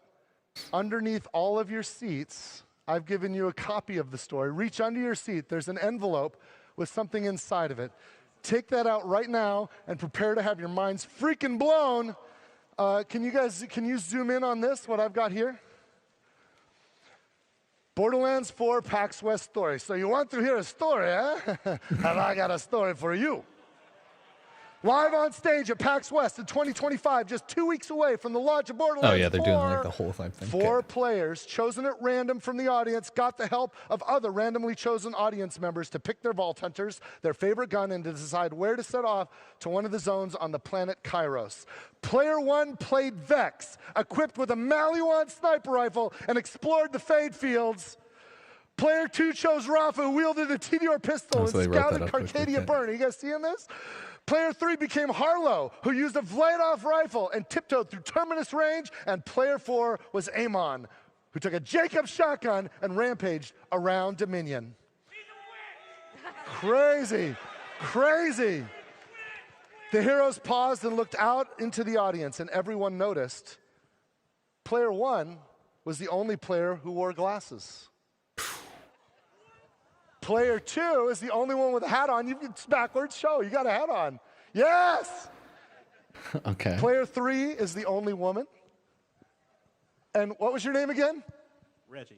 Player 4 is named Reggie, you guys. Player 4 is freaking named Reggie. I like that the last two, they're like, you're a girl, the only girl, and you're the only Reggie. Hold on, I got to prepare for this. I forgot this phase. This is the most important phase. Okay. Player 1, can you take one of these ammo boxes? Can you take one of these ammo boxes? Player 3, can you take one of these ammo boxes? Player 4, can you take one of these ammo boxes? Let me read this last bit here. I don't know if you guys can read this with me. Can we zoom in on this? Every decision was made exactly as planned. The game was a success. And so at the end of the game, all of the players opened up their ammo crates to find them full of grenades, which they promptly threw with great force towards your narrator, Randy Pitchford. Go ahead.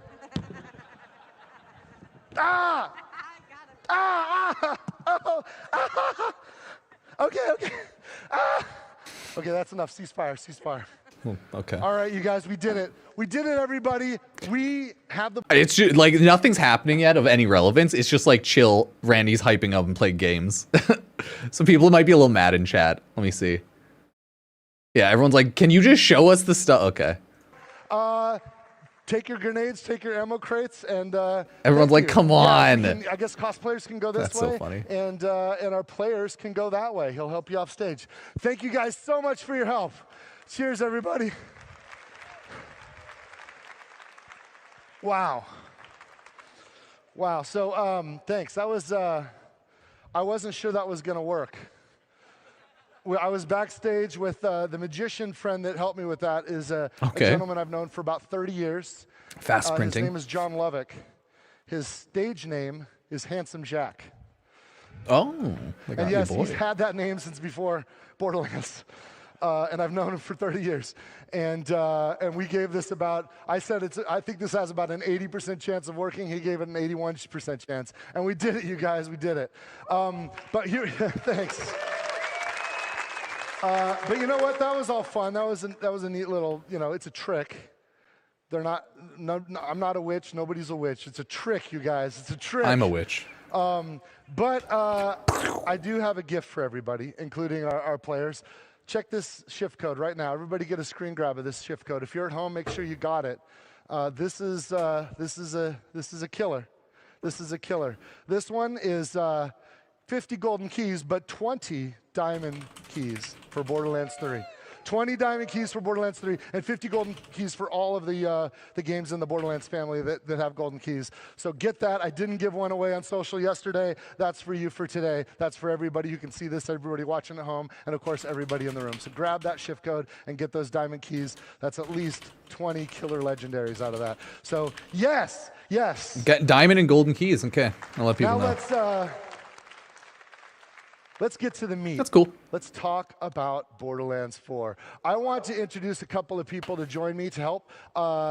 You guys, we're very fortunate. We have several people here that work on Borderlands 4, including one of my favorite designers from Gearbox. Please first welcome Grant Cowell. He's our Associate Creative Director. Grant, can you come out here? This is Grant. Grab a stool, Grant. Can you grab me one too? And then we got some help. We need a moderator. And we have the best moderator in the world that happens to work at Gearbox. Because before joining Gearbox several years ago, this gentleman you're about to meet was at Game Informer magazine. He left Game Informer magazine. He'd been there for almost 30 years. And he left being the editor-in-chief of Game Informer magazine in order to join Gearbox. Oh, nice. And he's been working side by side Been with me every Gearboxing day, hard. on Borderlands 4 and all of the great projects we have in development. Please welcome Andy Reiner. Andrew Reiner. Right on. Can you grab us? I'll get a seat. Awesome. Hey, Let's everyone. take this one. He's like, I got it, boy. And we're gonna chat about what's going on. We're gonna chat about Endgame. Yes. There's been a lot. Finally. We've done some tours. I went to Southeast Asia and showed a lot of people the game. We had some other people here in the U.S. Let's do it. in Europe, and we've shown some of the game. There's so much we haven't shown yet, but what we haven't really talked about is Endgame. A lot of Grant game. and I promised that when we come to PAX West, we would talk about Endgame. So you ready to talk about Endgame? Yes, hell yeah. Let's do it. Let's do it. Before we do that, Randy, I just got to know how you feeling right now. We're 14 days away from launch, by the way. Oh, I'm freaking out. We've worked on this game for I've been working on it for over 6 years, since before Borderlands 3 even launched. And we're leaving everything we've got on the field, you guys. I'm literally sweating right now. Our team has, we've just been killing ourselves trying to make the best Borderlands game we've ever made. And I think we've done it. I think we've done it. And I can't wait for you guys to play it. And I can't wait for day one so that I can finally get on the, on the internet and play It'll with be random fun. people, because I only get to see what I just want to play the game. I want to see what you guys do. Make some So I'll be with builds, you talk playing about metas. on September 12th. And we're just 2 weeks. I'm freaking out, you guys. I'm freaking out. We're just 2 weeks away from I'm launch. scared. We have a lot of the game that we haven't Please help. revealed yet. Yes. We're going to do that today. Yes. We're going to talk Endgame, as you just brought up. Yes. And also talk about what's coming next. Yes. And Oh. last time at PAX East, I talked a lot, and I didn't let you talk as much. I'm going to do my best. I'm going to do my best to shut the hell up. It's going to be hard, because you know me. I got a big freaking mouth. Yeah, so we're not going to recap anything. You Dude, know what and Randy game we're Fitchford's so making. sweaty. Grant, He's let's shiny. say everyone here finished the Poor game. They see the nervous credits man. rolling. What happens next?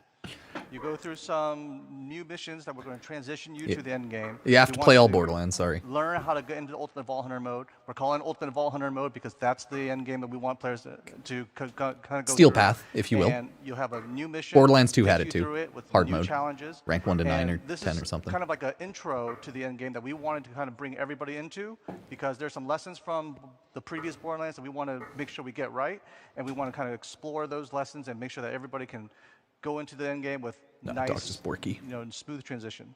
Yeah, you worked on Borderlands 3's endgame with Mayhem mode. Yep. What can we expect a little bit from in terms of flow and kind of new experiences within Ultimate Vault? We wanted to focus on the player experience. The main thing that we learned from the previous Borderlands to this one is that we don't want players to regrind their weapons. So from Ultimate Vault Hunter mode on, you will be using your endgame weapons and your endgame gear that you farm once. And if that's the gear that you want to use, that's the gear you're going to take. And we're going to challenge you to take that gear from when you get it all the way to the last Ultimate Vault Hunter rank. And we're designing this with co-op in mind, with playing with other players. Dive into that a little bit. Yeah, so break free in our game, we want players to have so many possibilities to play together, whether it's co-op, whether it's in different modes and different ways. You can join your friends, jump into the game with them, and be able to teleport to them, hit the challenge that you want to hit the boss you want to hit, and there's different modes. Cross-platform, and there's different modes that you can jump in and make sure you can play with each other in the matchmaking pool. Yeah, everybody has their own loot pools. You could be sharing guns. Yep, We're really encouraging co-op. Yeah, we want to make sure that the player expression for what you want to do, there's so many possibilities, and we'll talk about them later on. There's so many possibilities and so many different activities that you can engage in, and no matter what, you can teleport onto your friends and play with them any way possible. And we have a different leveling system. Like when you're playing the main game, you're getting your standard experience. It's this gold meter that you're filling up next to your player level in the lower left-hand corner of the screen. You can see that little gold blip there.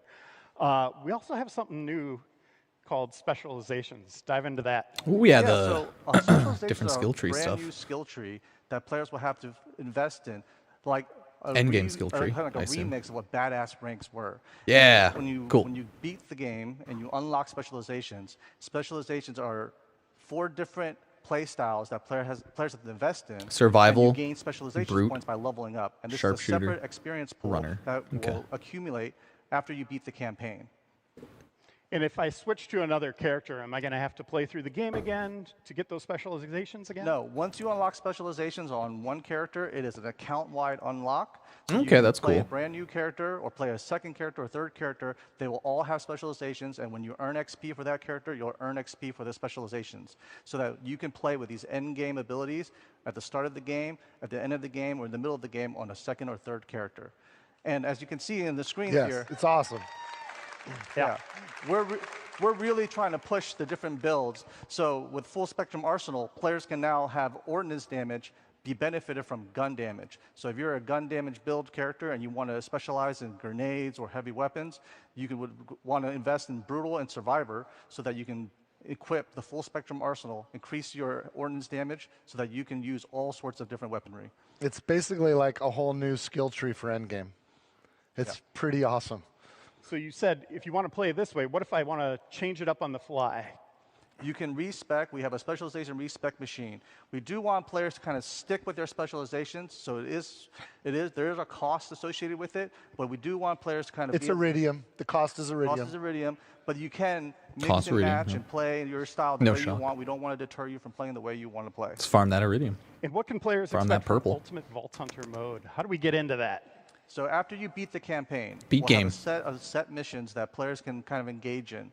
And then when they go through those missions, they'll be faced with different boss challenges that we curated for the testing of your build. We wanted players to be able to maximize on their damage or survivability to take on some of the harder encounters that we've kind of designed for this next step of ranking up your Ultimate Vault Hunter mode. You clocking this, right? So you finish this campaign, you've got a level 50 or something, wherever you're at.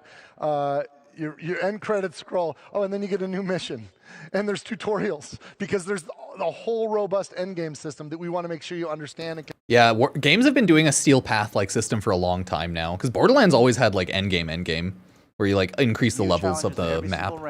I've only played Borderlands 2 to endgame though. Figure out how to beat that tough encounter with the.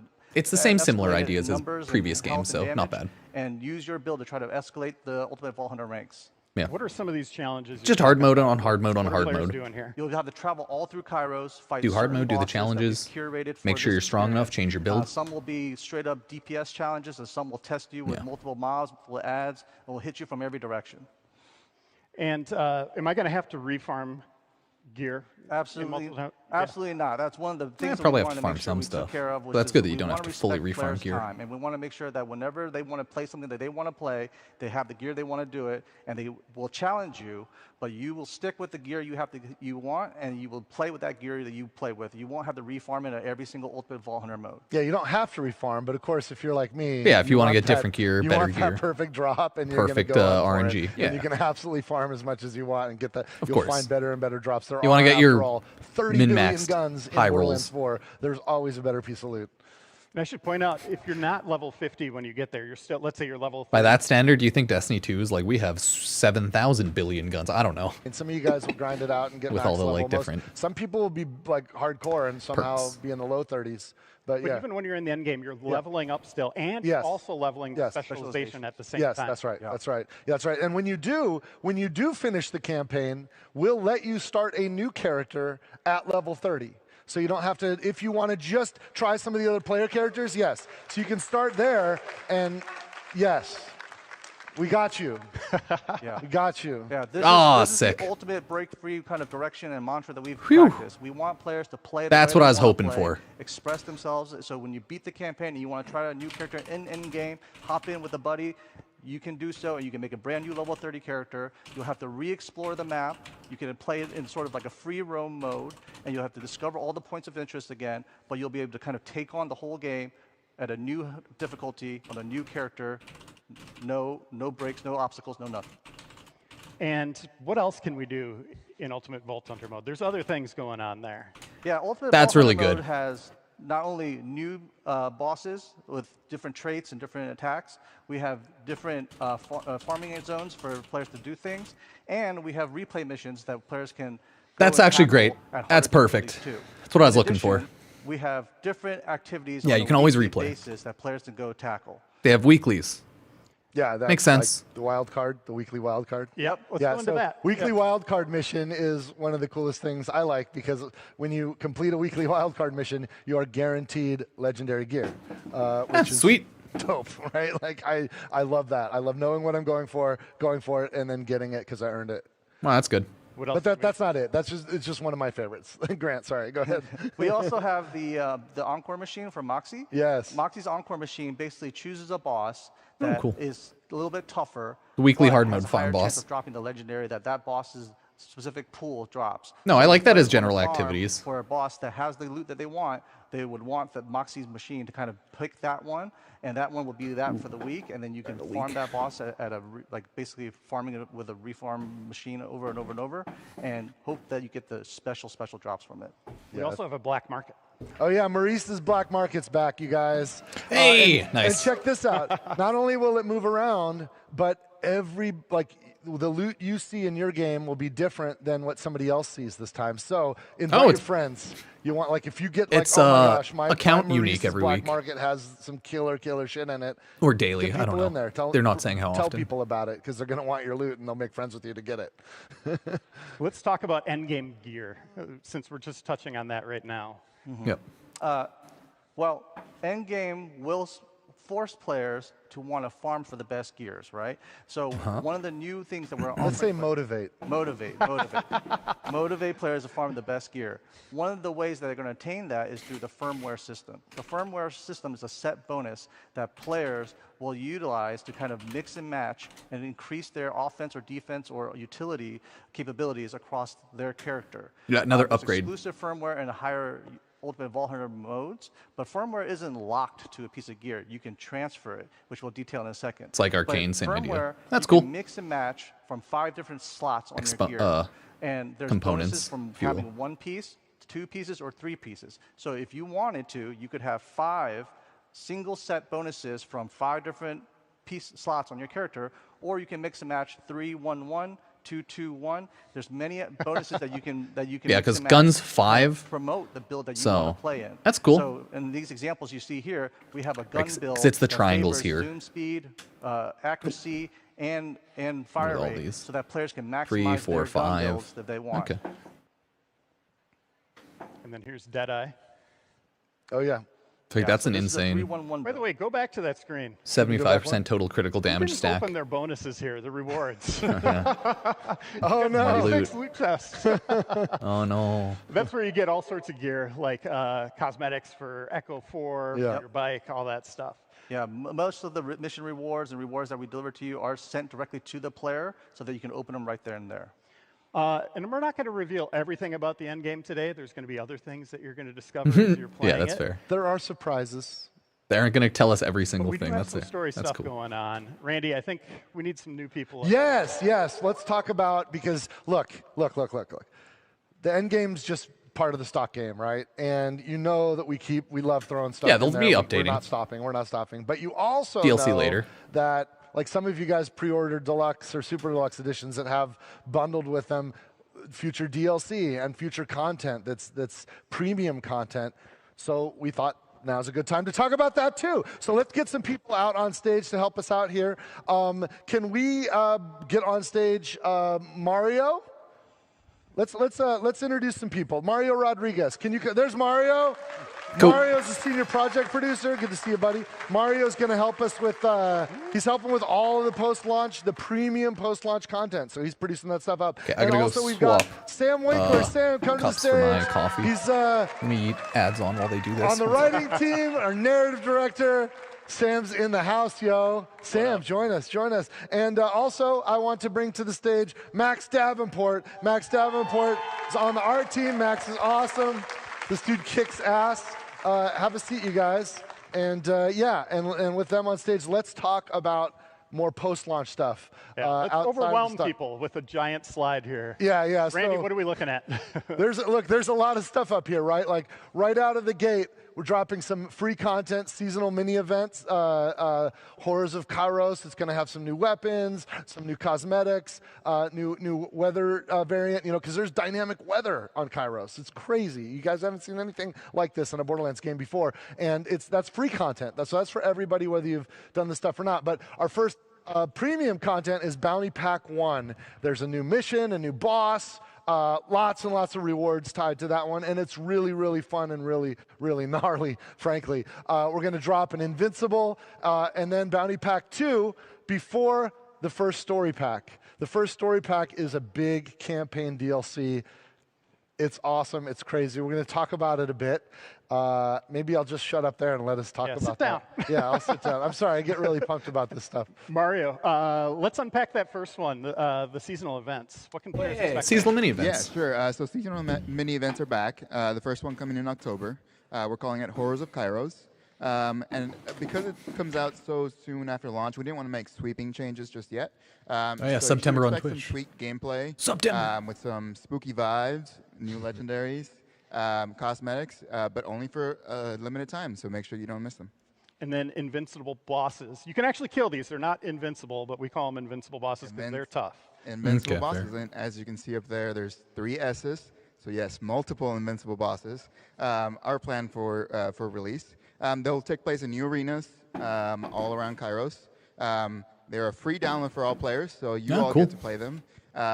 They'll use a lot of the traversal mechanics that we already introduced in Borderlands 4, so new ways to play. And yeah, they live up to the Invincible name, so they're going to be tough. So I can't wait to see you all's builds out there. And Sam, the story doesn't end with the campaign. You have big plans for what comes. More content. What do you think we should do after we take a look at all the Borderlands stuff and make a video? Should we go play Path of Exile 2, No Man's Sky, or Fortnite? I'm just kind of curious. I'm not sure. Probably PoE 2. Content is going to be familiar to anyone who played Borderlands 2. If you remember our Headhunter packs, these Sublike, Epic Games Critical Pupsker. Cheers. That focus on a particular character and a theme. And our first one is going to be focused on a character named Rush. Some of you may have seen in our promotional. And he's going to be spreading some holiday cheer. And there's a ton of content in these bounty packs.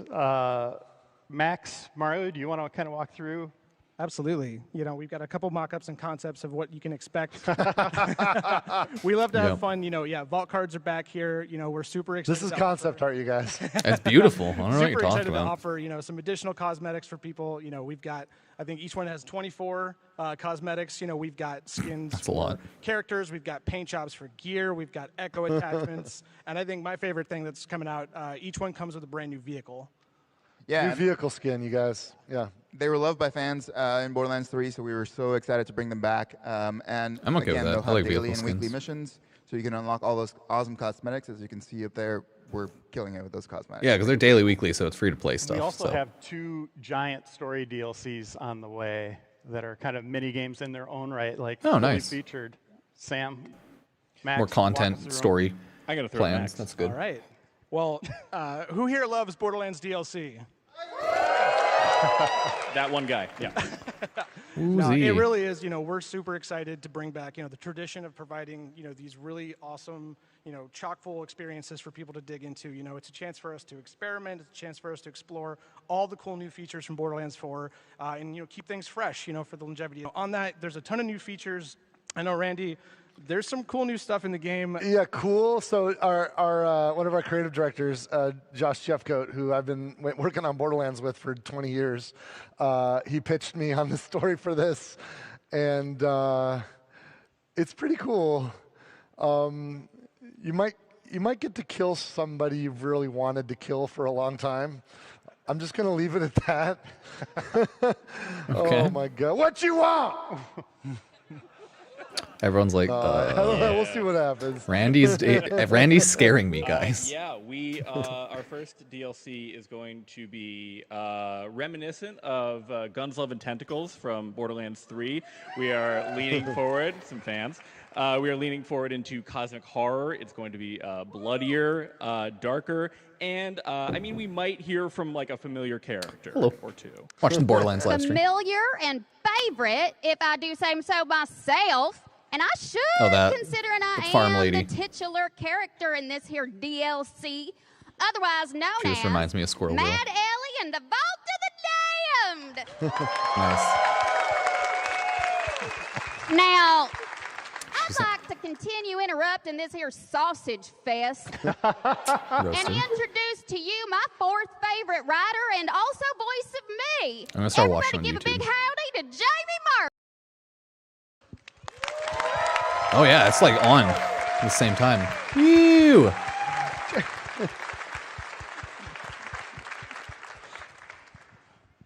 Hey, Jamie. Hey. Oh, hi. How's it going? It's weird. It's good. So Jamie's been part of this franchise for longer than I have, for sure. But recently, well, actually a couple years now, we brought you on as a writer. How did that happen? Well, perseverance is important. And I think also it's lovely when a company can look at you and be like, there's something wrong with her. We could use this. Validating, it's nice to be appreciated.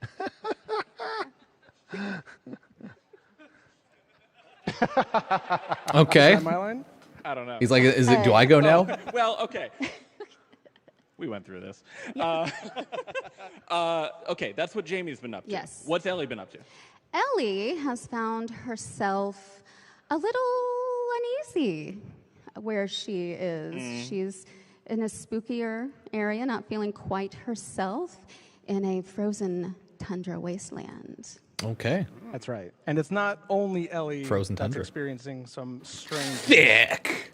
There's brand new maps, brand new challenges. Her character new model's so enemies, funny. And a ton of new Fucking characters to huge. collect. So we're super excited about that. She's built And like we're a working brick on it shit right house. now. Like we right? pencils down on Borderlands 4, and we're like, Actual okay, tank. let's go. Let's make She's this built stuff. like And, Amon. It's so much fun. Like, But, we're- like, we're double the really amount of fat good at content. some of us have been working on Amon if he was Borderlands morbidly for obese. 20 years. We're starting to get pretty good at it. And when we ship a game, we really know everything about it. So that's one of the reasons why campaign DLC for Borderlands tends to be really, really great, because we are cooking at all cylinders. And in addition to the campaign DLC, at the same time, we're launching a new playable Vault Hunter. Ooh. Yes. That's an actual silhouette of this character. Look, we didn't do it in Borderlands 3, and some of you guys the thick hate one? us for it. Because some of Hell you, yeah. like Krieg and Gage, were some of your favorite characters in Borderlands 2. And you want to see what else we've got up our sleeves. So this silhouette here, this guy literally has a lot up his sleeves, and I cannot wait to introduce him to you. We are working on him right now. I think we just settled on his name last week, right? And that's the smallest part of the work. I'm really excited about this character, and I think you will be too. Well, that's it for our Q&A. Randy, anything else you wanna note? Oh yeah. What have I forgotten? Oh, you know, this is cool. So that's cool though. They have the silhouette of the Vault Hunter. Exactly 1 week ago. How many of you look? I know this like. I'm not from Butterfinger or anything. Like I'm not trying to do a sales pitch here, but just out of curiosity, how many of you have pre-ordered Borderlands 4? How many of you have pre-ordered? Wow. Yes. Wow. Look, because of you guys, a week ago, Borderlands 4 topped, like 3 weeks before launch, it topped sales charts. Yeah. So Borderlands 4 is already a #1 game, and it's not even out yet. It's because of you guys coming with us, showing your support, and pre-ordering the game, and that's awesome. That's awesome. Thank you so much. Thank you. And a week ago, I noticed this. I posted about it on Twitter. My handle's @DuvalMagic. If you're curious, if you want to see me go off the rails, follow me on Twitter. and it was astonishing to me because this is the only incentive. There's no reason to pre-order, but just to get this pack up here that's on the screen, what we call the Gilded Glory Pack, which has some new skins for each of the Vault Hunters, a weapon skin, and a drone skin. Some cool cosmetics exclusive to pre-orders, but they're cosmetics. And this is all you had to motivate you, and you did it. And you made Borderlands literally #1 game in the world before it even launched, which is amazing. And I promised a week ago, it's like, you guys, I think we owe you something. I think we owe you something. So I promised we're going to sweeten the pot. And today I'm going to tell you how we're sweetening the pot. We have something really, really cool. Some awesome people worked really hard to create some new stuff. So now, for all of you people that have pre-ordered, you don't have to do anything. You've already done it. You're going to get some gear, and it's freaking cool gear. It is kick-ass, cool-ass gear.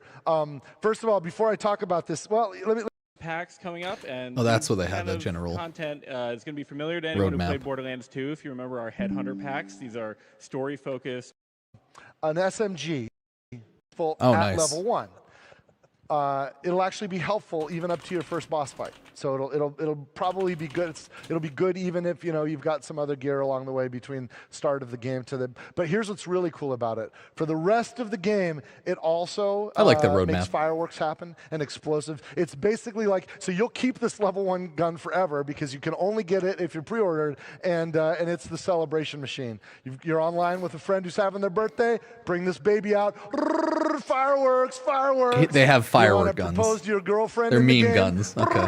Fireworks, fireworks. It's awesome. It's so much fun. In the sleeve? You'll have a blast. Now, Could be a lot earlier of we were things. talking about Mic how pack, when you probably. complete the game, you can create new level 30 characters. Clickers. We've got a couple. It's a lot of wiring, probably, for mics and stuff. Level 30 ordnance. We've got a level 30 grenade and a level 30 rocket launcher. And or like these controllers are to do certain effects. I don't want to change scenes. forget the details. Type of deal. So yes, Usually. the Sidewinder rocket launcher.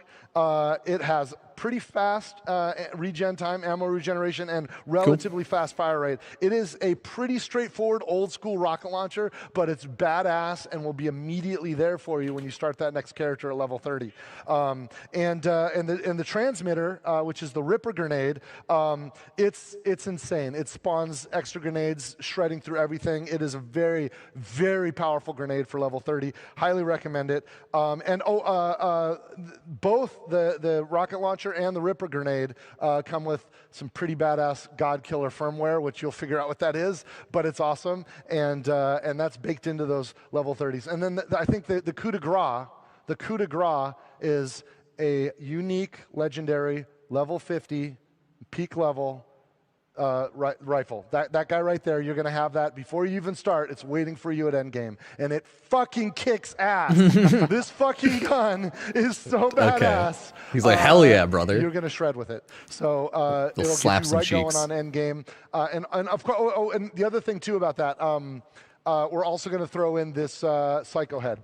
So every Vault Hunter can wear the Psycho Head. It's a customization, so it's not just the gear, it's also that. So that's a free added gift for everybody that's pre-ordered.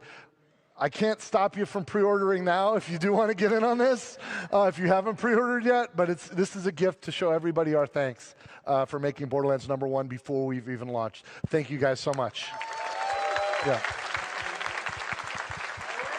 That was a fantastic. Anything else you want to raise? Any words of wisdom or final thoughts?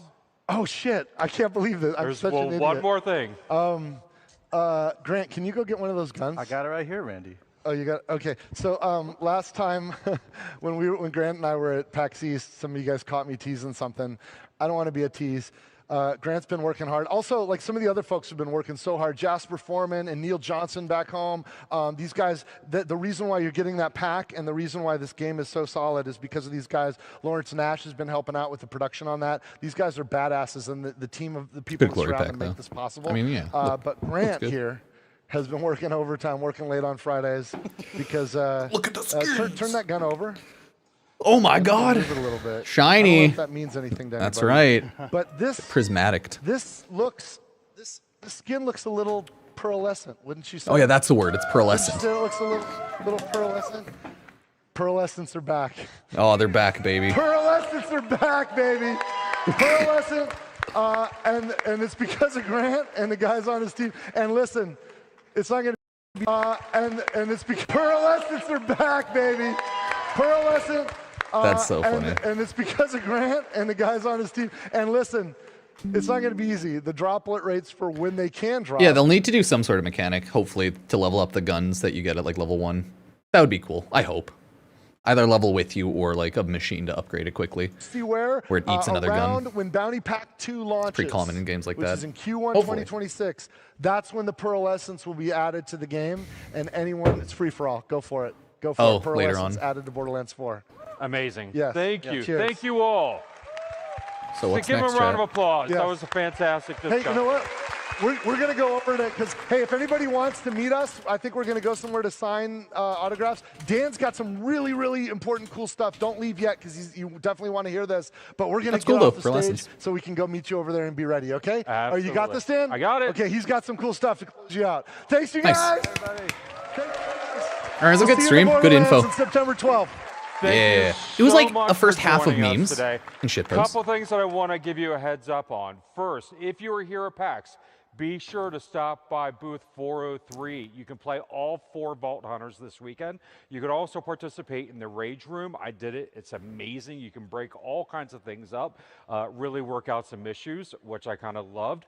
Also, if you are in Dallas, if you are coming to Dallas, Texas. if you've ever wanted to go to a launch Go party, to a rage room for come Borderlands. to our I mean, that's launch party cool. On September 12th, you are cordially invited to join us at Gillies and just have a great time with the team. Meet your favorite developers, scan the QR code, and it will take you to a site that will let you know how you can get your tickets. If you're watching online, same invitation goes for you. You are more than welcome to come party with us. Finally, we're going to still be hitting the road. Coming up, we're going to be going to Tokyo. We're going to be hitting Tokyo Game Show. And then later in the year, we're going to be hitting PAX Australia. So if you're planning on going to Japan or Australia, come see us and say hi. And with that, grab Warframe does on your TGS way stuff. out and head over to the autograph signing. Thanks, y'all.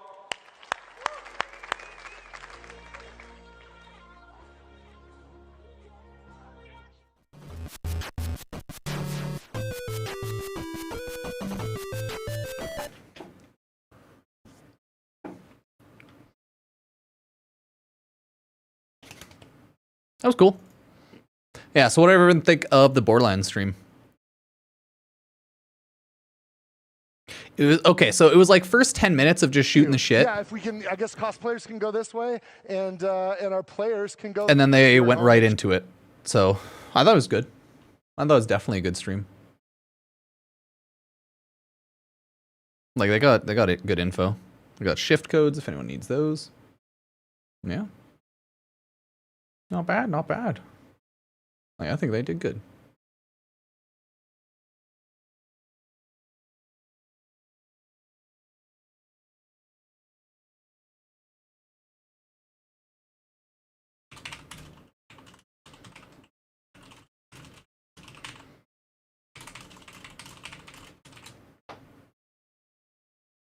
Well, looks like that's all the news.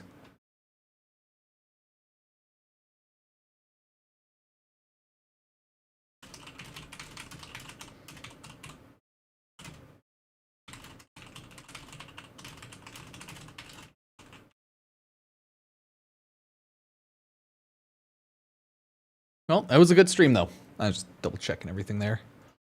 We'll go over all of the Borderlands 4 stuff, and then probably jump on another game. I do want to check out all the Borderlands 4 trailers. I just think maybe I'll do that tomorrow. I haven't 100% decided, though. I'm pretty bad at knowing what I should do or deciding what to do. I'm like a lost puppy, you know, just lost corgi. Make sure you got it. This is the working. Oh, did they just like do a quick? Before we do that, Randy, I just got to know how you. Yes, really talking about some. And we're gonna. I thought I just like jumped the roadmap up right there. Oh shit! Oh shit! Oh shit! Ah! Let me just jump back into Warframe. We have several people here that work on. While we stand around and talk. Including one of my favorite designers. From. Cause yeah, we're gonna chat about Borderlands 4. Get a little video up going over Borderlands 4 Endgame.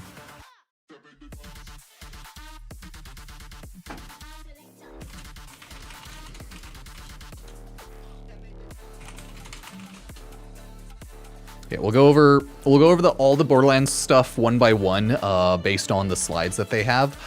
I am just straight up, I have not played enough Borderlands to fully understand every single system mechanic, because the last time I played Borderlands 2 was fucking 10 years ago.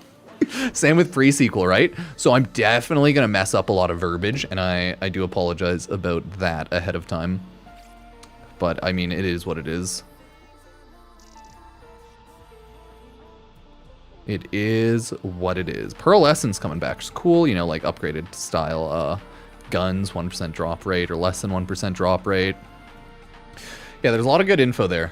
A lot of good info. I hope they have like a full Borderlands 4 info dump, kind of text dump for that, because it was a really good stream, right? Like the stream had a lot of good info. I just really wish they had a text dump, because it's hard to parse through a lot of the info, especially for newer players. And they probably will have a Borderlands 4 news post. Right? Because they have all that. We're off of new mechanics. Remember to sub-follow Borderlands 4 Twitch drops.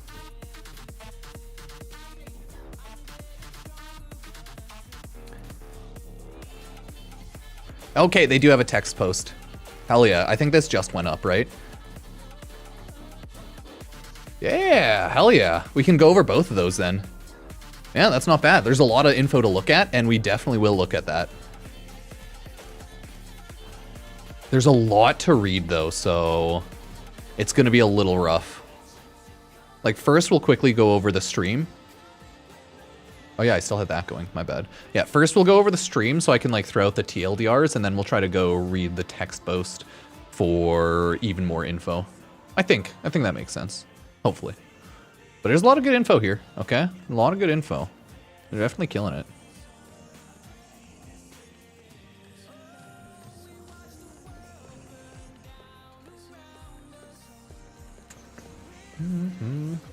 Okay. Anyways, I'll be right back. Just gonna go warm my coffee and stuff. And then we'll go over everything.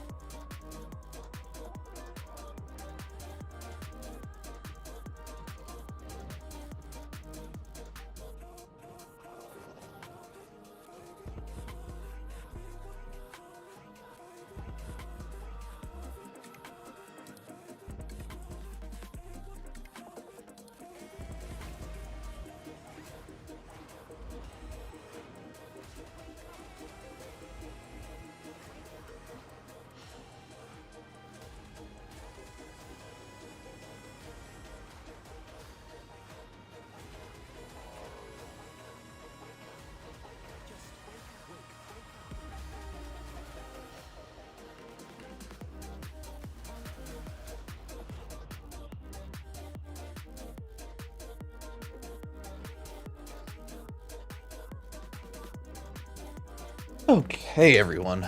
Let us go over all of the new Borderlands stuff.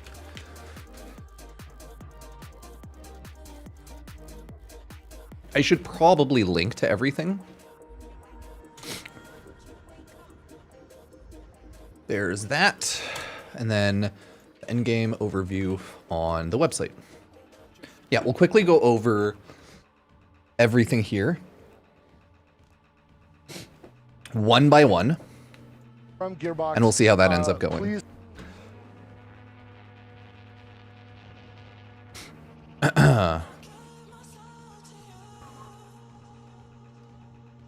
Oh, I'll do this actually.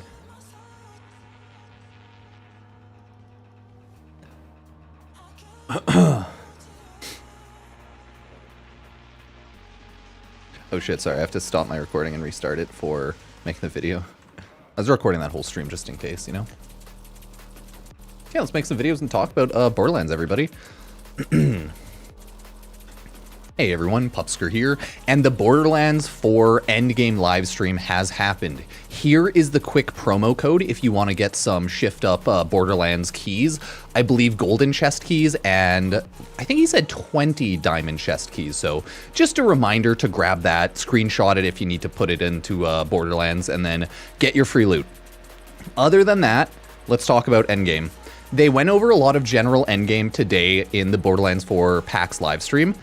They also have a text post up on their website, so we'll go over that right after in case there's stuff we missed, because there will be a lot of stuff we probably missed, right? I am not as hardcore of a Borderlands player as people who played through constant like Borderlands 3, pre-sequel, and 2. I just have like a couple hundred hours almost on Borderlands. Actually, probably just like 100 hours now that I think about it, across like Borderlands 2 and pre-sequel. So I'm gonna goof up some stuff and not understand the depth of some systems, so keep that in mind.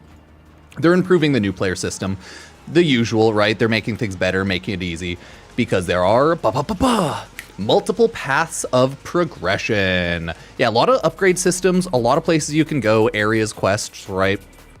And a lot of general things that you can do there. Pretty normal, right? They're just making it a little easier. From there, we've seen the character levels a little bit, right? And then we've seen skill trees. And there are also, beyond skill trees, specializations.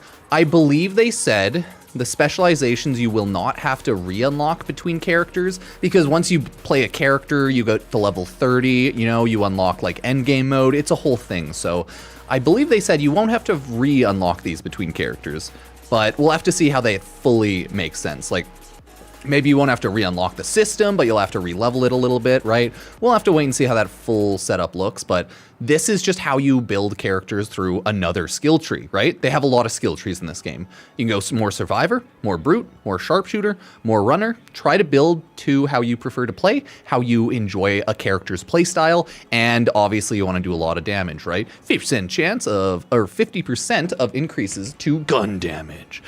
Ordnance damage benefits from increases gun damage, right? Not too shabby there. There's a lot of stuff. Yay, the machine's back. I can't remember what this machine is called, but it's back, right? You can get loot. Awesome. We'll see it in the text post. So the general systems of Borderlands. You go through the campaign, you beat the whole campaign. This is your like first mode.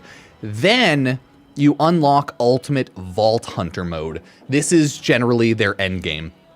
Fight harder bosses, harder characters, progress through different missions. There's going to be separate missions. You're going to unlock endgame missions after you beat the main story campaign missions, they said.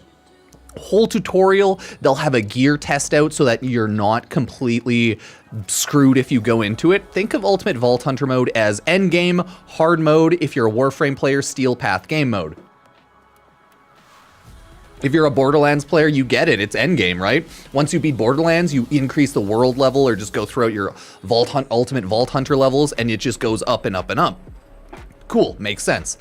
From there, there are a lot of challenge missions. I think they said daily and weekly challenge missions, or maybe just weekly challenge missions, but also challenge missions to increase your Ultimate Vault Hunter rank, like normal stuff like that. We'll get better clarifications once we start looking at the text post, but keep in mind, this is Borderlands, so you kind of know what to expect because it is more Borderlands. Best part about Ultimate Vault Hunter mode. Once you beat the game, you can then create a brand new character straight into level 30 for new game Ultimate Vault Hunter. I believe they said you'll still have to explore the world, unlock the like general map to like re-find it, but you're essentially just restarting a character maxed campaign level, but not maxed level. And then you're able to level up and unlock more Ultimate Vault Hunter on a side character. Skips out on a ton of grind, should save you a ton of time, and honestly, it's a good system. They also have, this is a lot where they just shoot it out, right? Replay your favorite campaign missions. If you don't know, some games, it's just most games, right? You just can't replay old missions, but they put in a mission kiosk where you're able, life coach, to replay old favorite missions, right? So that's really cool.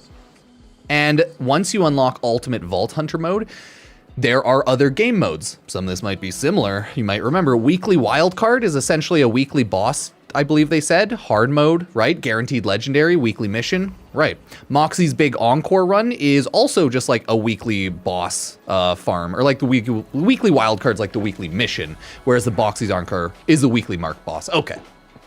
Sorry. I'm gonna mess things up a little bit. It was a fast stream. Increased drop rates with Iridium. I believe that's the purple resource, right? The like endgame, the general item resource that you need a lot of. Yeah, farm and co-op, you know, with your buddies, your friends. Yeah, if you have any of those, friends, am I right? What's that?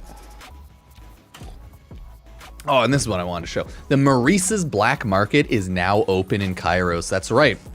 Maurice's Black Market's open, and I believe they said these are instances based on you, right? So if a friend invites you, his Maurice's Black Market will be different than yours, so you can invite friends, get different gear, get different guns, right? Depending on what you need to buy. I definitely don't remember all the systems in a Borderlands game, so, you know, be patient with me. Don't hit me. Don't yell. Be patient, okay? We'll get more clarification. Co-op, just 2 button press away. Yeah, it's a matchmaking system. I think it's the same as they do in Warframe, right? Very similar. You just go to the matchmaking top right, matchmaking settings in your top left. You can invite your party in the top right. Pretty good stuff there. Let's talk about gear. You will not have to farm and re-level gear going from base mode into Ultimate Vault Hunter mode, right? Once you get your like max level stuff, I think you're good to go there. So they really wanted to say that.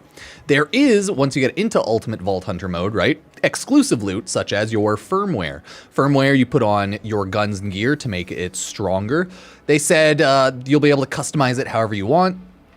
There will be 5 firmware slots, right? You can throw it more into Deadeye Accuracy or the other one or the other one. Oh, one sec.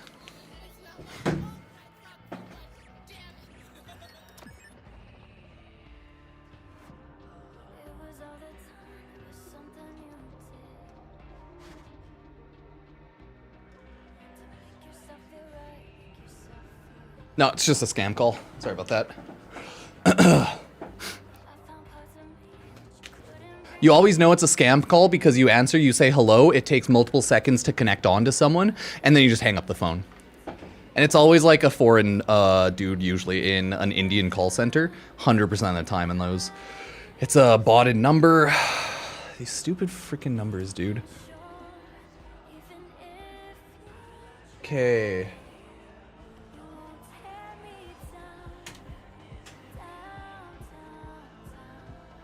Yep, no, it's a scam. I always look up the phone number after.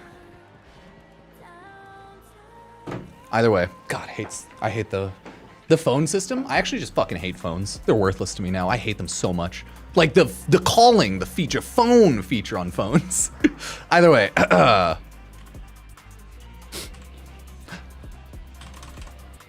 sorry, I got interrupted by a call. Either way, you're able to customize this however you want, right? Do you want to throw 3 into Jackal, 1 into that, 1 into that? Sorry, not Jacked, Jackal, Jacked. Do you want to throw it more into high caliber, projectile speed, gun damage, bullet pierce enemies, right? Or do you want to throw it more onto Deadeye? Gun accuracy, gun crit, every crit grants crit damage. It'll almost always be worth it to go with maxed out 3 on one of those and then 2 or 1-1 on the other ones, right? Usually you don't want to do a setup of like 2-2-1. Usually you'd want like 3-1-1, 3-2-0 or something like that. But Totally up to you. Remember to always grab your rewards and stuff. Look at all the gear, the area. Ah, it looks so cool. Lovely, lovely. So they got more stuff cooking. Don't worry, don't worry. There's more. Oh, don't you worry. There's way more. We have people come out. So this right here, this is the actual roadmap of stuff, and we're gonna go over. Q4, right? They have the Borderlands launch. There will be seasonal mini events. Nice. Horrors of Kairos. New legendary weapons, new cosmetics, new weather variants. Ton of cosmetics you can earn in-game. They have the Bounty Pack one. I think this is going to be purchasable. New missions and bosses, new legendary gear, vault card with, like, this is gonna be DLC, I believe. 24 cosmetics, 4 piece of rerollable gear, 1 Vault Hunter style, 1 Echo 4 drone skin, and 1 vehicle. Okay. From there, we have the free content Invincible bosses. That's right. They're coming back. Okay. They're coming back. I believe like this comes out and then this stuff comes out, but it's all Q4 2025. And then this is Q1 2026. Either way, high level boss variant and arena, new legendary weapons, and ultimate Vault Hunter mode level. Okay. So it sounds like, I don't know. I can't really remember how they fully describe this, but we'll go over it in the text document either way. But that's the general release cycle for December. The game will launch, and then it'll have like DLC free content drop. And all of this will slowly come out. I think it's like launch and then the seasonal mini stuff and stuff here, then the bounty pack, and then the free content there, right? And then Q1 has bounty pack 2, new missions and bosses, legendary gear, vault card loot, player, drone, vehicle. Cool. And then Story Pack 1, which is going to be their actual sweet stuff. I can't remember though if like all of this is free or not, so I'll get clarification after. But you definitely have to, I believe, buy out some of this stuff. Either way, new Vault Hunter, new main story missions, new map zone, new side missions, new legendary gear, new cosmetics, 4 Vault Hunter heads and styles, 4 weapon skins, 2 vehicle skins, 3 Echo 4 drone skins attachments, and 1 Echo 4 frame. And then beyond Q1, more bounty packs, more story packs, and more invincible bosses. But I do believe the only things you have to buy if you want it are the bounty packs and the story packs, while this is like the free content. But hey, if I'm totally wrong on that, yell at me and let me know. Seasonal mini events make their return, and it'll be a great way to get loot, and it'll be harder. New ways to test your skills with all the ultimate Vault Hunter mode and like the hard mode bosses with the new boss arenas, invincible bossing returns, and new legendary gear. So we're getting a lot of info pretty fast here. More powerful enemies with ultimate Vault Hunter mode ranks added with each bosses. So there will be ultimate Vault Hunter modes, ranks, and upgrades. Big plans and more stories, as you can see, because then they go back to the general Q4, Q1. Starting with our first bounty pack. So much content on the horizon. Like, we have cosmetics and stuff, right? And these are like a lot of the skins that you can just like farm in game. It'll be like general free content, I think they said. So cool. A hint of what's coming your way. So there's just a lot of content, a lot of things to farm, right? They have, the Vault of the Damned story content update, and it should be pretty interesting. They go through some goofy stuff here, but, right? They go over her character. Cool, awesome. Story mode with, what is her name? I think Ellie. Either way, good stuff. That's a silhouette of the new character that'll come with like the story mode, I think, update, right? That we saw on the kind of general roadmap. And then we continue on, not too bad. And then they bring out the pre-order bonus Gilded Glory Pack. If you pre-order the game at all, if you got any of the weapon skins, it's just like skin stuff. Pretty cool. They were just like hyping it up, shouting it out. And the new legendary gear stuff. Yeah, Gilded Glory Pack. I believe they said these are weapons that'll shoot out like fireworks and fun stuff. You'll get it no matter what on like creating a character, either level 1 or 30.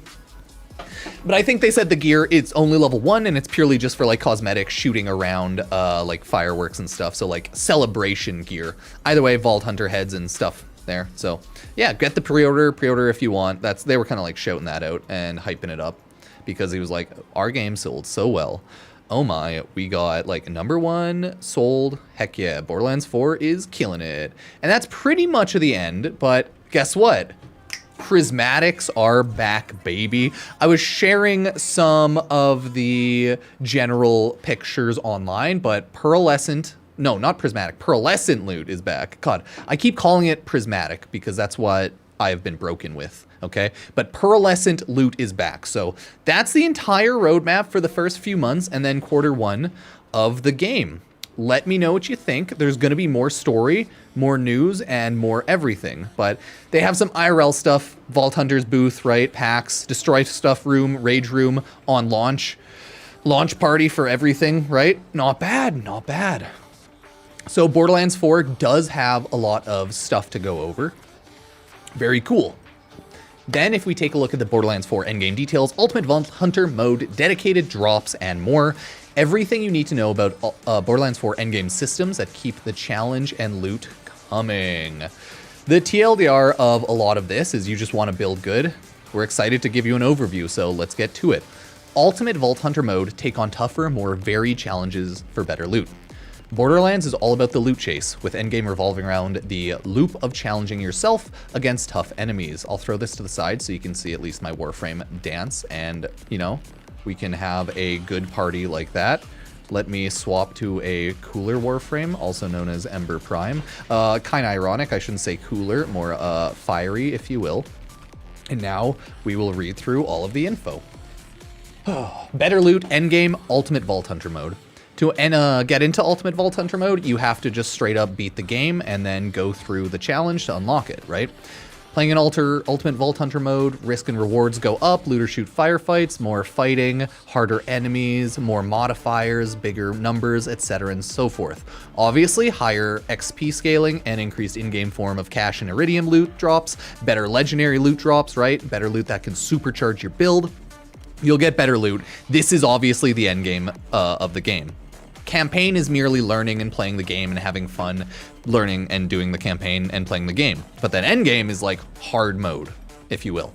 Successfully surviving absolute chaos of a wildcard mission will unlock the next difficulty of Ultimate Vault Hunter level, creating a satisfying cycle of increasing your power and taking on tougher but fair adversaries. So yeah, you just have to do the mission, unlock the higher level, maybe gear up a bit better, unlock more stuff, and then keep going, so on forth.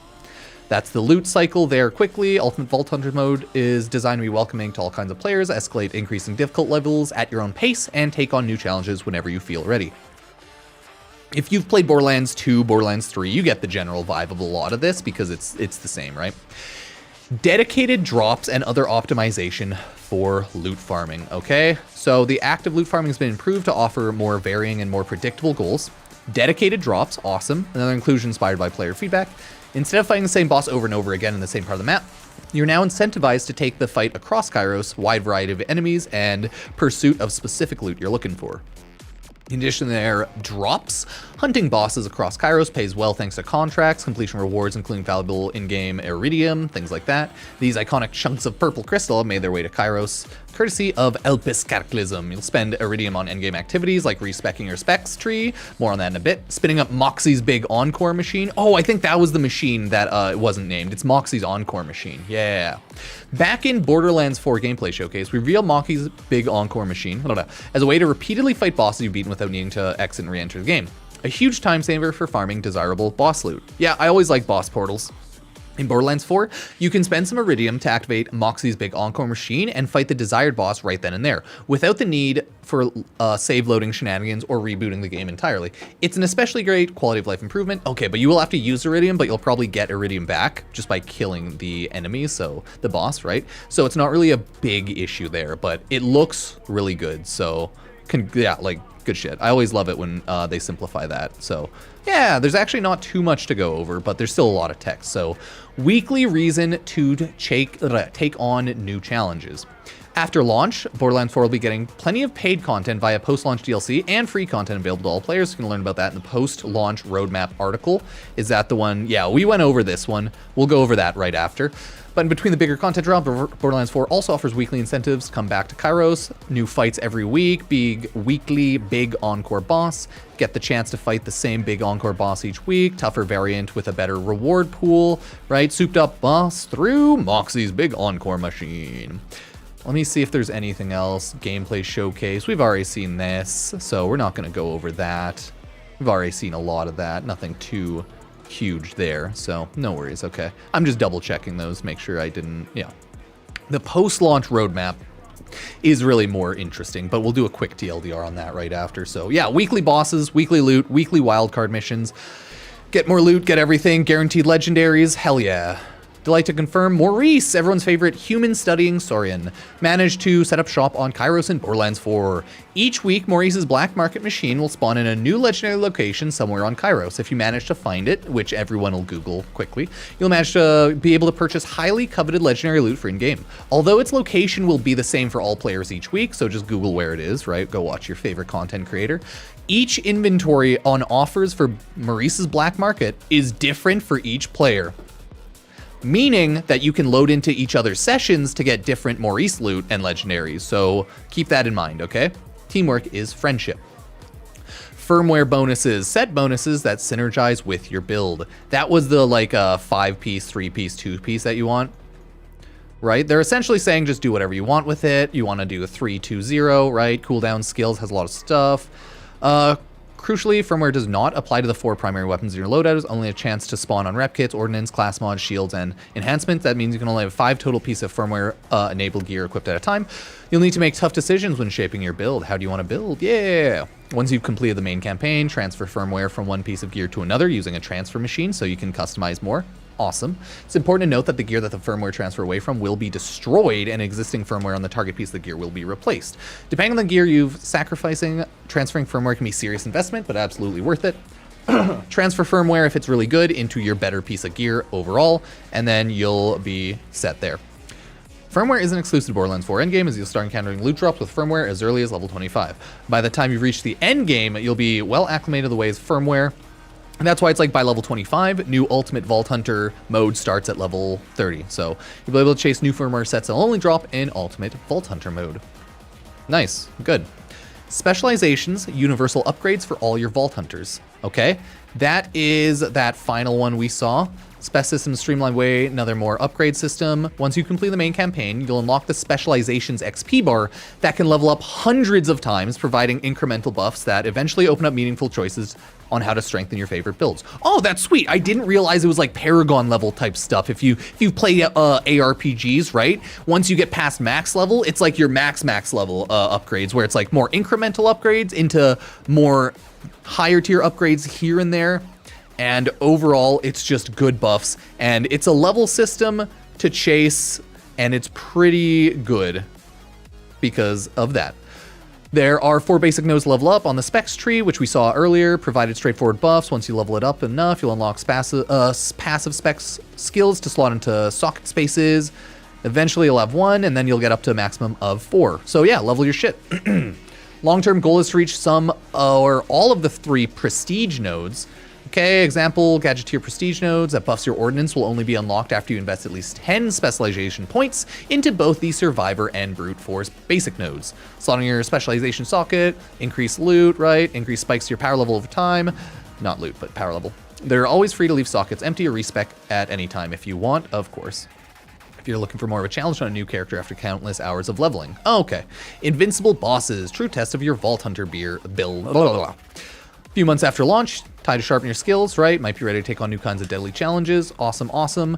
If you have what it takes, Invincible bosses drop some of the absolute best loot in the game. First Invincible boss is planned in Q4 2025, so you can prepare yourself before then, okay? Pearlescent Rarity, a new loot tier above Legendary, okay? With plans to add them as a free update to all players alongside Bounty Pack 2 in Q1 2026. Pearlescent's gear drop will be incredibly difficult to find, but their power level will match with their rarity. Gods. And then upcoming paid and free content roadmap, right? We'll just quickly go over the post-launch roadmap, right? We already kind of went over this. This is the cool stuff that's dropping Horror of Kairos mini-seasonal event. I think it launches first, and then some of this free content drops. Bounty Pack 1 will then drop, which is like paid content and like update stuff, I believe. Then free content is Invincible Boss 1, which is like high-level bosses, arenas, weapons, and Ultimate Vault Hunter mode level stuff. Then we have Bounty Pack 2, which is new missions, bosses, and more loot like that. Free content down here is the Pearl Essence rarity. Yeah, this is the paid bounty pack too. And then story mode, Mad Ellie and the Vault of the Dam. I believe this is also paid, but it's included in Super Deluxe Edition of Borderlands 4 if you buy that, right? Yeah. Either way, Vault Hunter, main story, maps, missions, gear, cosmetics, everything around that. And then Beyond Q1 is more updates, more story packs, invincible bosses, which are like the free content and stuff like that. So you can read about all of that. Story packs with new Vault Hunters and new stories, okay, paid content. And then bounty packs, new missions, legendary gear, loot-filled cards. Free content was the general stuff. Invincible bosses, weekly challenges, pearlescent rarity, seasonal mini events, and endgame with ultimate Vault Hunter mode, and more. So that's kind of all of the new info we have on Borderlands 4 as of right now. Let me know what you think, everybody, if you like it, if you hate it, and if you're planning to play, buy, etc. Borderlands 4. But that is everything. I'll try to timestamp it somewhat well. If you want to support the channel, as always, you can subscribe to YouTube, Twitch, follow anywhere. Like the video, comment down below to feed the sweet YouTube algorithm gods, and I do thank you. Other than that, I do have an Epic Games creator code Pupsker if anyone buys the game on the Epic Games Store, as I am an Epic partner, so I get kickback from that, so appreciate that. Other than that, Borderlands 4 September 12th, I'll make a lot of reaction videos, and I'm just going to take a look at everything on stream and make videos for a bit, so I do appreciate everyone ever swinging by my more casual, chill streams when we're not doing game stuff and just like talking about or making videos, so thank you so much. Cheers. Whew, that was good. That was good. There's a lot of content, actually. My wife just texted me. I'm going to go take the dogs around the block. We're going to go for like a little walkie, as we say, in the industry, the dog industry. So while my video gets the peaks and valleys rendered out, I'll BRB, and then we'll swap on over to, I guess, Borderlands 4 stuff more. But yeah, Borderlands 4 endgame stuff looks great. Everything's shown today. Actually, I'll probably do this one. Boop, boop.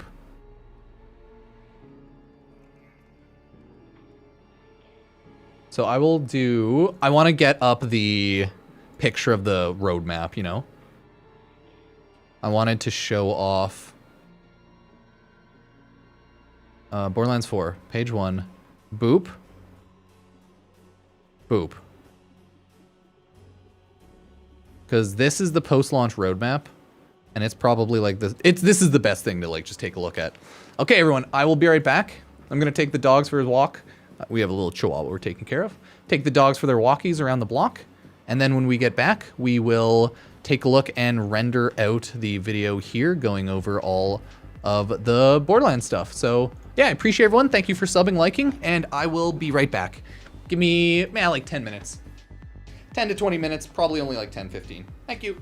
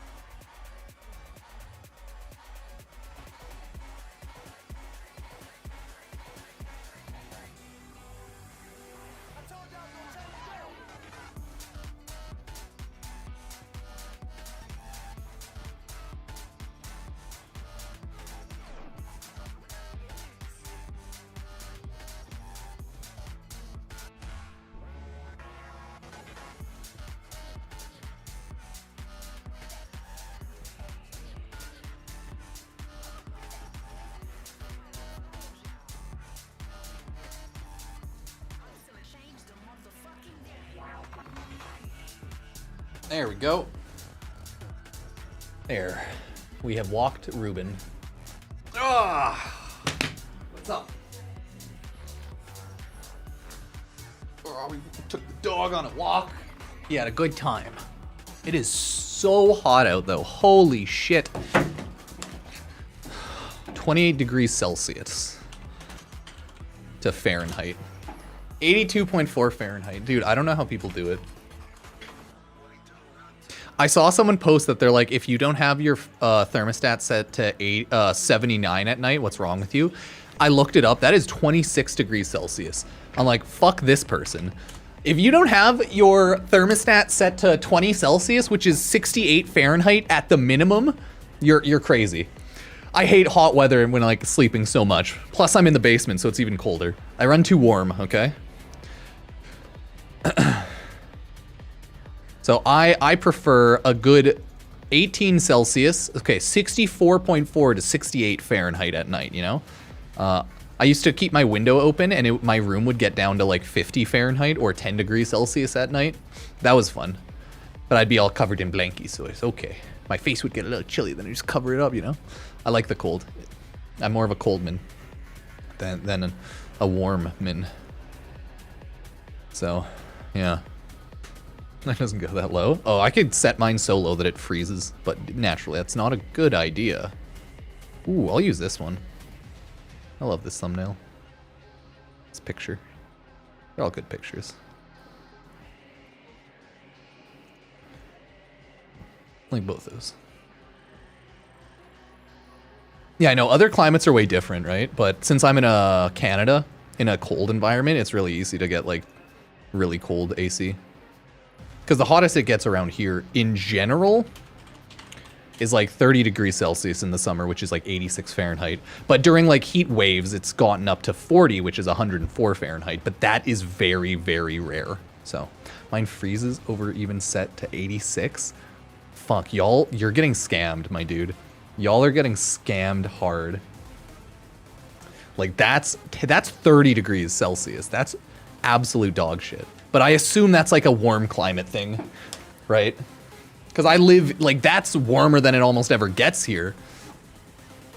So it's like, that's probably more understandable in like warm plate, but like, what? Yeah. You got just bad AC system setups in that? I don't know. I don't know. Seems suspicious. Merely suspicious. Yeah, what's everyone thinks about Borderlands 4 content reveal so far? All the endgame and everything. I think they did a good job. Get the little video up, make some timestamps. My room is like 80 Fahrenheit when playing games. Dear God. Y'all terrify me.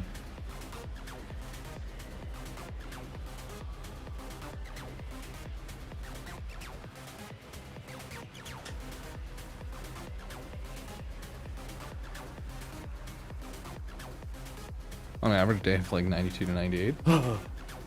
Scary. This is why I even the thought of moving to another country, I don't like it because it's too hot everywhere. I like the cold climate of Canada. I really, really do. I run too hot and I enjoy the cold.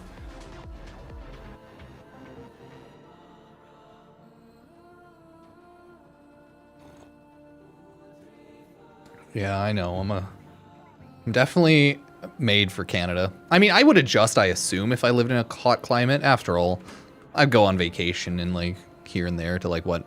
It's been a while, but like Hawaii, Mexico. I went to Jamaica because Jamaica was really hot.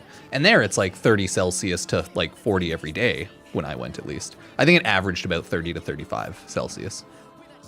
But in my area, the hottest it usually gets is 30, and it's a heat wave right now, and that's like 12 degrees Celsius at night to 28, 30 in the day. 30 degrees in my area Celsius, which is right 86 or whatever. That's a heat wave. All right, hell yeah.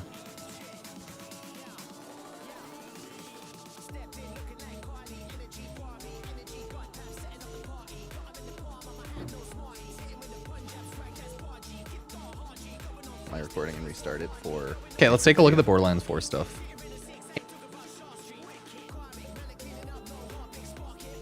Diamond Golden Keys promo code's the first thing.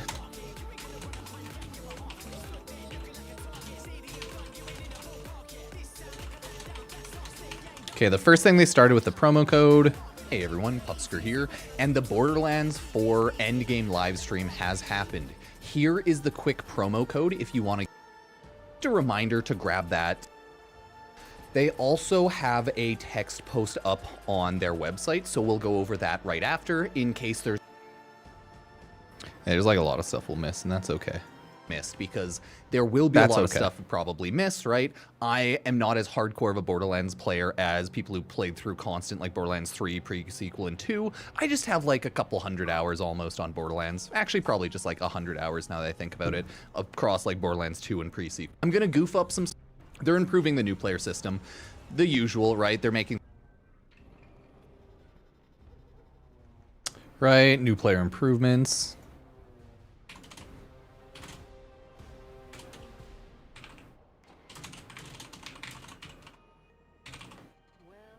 Yeah, it's like whatever, normal stuff there.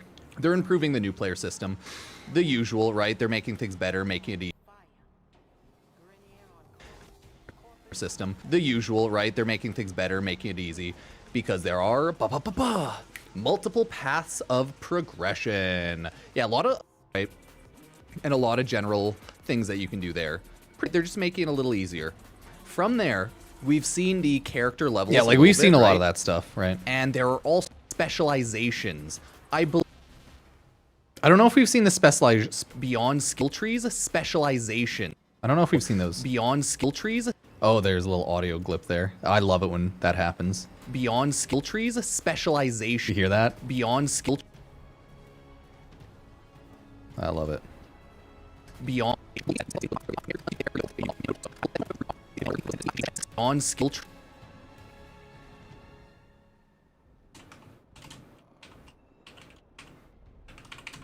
Oh god, I can never spell specialization. I want to put an S where the Z is. No, I spelled it right, okay.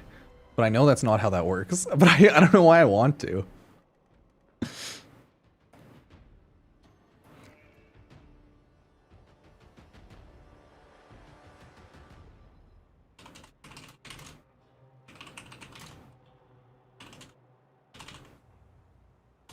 Yeah, crazy, crazy. Beyond skill trees, specializations. I believe they said. Like they talk about a lot of stuff. Specializations you will not to see how they fully make sense. Like maybe you won't have to re-unlock, but you'll have to re-level it a little bit, right? I think they said by the end of it later, it said that you don't have to re-level it. It's like unlocked between characters. It's your Paragon levels. So. This is just how you build characters through another skill tree, right? They have a lot of skill trees in this game. You can go more Survivor. Ordnance damage benefits from increases gun damage, right? Not too shabby there. Oh, right. Not too shabby there. There's a lot of stuff. Camera with not that too shabby there. There's a lot. I said that's like the Moxie machine. A lot of stuff. Yeah, the machine's back. I can't remember what this machine is called, but it's back, right? You can get loot. General systems of Borderlands. You go through systems of.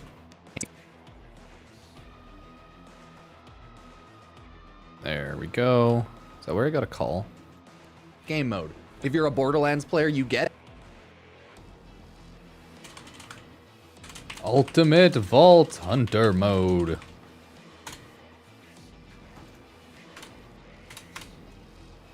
Okay, normal stuff there. Unlock endgame missions after you beat the main story campaign. Yeah, like this is all pretty normal stuff, I believe, for Borderlands folk. I probably am not continuing with Warframe. Nah, not today. I think I'm all Warframed. Unlock endgame missions after you beat the main story camp. I'm trying to think if there's a. Oh, I might jump back on to make some shorts later tonight and like shorter videos. Pain missions, they said. Whole tutorial. They'll have a gear test out so that you're. If you're a Borderlands player, you get it. It goes up and up and up. Cool, makes sense. From there, there are a lot of challenge missions. Up and up. Cool, makes sense. From there, there are a lot of challenge missions. I think they said daily and weekly challenge. This is Borderlands, so you plans. Best part of I don't want to timestamp the challenge missions because those are kind of like lame.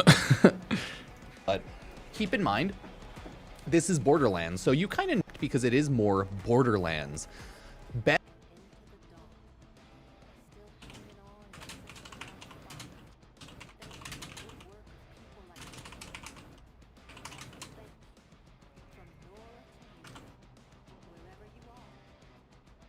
Okay, there we go. Skip campaign after completion. Ultimate Vault Hunter mode. Once you beat the game, you can then create a brand new character. I believe they said you'll still have to explore the world next level, and then you're able to unlock more Ultimate Vault Hunter on a side character. Skips out on a ton of grind, should save you a ton of time on character. Skips out on a good system. They also have, this is a lot where they just shoot it out, right? Replay your. This is a lot where they just, you don't know. They put in a. Okay, 408. Okay, so they have a little mission replay. If you don't know, some games, it's just most games, right? You just can't replay old missions, but they coach to replay Ultimate Vault Hunter mode. There are other game modes. Some of this might be similar. For weekly Hunter mode, there are other boss, I believe, guaranteed legendary week. Okay. Weekly wild card. I believe they farm or whereas the box.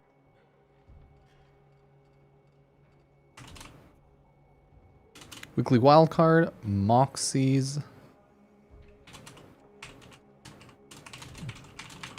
Big encore run. Okay. I'll do that as like one time. Is the weekly mark boss. Okay. Sorry. I'm going to mess things up a little bit. There's a increased drop rates with Iridium. I believe that's the... What? Yeah, Iridium is the purple resource, the like main one. What's that? Oh, and this is what I wanted to show. The Marie... Oh.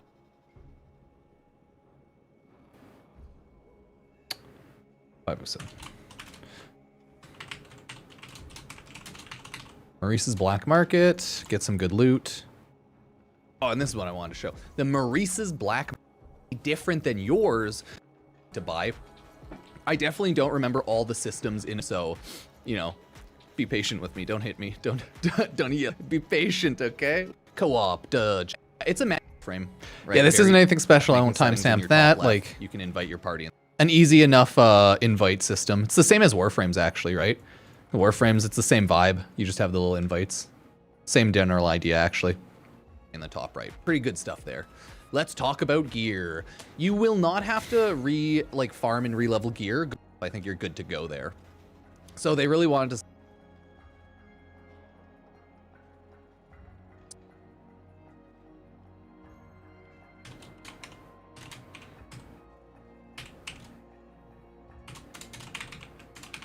Okay, UVHM firmware. So they really wanted to customize it however you want. There will be 5 firmware slots, right? You can throw it more into the Deadeye accuracy slots, right?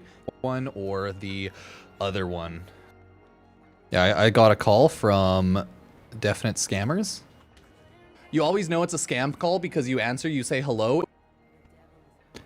Whenever you answer, you say hello, and they take 5 seconds or so to respond. It's because their auto dialer or whatever. It has to connect someone at the call center. The phone calls are just scams. I think it's always just because it's like my phone number is connected to my business. Or the other one. Sorry, I got interrupted by a call. Either way. Dang scammers. Sorry, I got interrupted by a call. Either way, you're able to customize this however you want, right? Do you want to throw 3 into Jackal, 1 into that, 1 into that? There's, sorry, not enemies, right? It's not Jackal, it's Jack. Or do you want to... I'm just... But... Totally up to you. Remember to always grab your... or something like that. Totally up to you. Remember to always grab your rewards and stuff. Look at all the gear, the area. We have... We're going to go over.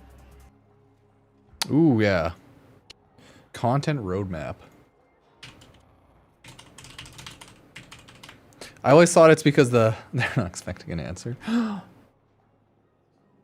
No, it's the opposite. No, how those call centers work is you pretty much get hit with an auto dialing bot, right? And then you get your phone call. It's a fake number that is probably spoofed or bought and then resold like countless times. It's almost always fake, right? So you get a call, you answer, it doesn't say anything. It's usually a guy or a girl from India, and then you just hang up. Like, I'm in Canada. I imagine a lot of the scam calls are different regionally. A handful of years back, I think 5 to 7 years back, we would get a lot of scam calls which were targeting Chinese population. So it would just start spouting something in Cantonese, right? And obviously that's, yeah, not for me. So we would get a lot of those calls in my region and area. Like, there's a lot of different regional scam calls. It's really annoying. And that one was like a bot that would just tell you to call a certain thing or do something and they'd scam you. Whereas the current one, it's just like, it hits you with like a local number, but one that makes no sense. Like an 825 number. Like, what?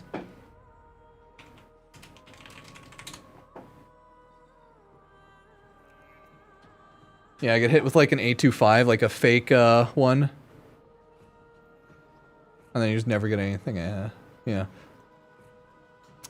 Just chaos. It's always a fake number. Anyways. And then you Google the number and it's just like scam, scam, scam. You're like, yeah, okay. The phone scams are changing all the time. That's crazy. It's so annoying too. My phone as like a functional phone, if I don't have you saved, you're useless to me. Because you're a scam.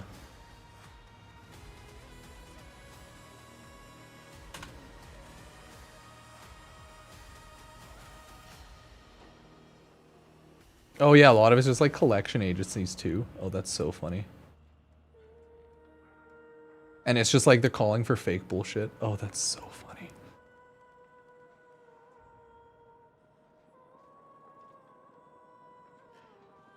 Oh yeah, I got spammed with like 100 calls from Ohio one day. I was like, what the fuck?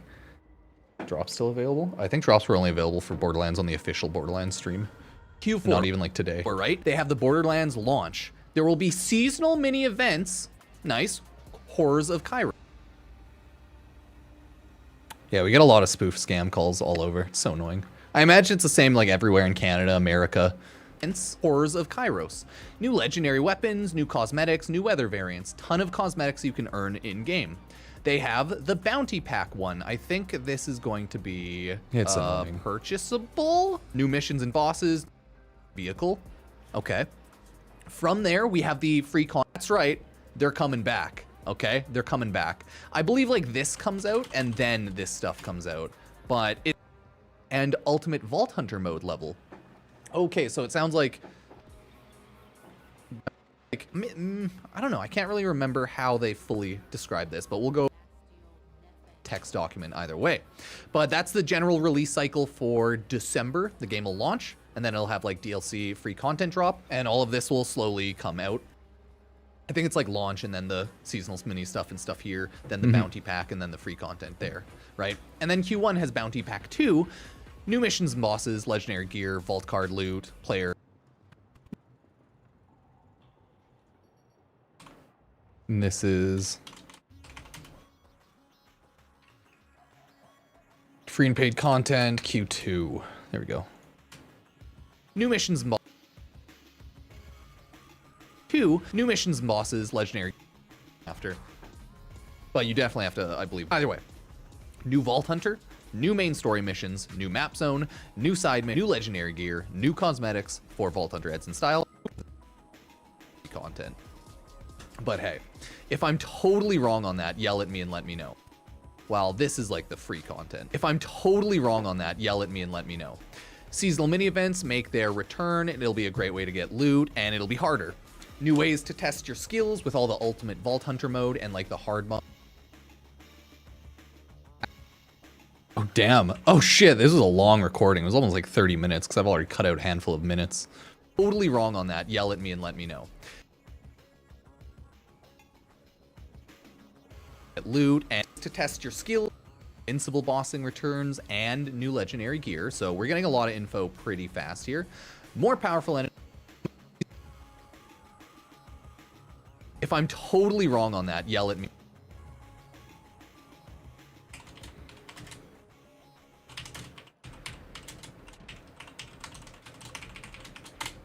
Okay, event stuff, Ultimate Vault Hunter mode, And invincible legendary bosses, Vault right? Big plans and Because then they more. Sorry, Q4, Q1. And these are like a lot of... So, cool. Q1. Starting with our first bounty pack. So much content on the horizon. Cosmetics. Yay. Or way... Through some goofy stuff here, but... Cool, awesome. Story mode with, what is her name? I think Ellie? Good stuff. That's a set of the new character that'll come with, like, the story mode. Glory pack.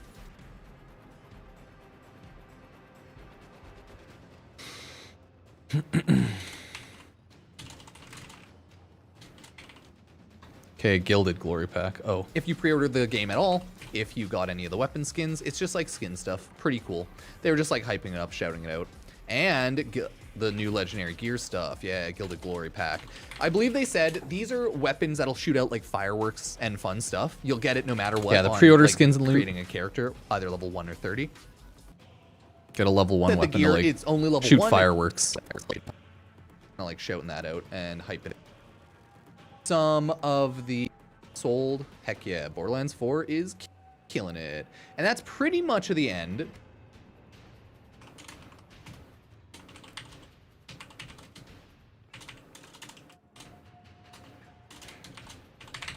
Pearlescence returns.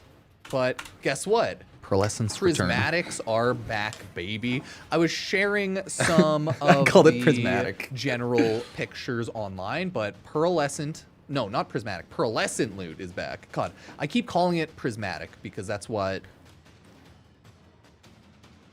I have been broken with, okay? But pearlescent loot is back. So that's the entire roadmap for the first few months, and then quarter 1 of the game.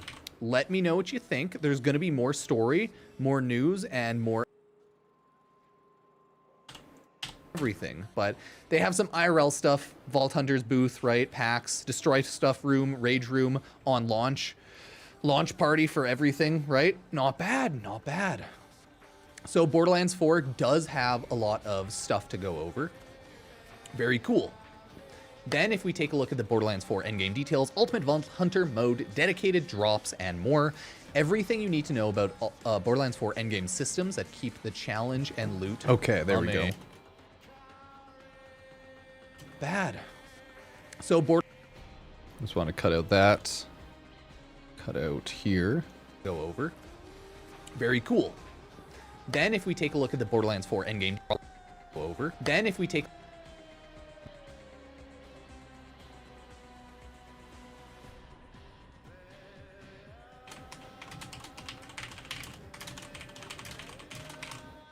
Borderlands 4 endgame news Then post. if we take a look at the Borderlands 4 endgame details, Ultimate Vault Hunter mode, dedicated drops, and more.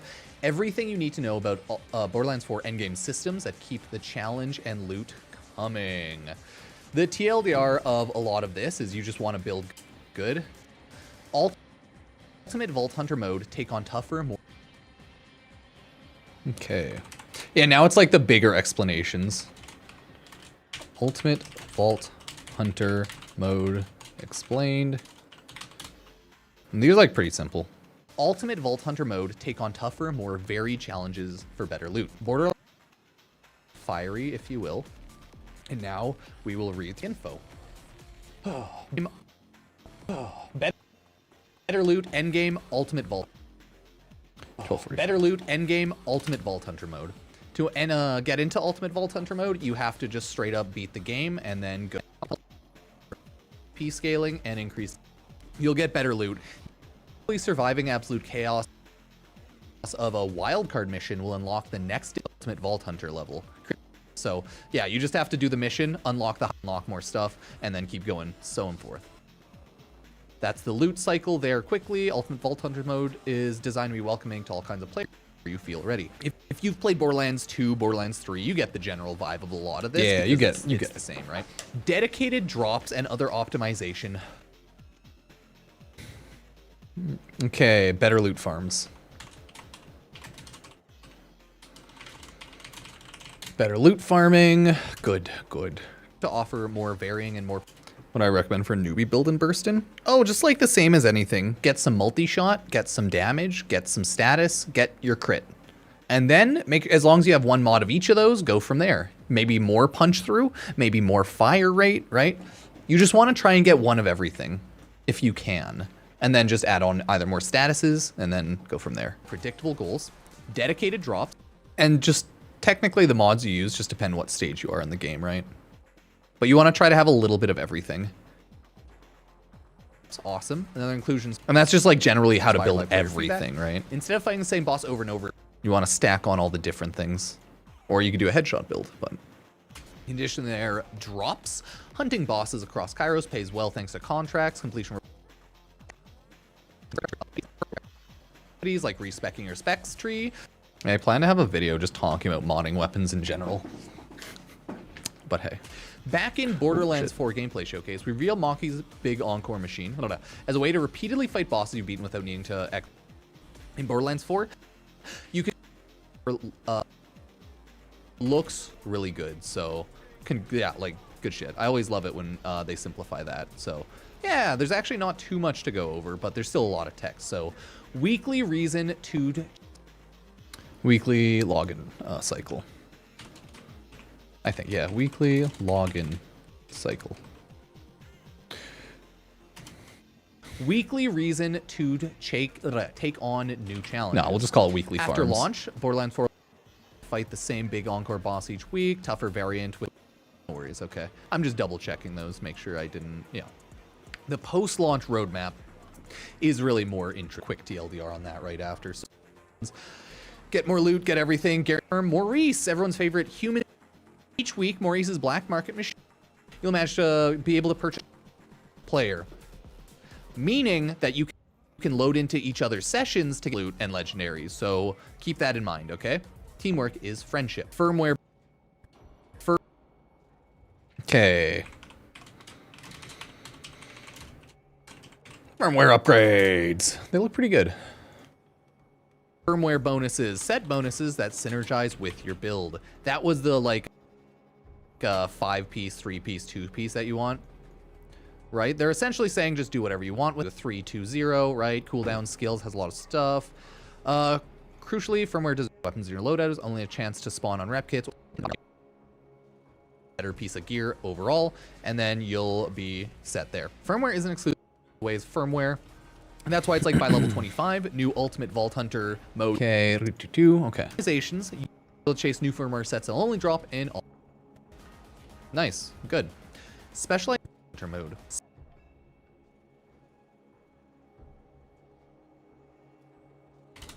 Wait, that is 1820.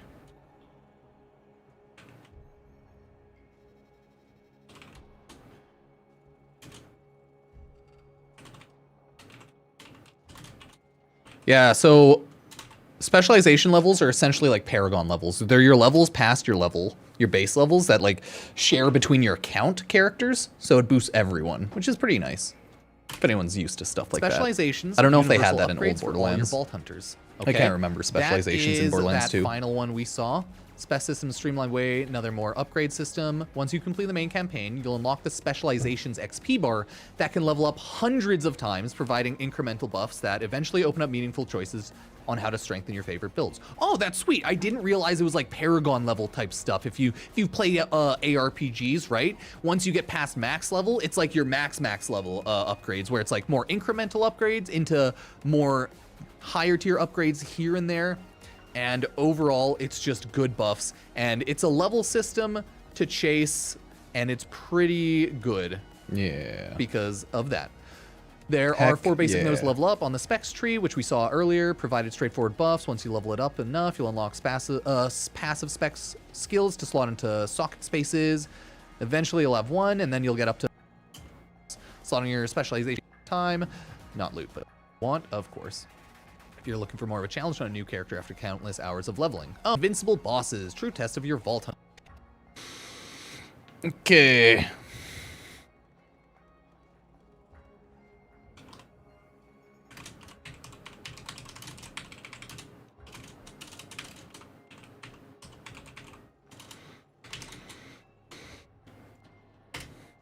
Invincible bosses, true test of your Vault Hunter build. A few months after launch, time to sharpen your skills, right? Pearlescent Rarity, a new loot tier above Legendary, okay. Free update to all players alongside Bounty Pack 2 in Q1 2020. Rarity. And then upcoming paid and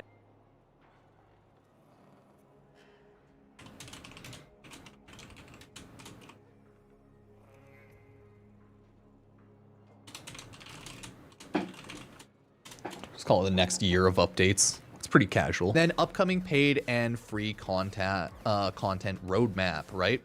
We'll just quickly go over the post-launch roadmap, right? Sorry. We already kind of went over this. This Just is a little the bit. cool stuff that's dropping. Horror of Kairos mini-seasonal event. I think it launches first, and then some of this free content drops. Bounty Pack 1 will then drop, which is like paid content and like update stuff, I believe. Then free content is Invincible Boss 1, which is like high-level bosses, arenas, weapons, node level stuff. Then we have Bounty Pack 2 bosses and more loot like that. Free content down here is the Pearlescent Rarity. Yeah, it's everything around that. And then general stuff in Borderlands 4 as of right now.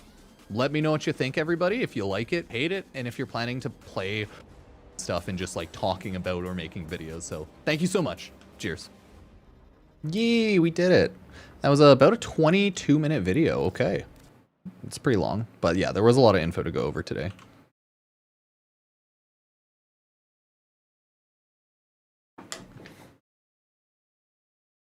Everything new Borderlands 4. Or like Borderlands 4 Endgame news.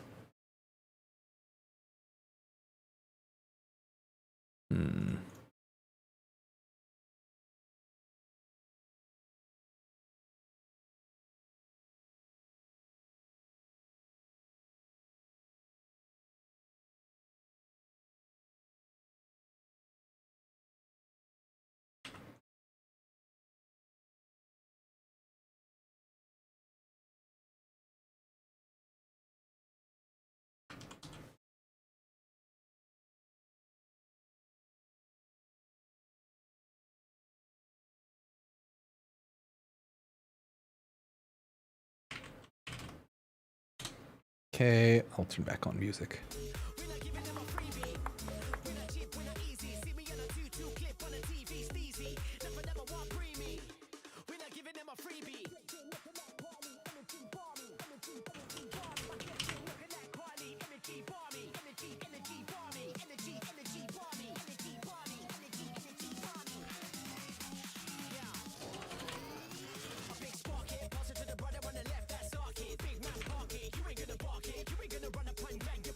Okay, all endgame updates and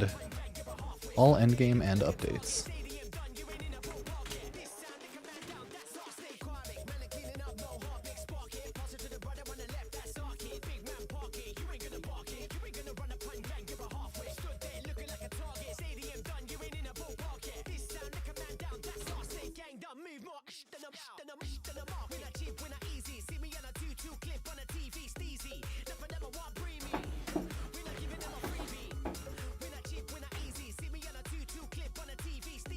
Okay, this will be the little thumbnail because I want to get like the info out there easily. Not bad, not bad. And I'm bad at thumbnails. I'll try to be good one day. I never will be.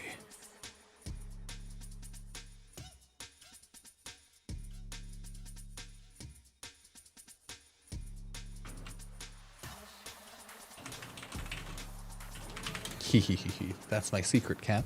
No way to get the drops at this point? I don't think so. I think the only way drops are on is when the official like Borderlands channel or Gearbox streams, not for like individuals right now.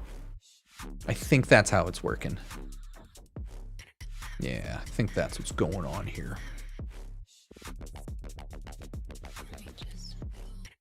Okay.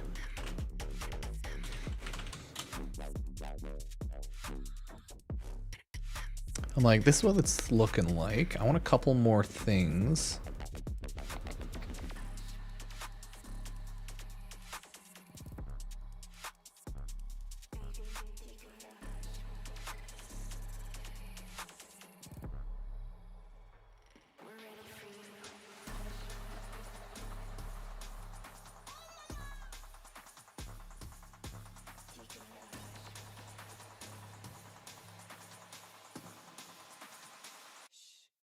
Actually, that's just a sick picture. Oh, no.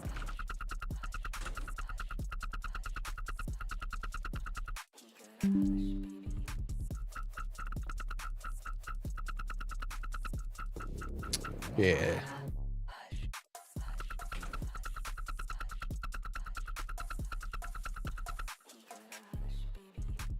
Dude, you're totally gonna understand this genius in a second. Hush.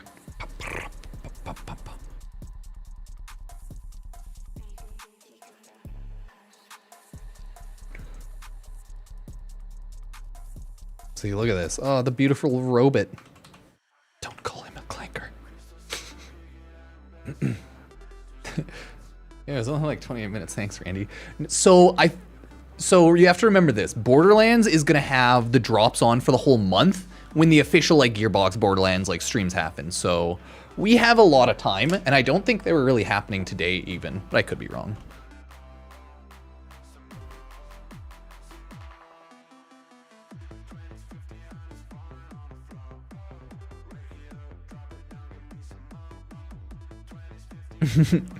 But I don't think I didn't get drops on the PAX stream at all. There were no drops. I'll show you. Unless I was getting drops. No, I was not. I got pranked. No. Yeah, it's like a weird setup. Went on 56. Shit, I wasn't watching on the Borderlands or Gearbox channel. I was watching the PAX one. Yeah, because it's like either Gearbox or Borderlands official. I gotta remember to follow those. Because I think I was watching on the PAX channel. Yeah, that's what I was doing. That's what I was doing wrong. Damn it. There we go. Damn it.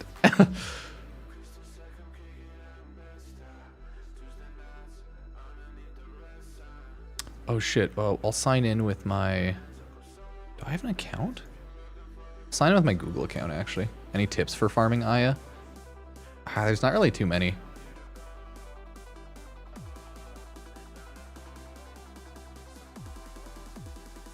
Okay.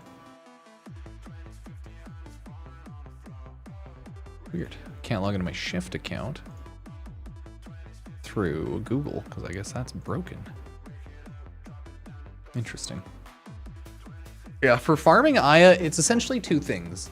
You can target farm, I think, bounties sometimes, and they're pretty decent, or just run fast as possible void missions. That's all you can really do. So either the really fast capture, exterminate type void missions, or you just end up doing bounties. That's literally all, really. It's very simple like that. You make the choice. Which will it be? Which will it be?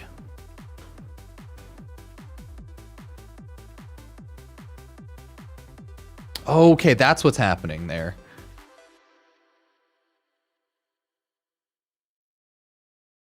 Yeah, they had a lot of bad issues with drops. A lot of people, like, the stream wasn't even 30 minutes long, pretty much, so people couldn't even get the drop. It's wild, I thought. But, like, it'll at least be on for a whole month. Like, almost no one got the drops. Yeah. So, tune on twitch.tv/Borderlands, August 31st at 1 p.m. PT. And they might stream other times, and the drop's available all month, so this is just the next one. But yeah, Borderlands definitely goofed up the drop. Because they like streamed just around 30 minutes, which makes it really hard to get just around 30 minutes of a drop.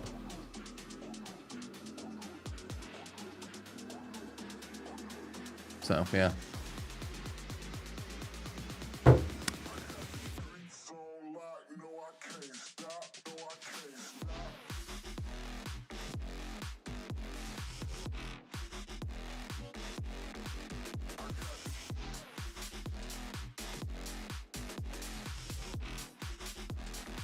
Okay, okay. Why is Satan trending in politics? What is going on with Twitter? Okay, interesting, interesting. Okay, so that's the news with Borderlands.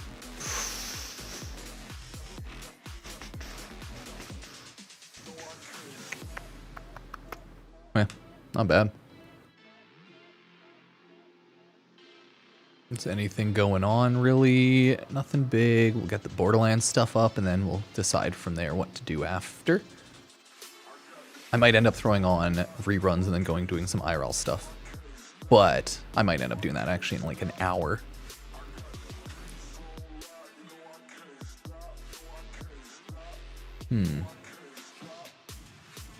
Oh shit! Tales of Symphonia Remastered is $19.99 on the, and really cheap on Steam. Hell yeah! Sorry, I played a lot of Tales of Symphonia when I was but a wee young lad.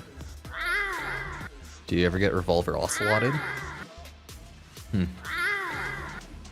These are the questions that keep me up at night.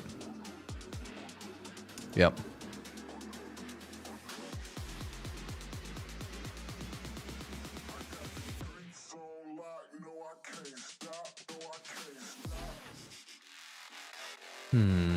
Okay. Oh yeah, the weekly Warframe stuff. We got Double Affinity, Caliban Prime. We got shenanigans, chat. We got shenanigans.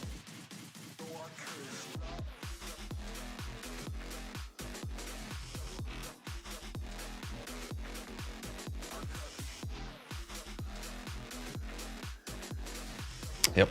Sorry, I just got sent a picture of the dog. And 4 frames of input lag. It does need a nerf. Yep. No, that was from shitpost meme.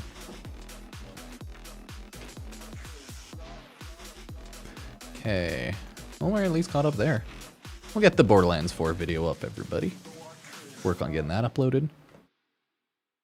I just wanna... I'm just thinking what I should swap to after.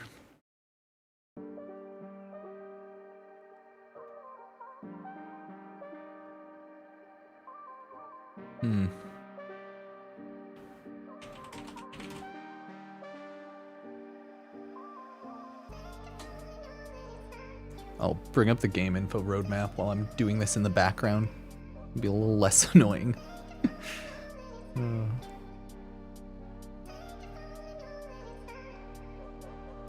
be good to keep this post-launch roadmap up.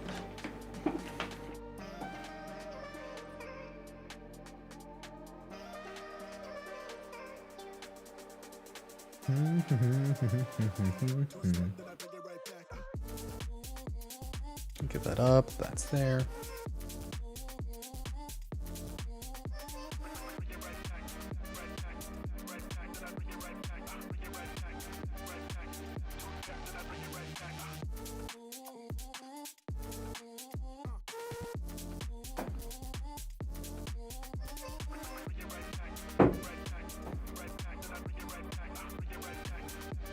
I know a lot of people are gonna be mad about the like bounty pack 1 and 2 because they cost money, as well as story pack.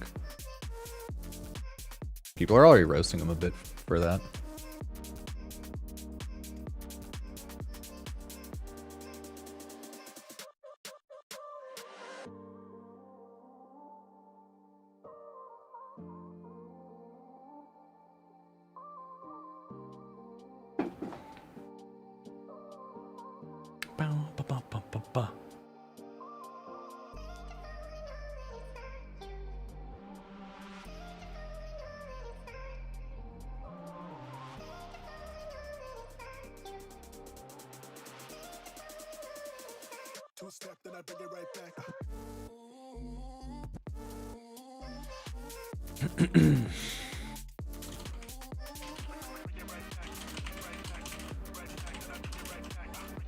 Oh no! Ah!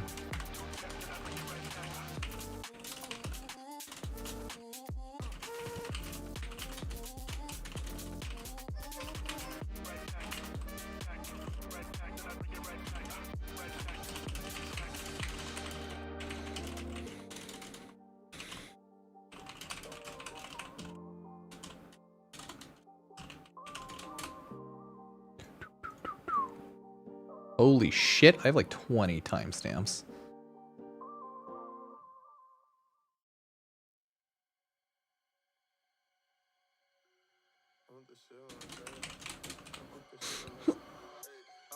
Okay, that's a lot. I'm just saying there's a lot of timestamps there.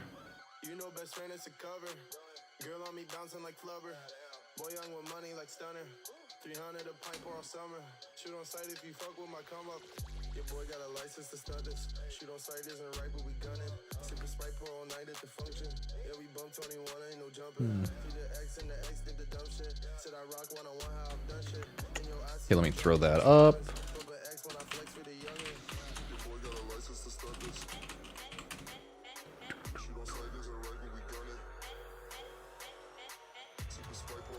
It's good endgame news and everything, though.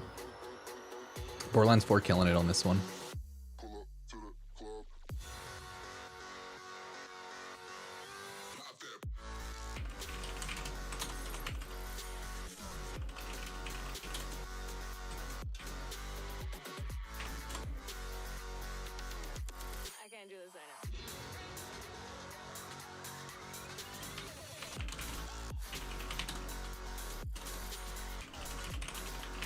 Endgame showcase. Just typing it all up.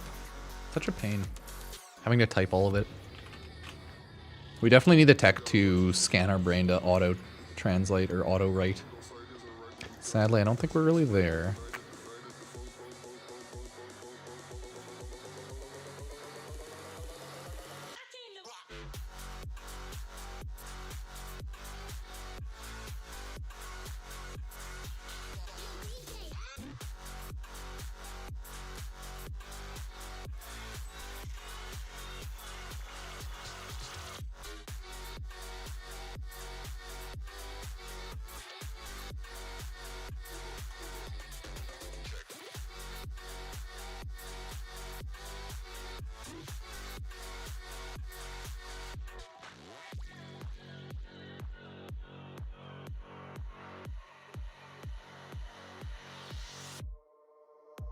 Too nice is a setup.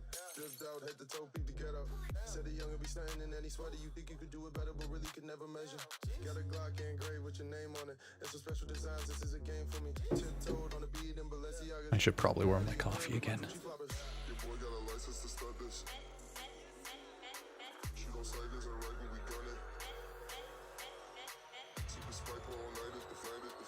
Okay, yeah, the full video going over everything's about 22 minutes long. It's pretty much going over the stuff during the stream and then taking a quick look at the text document, and then it's just Borderlands. So that is everything there with Borderlands. I think they did good. I can't do this right now.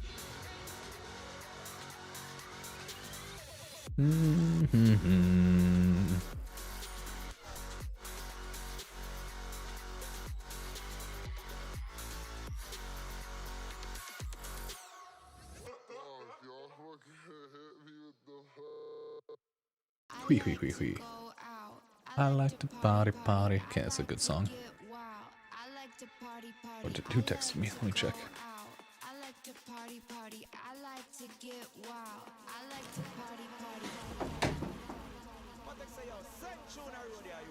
Let me just see. Okay, so here's what I'll probably do. Probably head out for like dinner and stuff, and I'll just turn off my stream since I'm only gonna be gone for like 15, 20. Or no, I'll probably throw on rerun mode on Twitch, and I'll be back, and then restart when I get back. But I gotta go check with my wife, see what's going on. Okay, Borderlands 4 video is rendering onto YouTube. That legitimately takes like 20 minutes. God, I hate it. Not really, I just hate how long everything can take sometimes.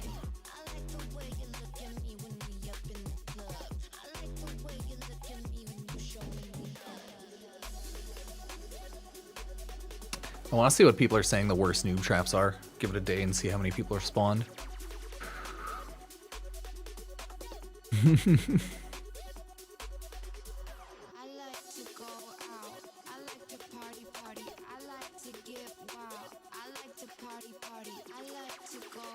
I love that. Sounds like Warframe's entire monetization is predatory.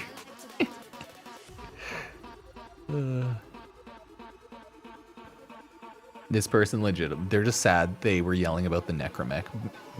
There's zero legit reasons to make necromechs viable and required for a quest.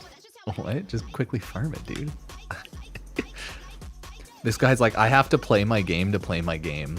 Any game's like that, because they artificially extend your grind. Took me over a week and almost quitting to say screw and buy it with platinum. That's a rough one. Took them so long to get plat. That's rough, chat.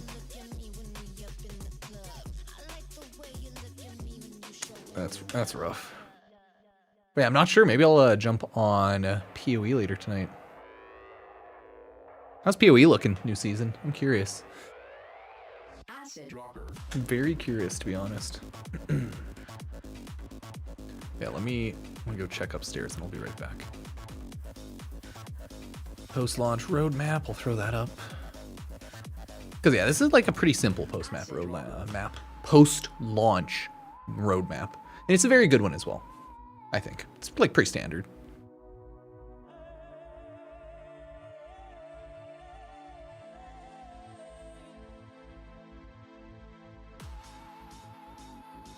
Yeah, the discourse on the short about the Vidaria Prime nerf is so funny. It's like, yeah, pretty much. Like, obviously it was needed, but it was still funny. See, this person doesn't understand that a nerf is also a bug fix sometimes. In this case, it's both. Like, these people legitimately, like, why? Why are you typing this? Why are you typing this? It's a nerf, clearly. But it's also a bug fix. Bugs can be strong. In this case, like, obviously it had to be crashed and, like, fixed. But it's like, it's still a nerf. Oh, sorry. I'm like, it's definitely still a nerf, but it's a bug fix nerf. That's a thing. It's very common in gaming. Bug fix nerfs happen all the time. Especially in looter shooters, right? Okay, I'll be right back. Let me go check.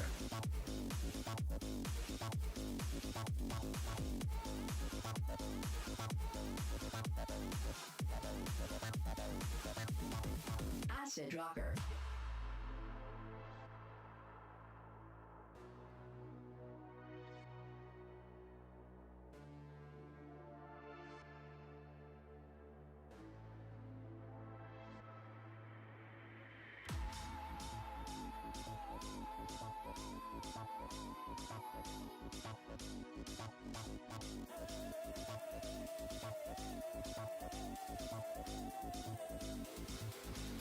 Acid rocker. Acid. Acid. Acid. Acid. Acid. Acid. Acid. Acid rocker.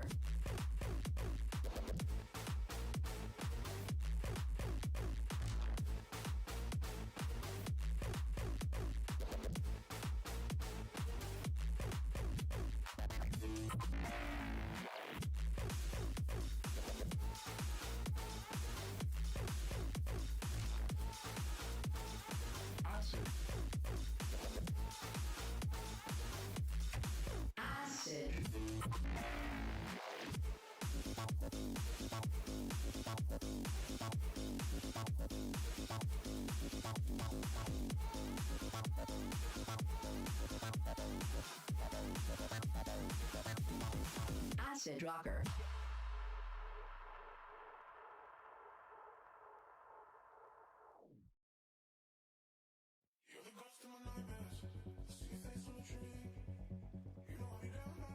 Okay, so YouTube chat, I am gonna jump off YouTube because I am gonna go grab dinner and stuff. But we had a good one. Let me quickly get the video uploaded for Borderlands 4.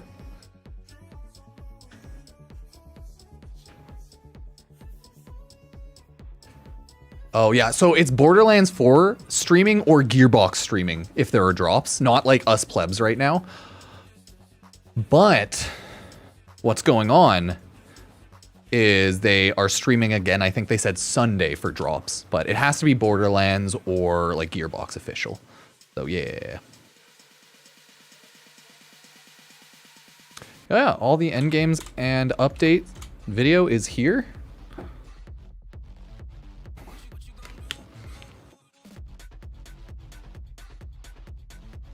I have the Diamond Golden Key promo code, you know, all that. I finally changed my name. Well, yeah, you always get like yeah,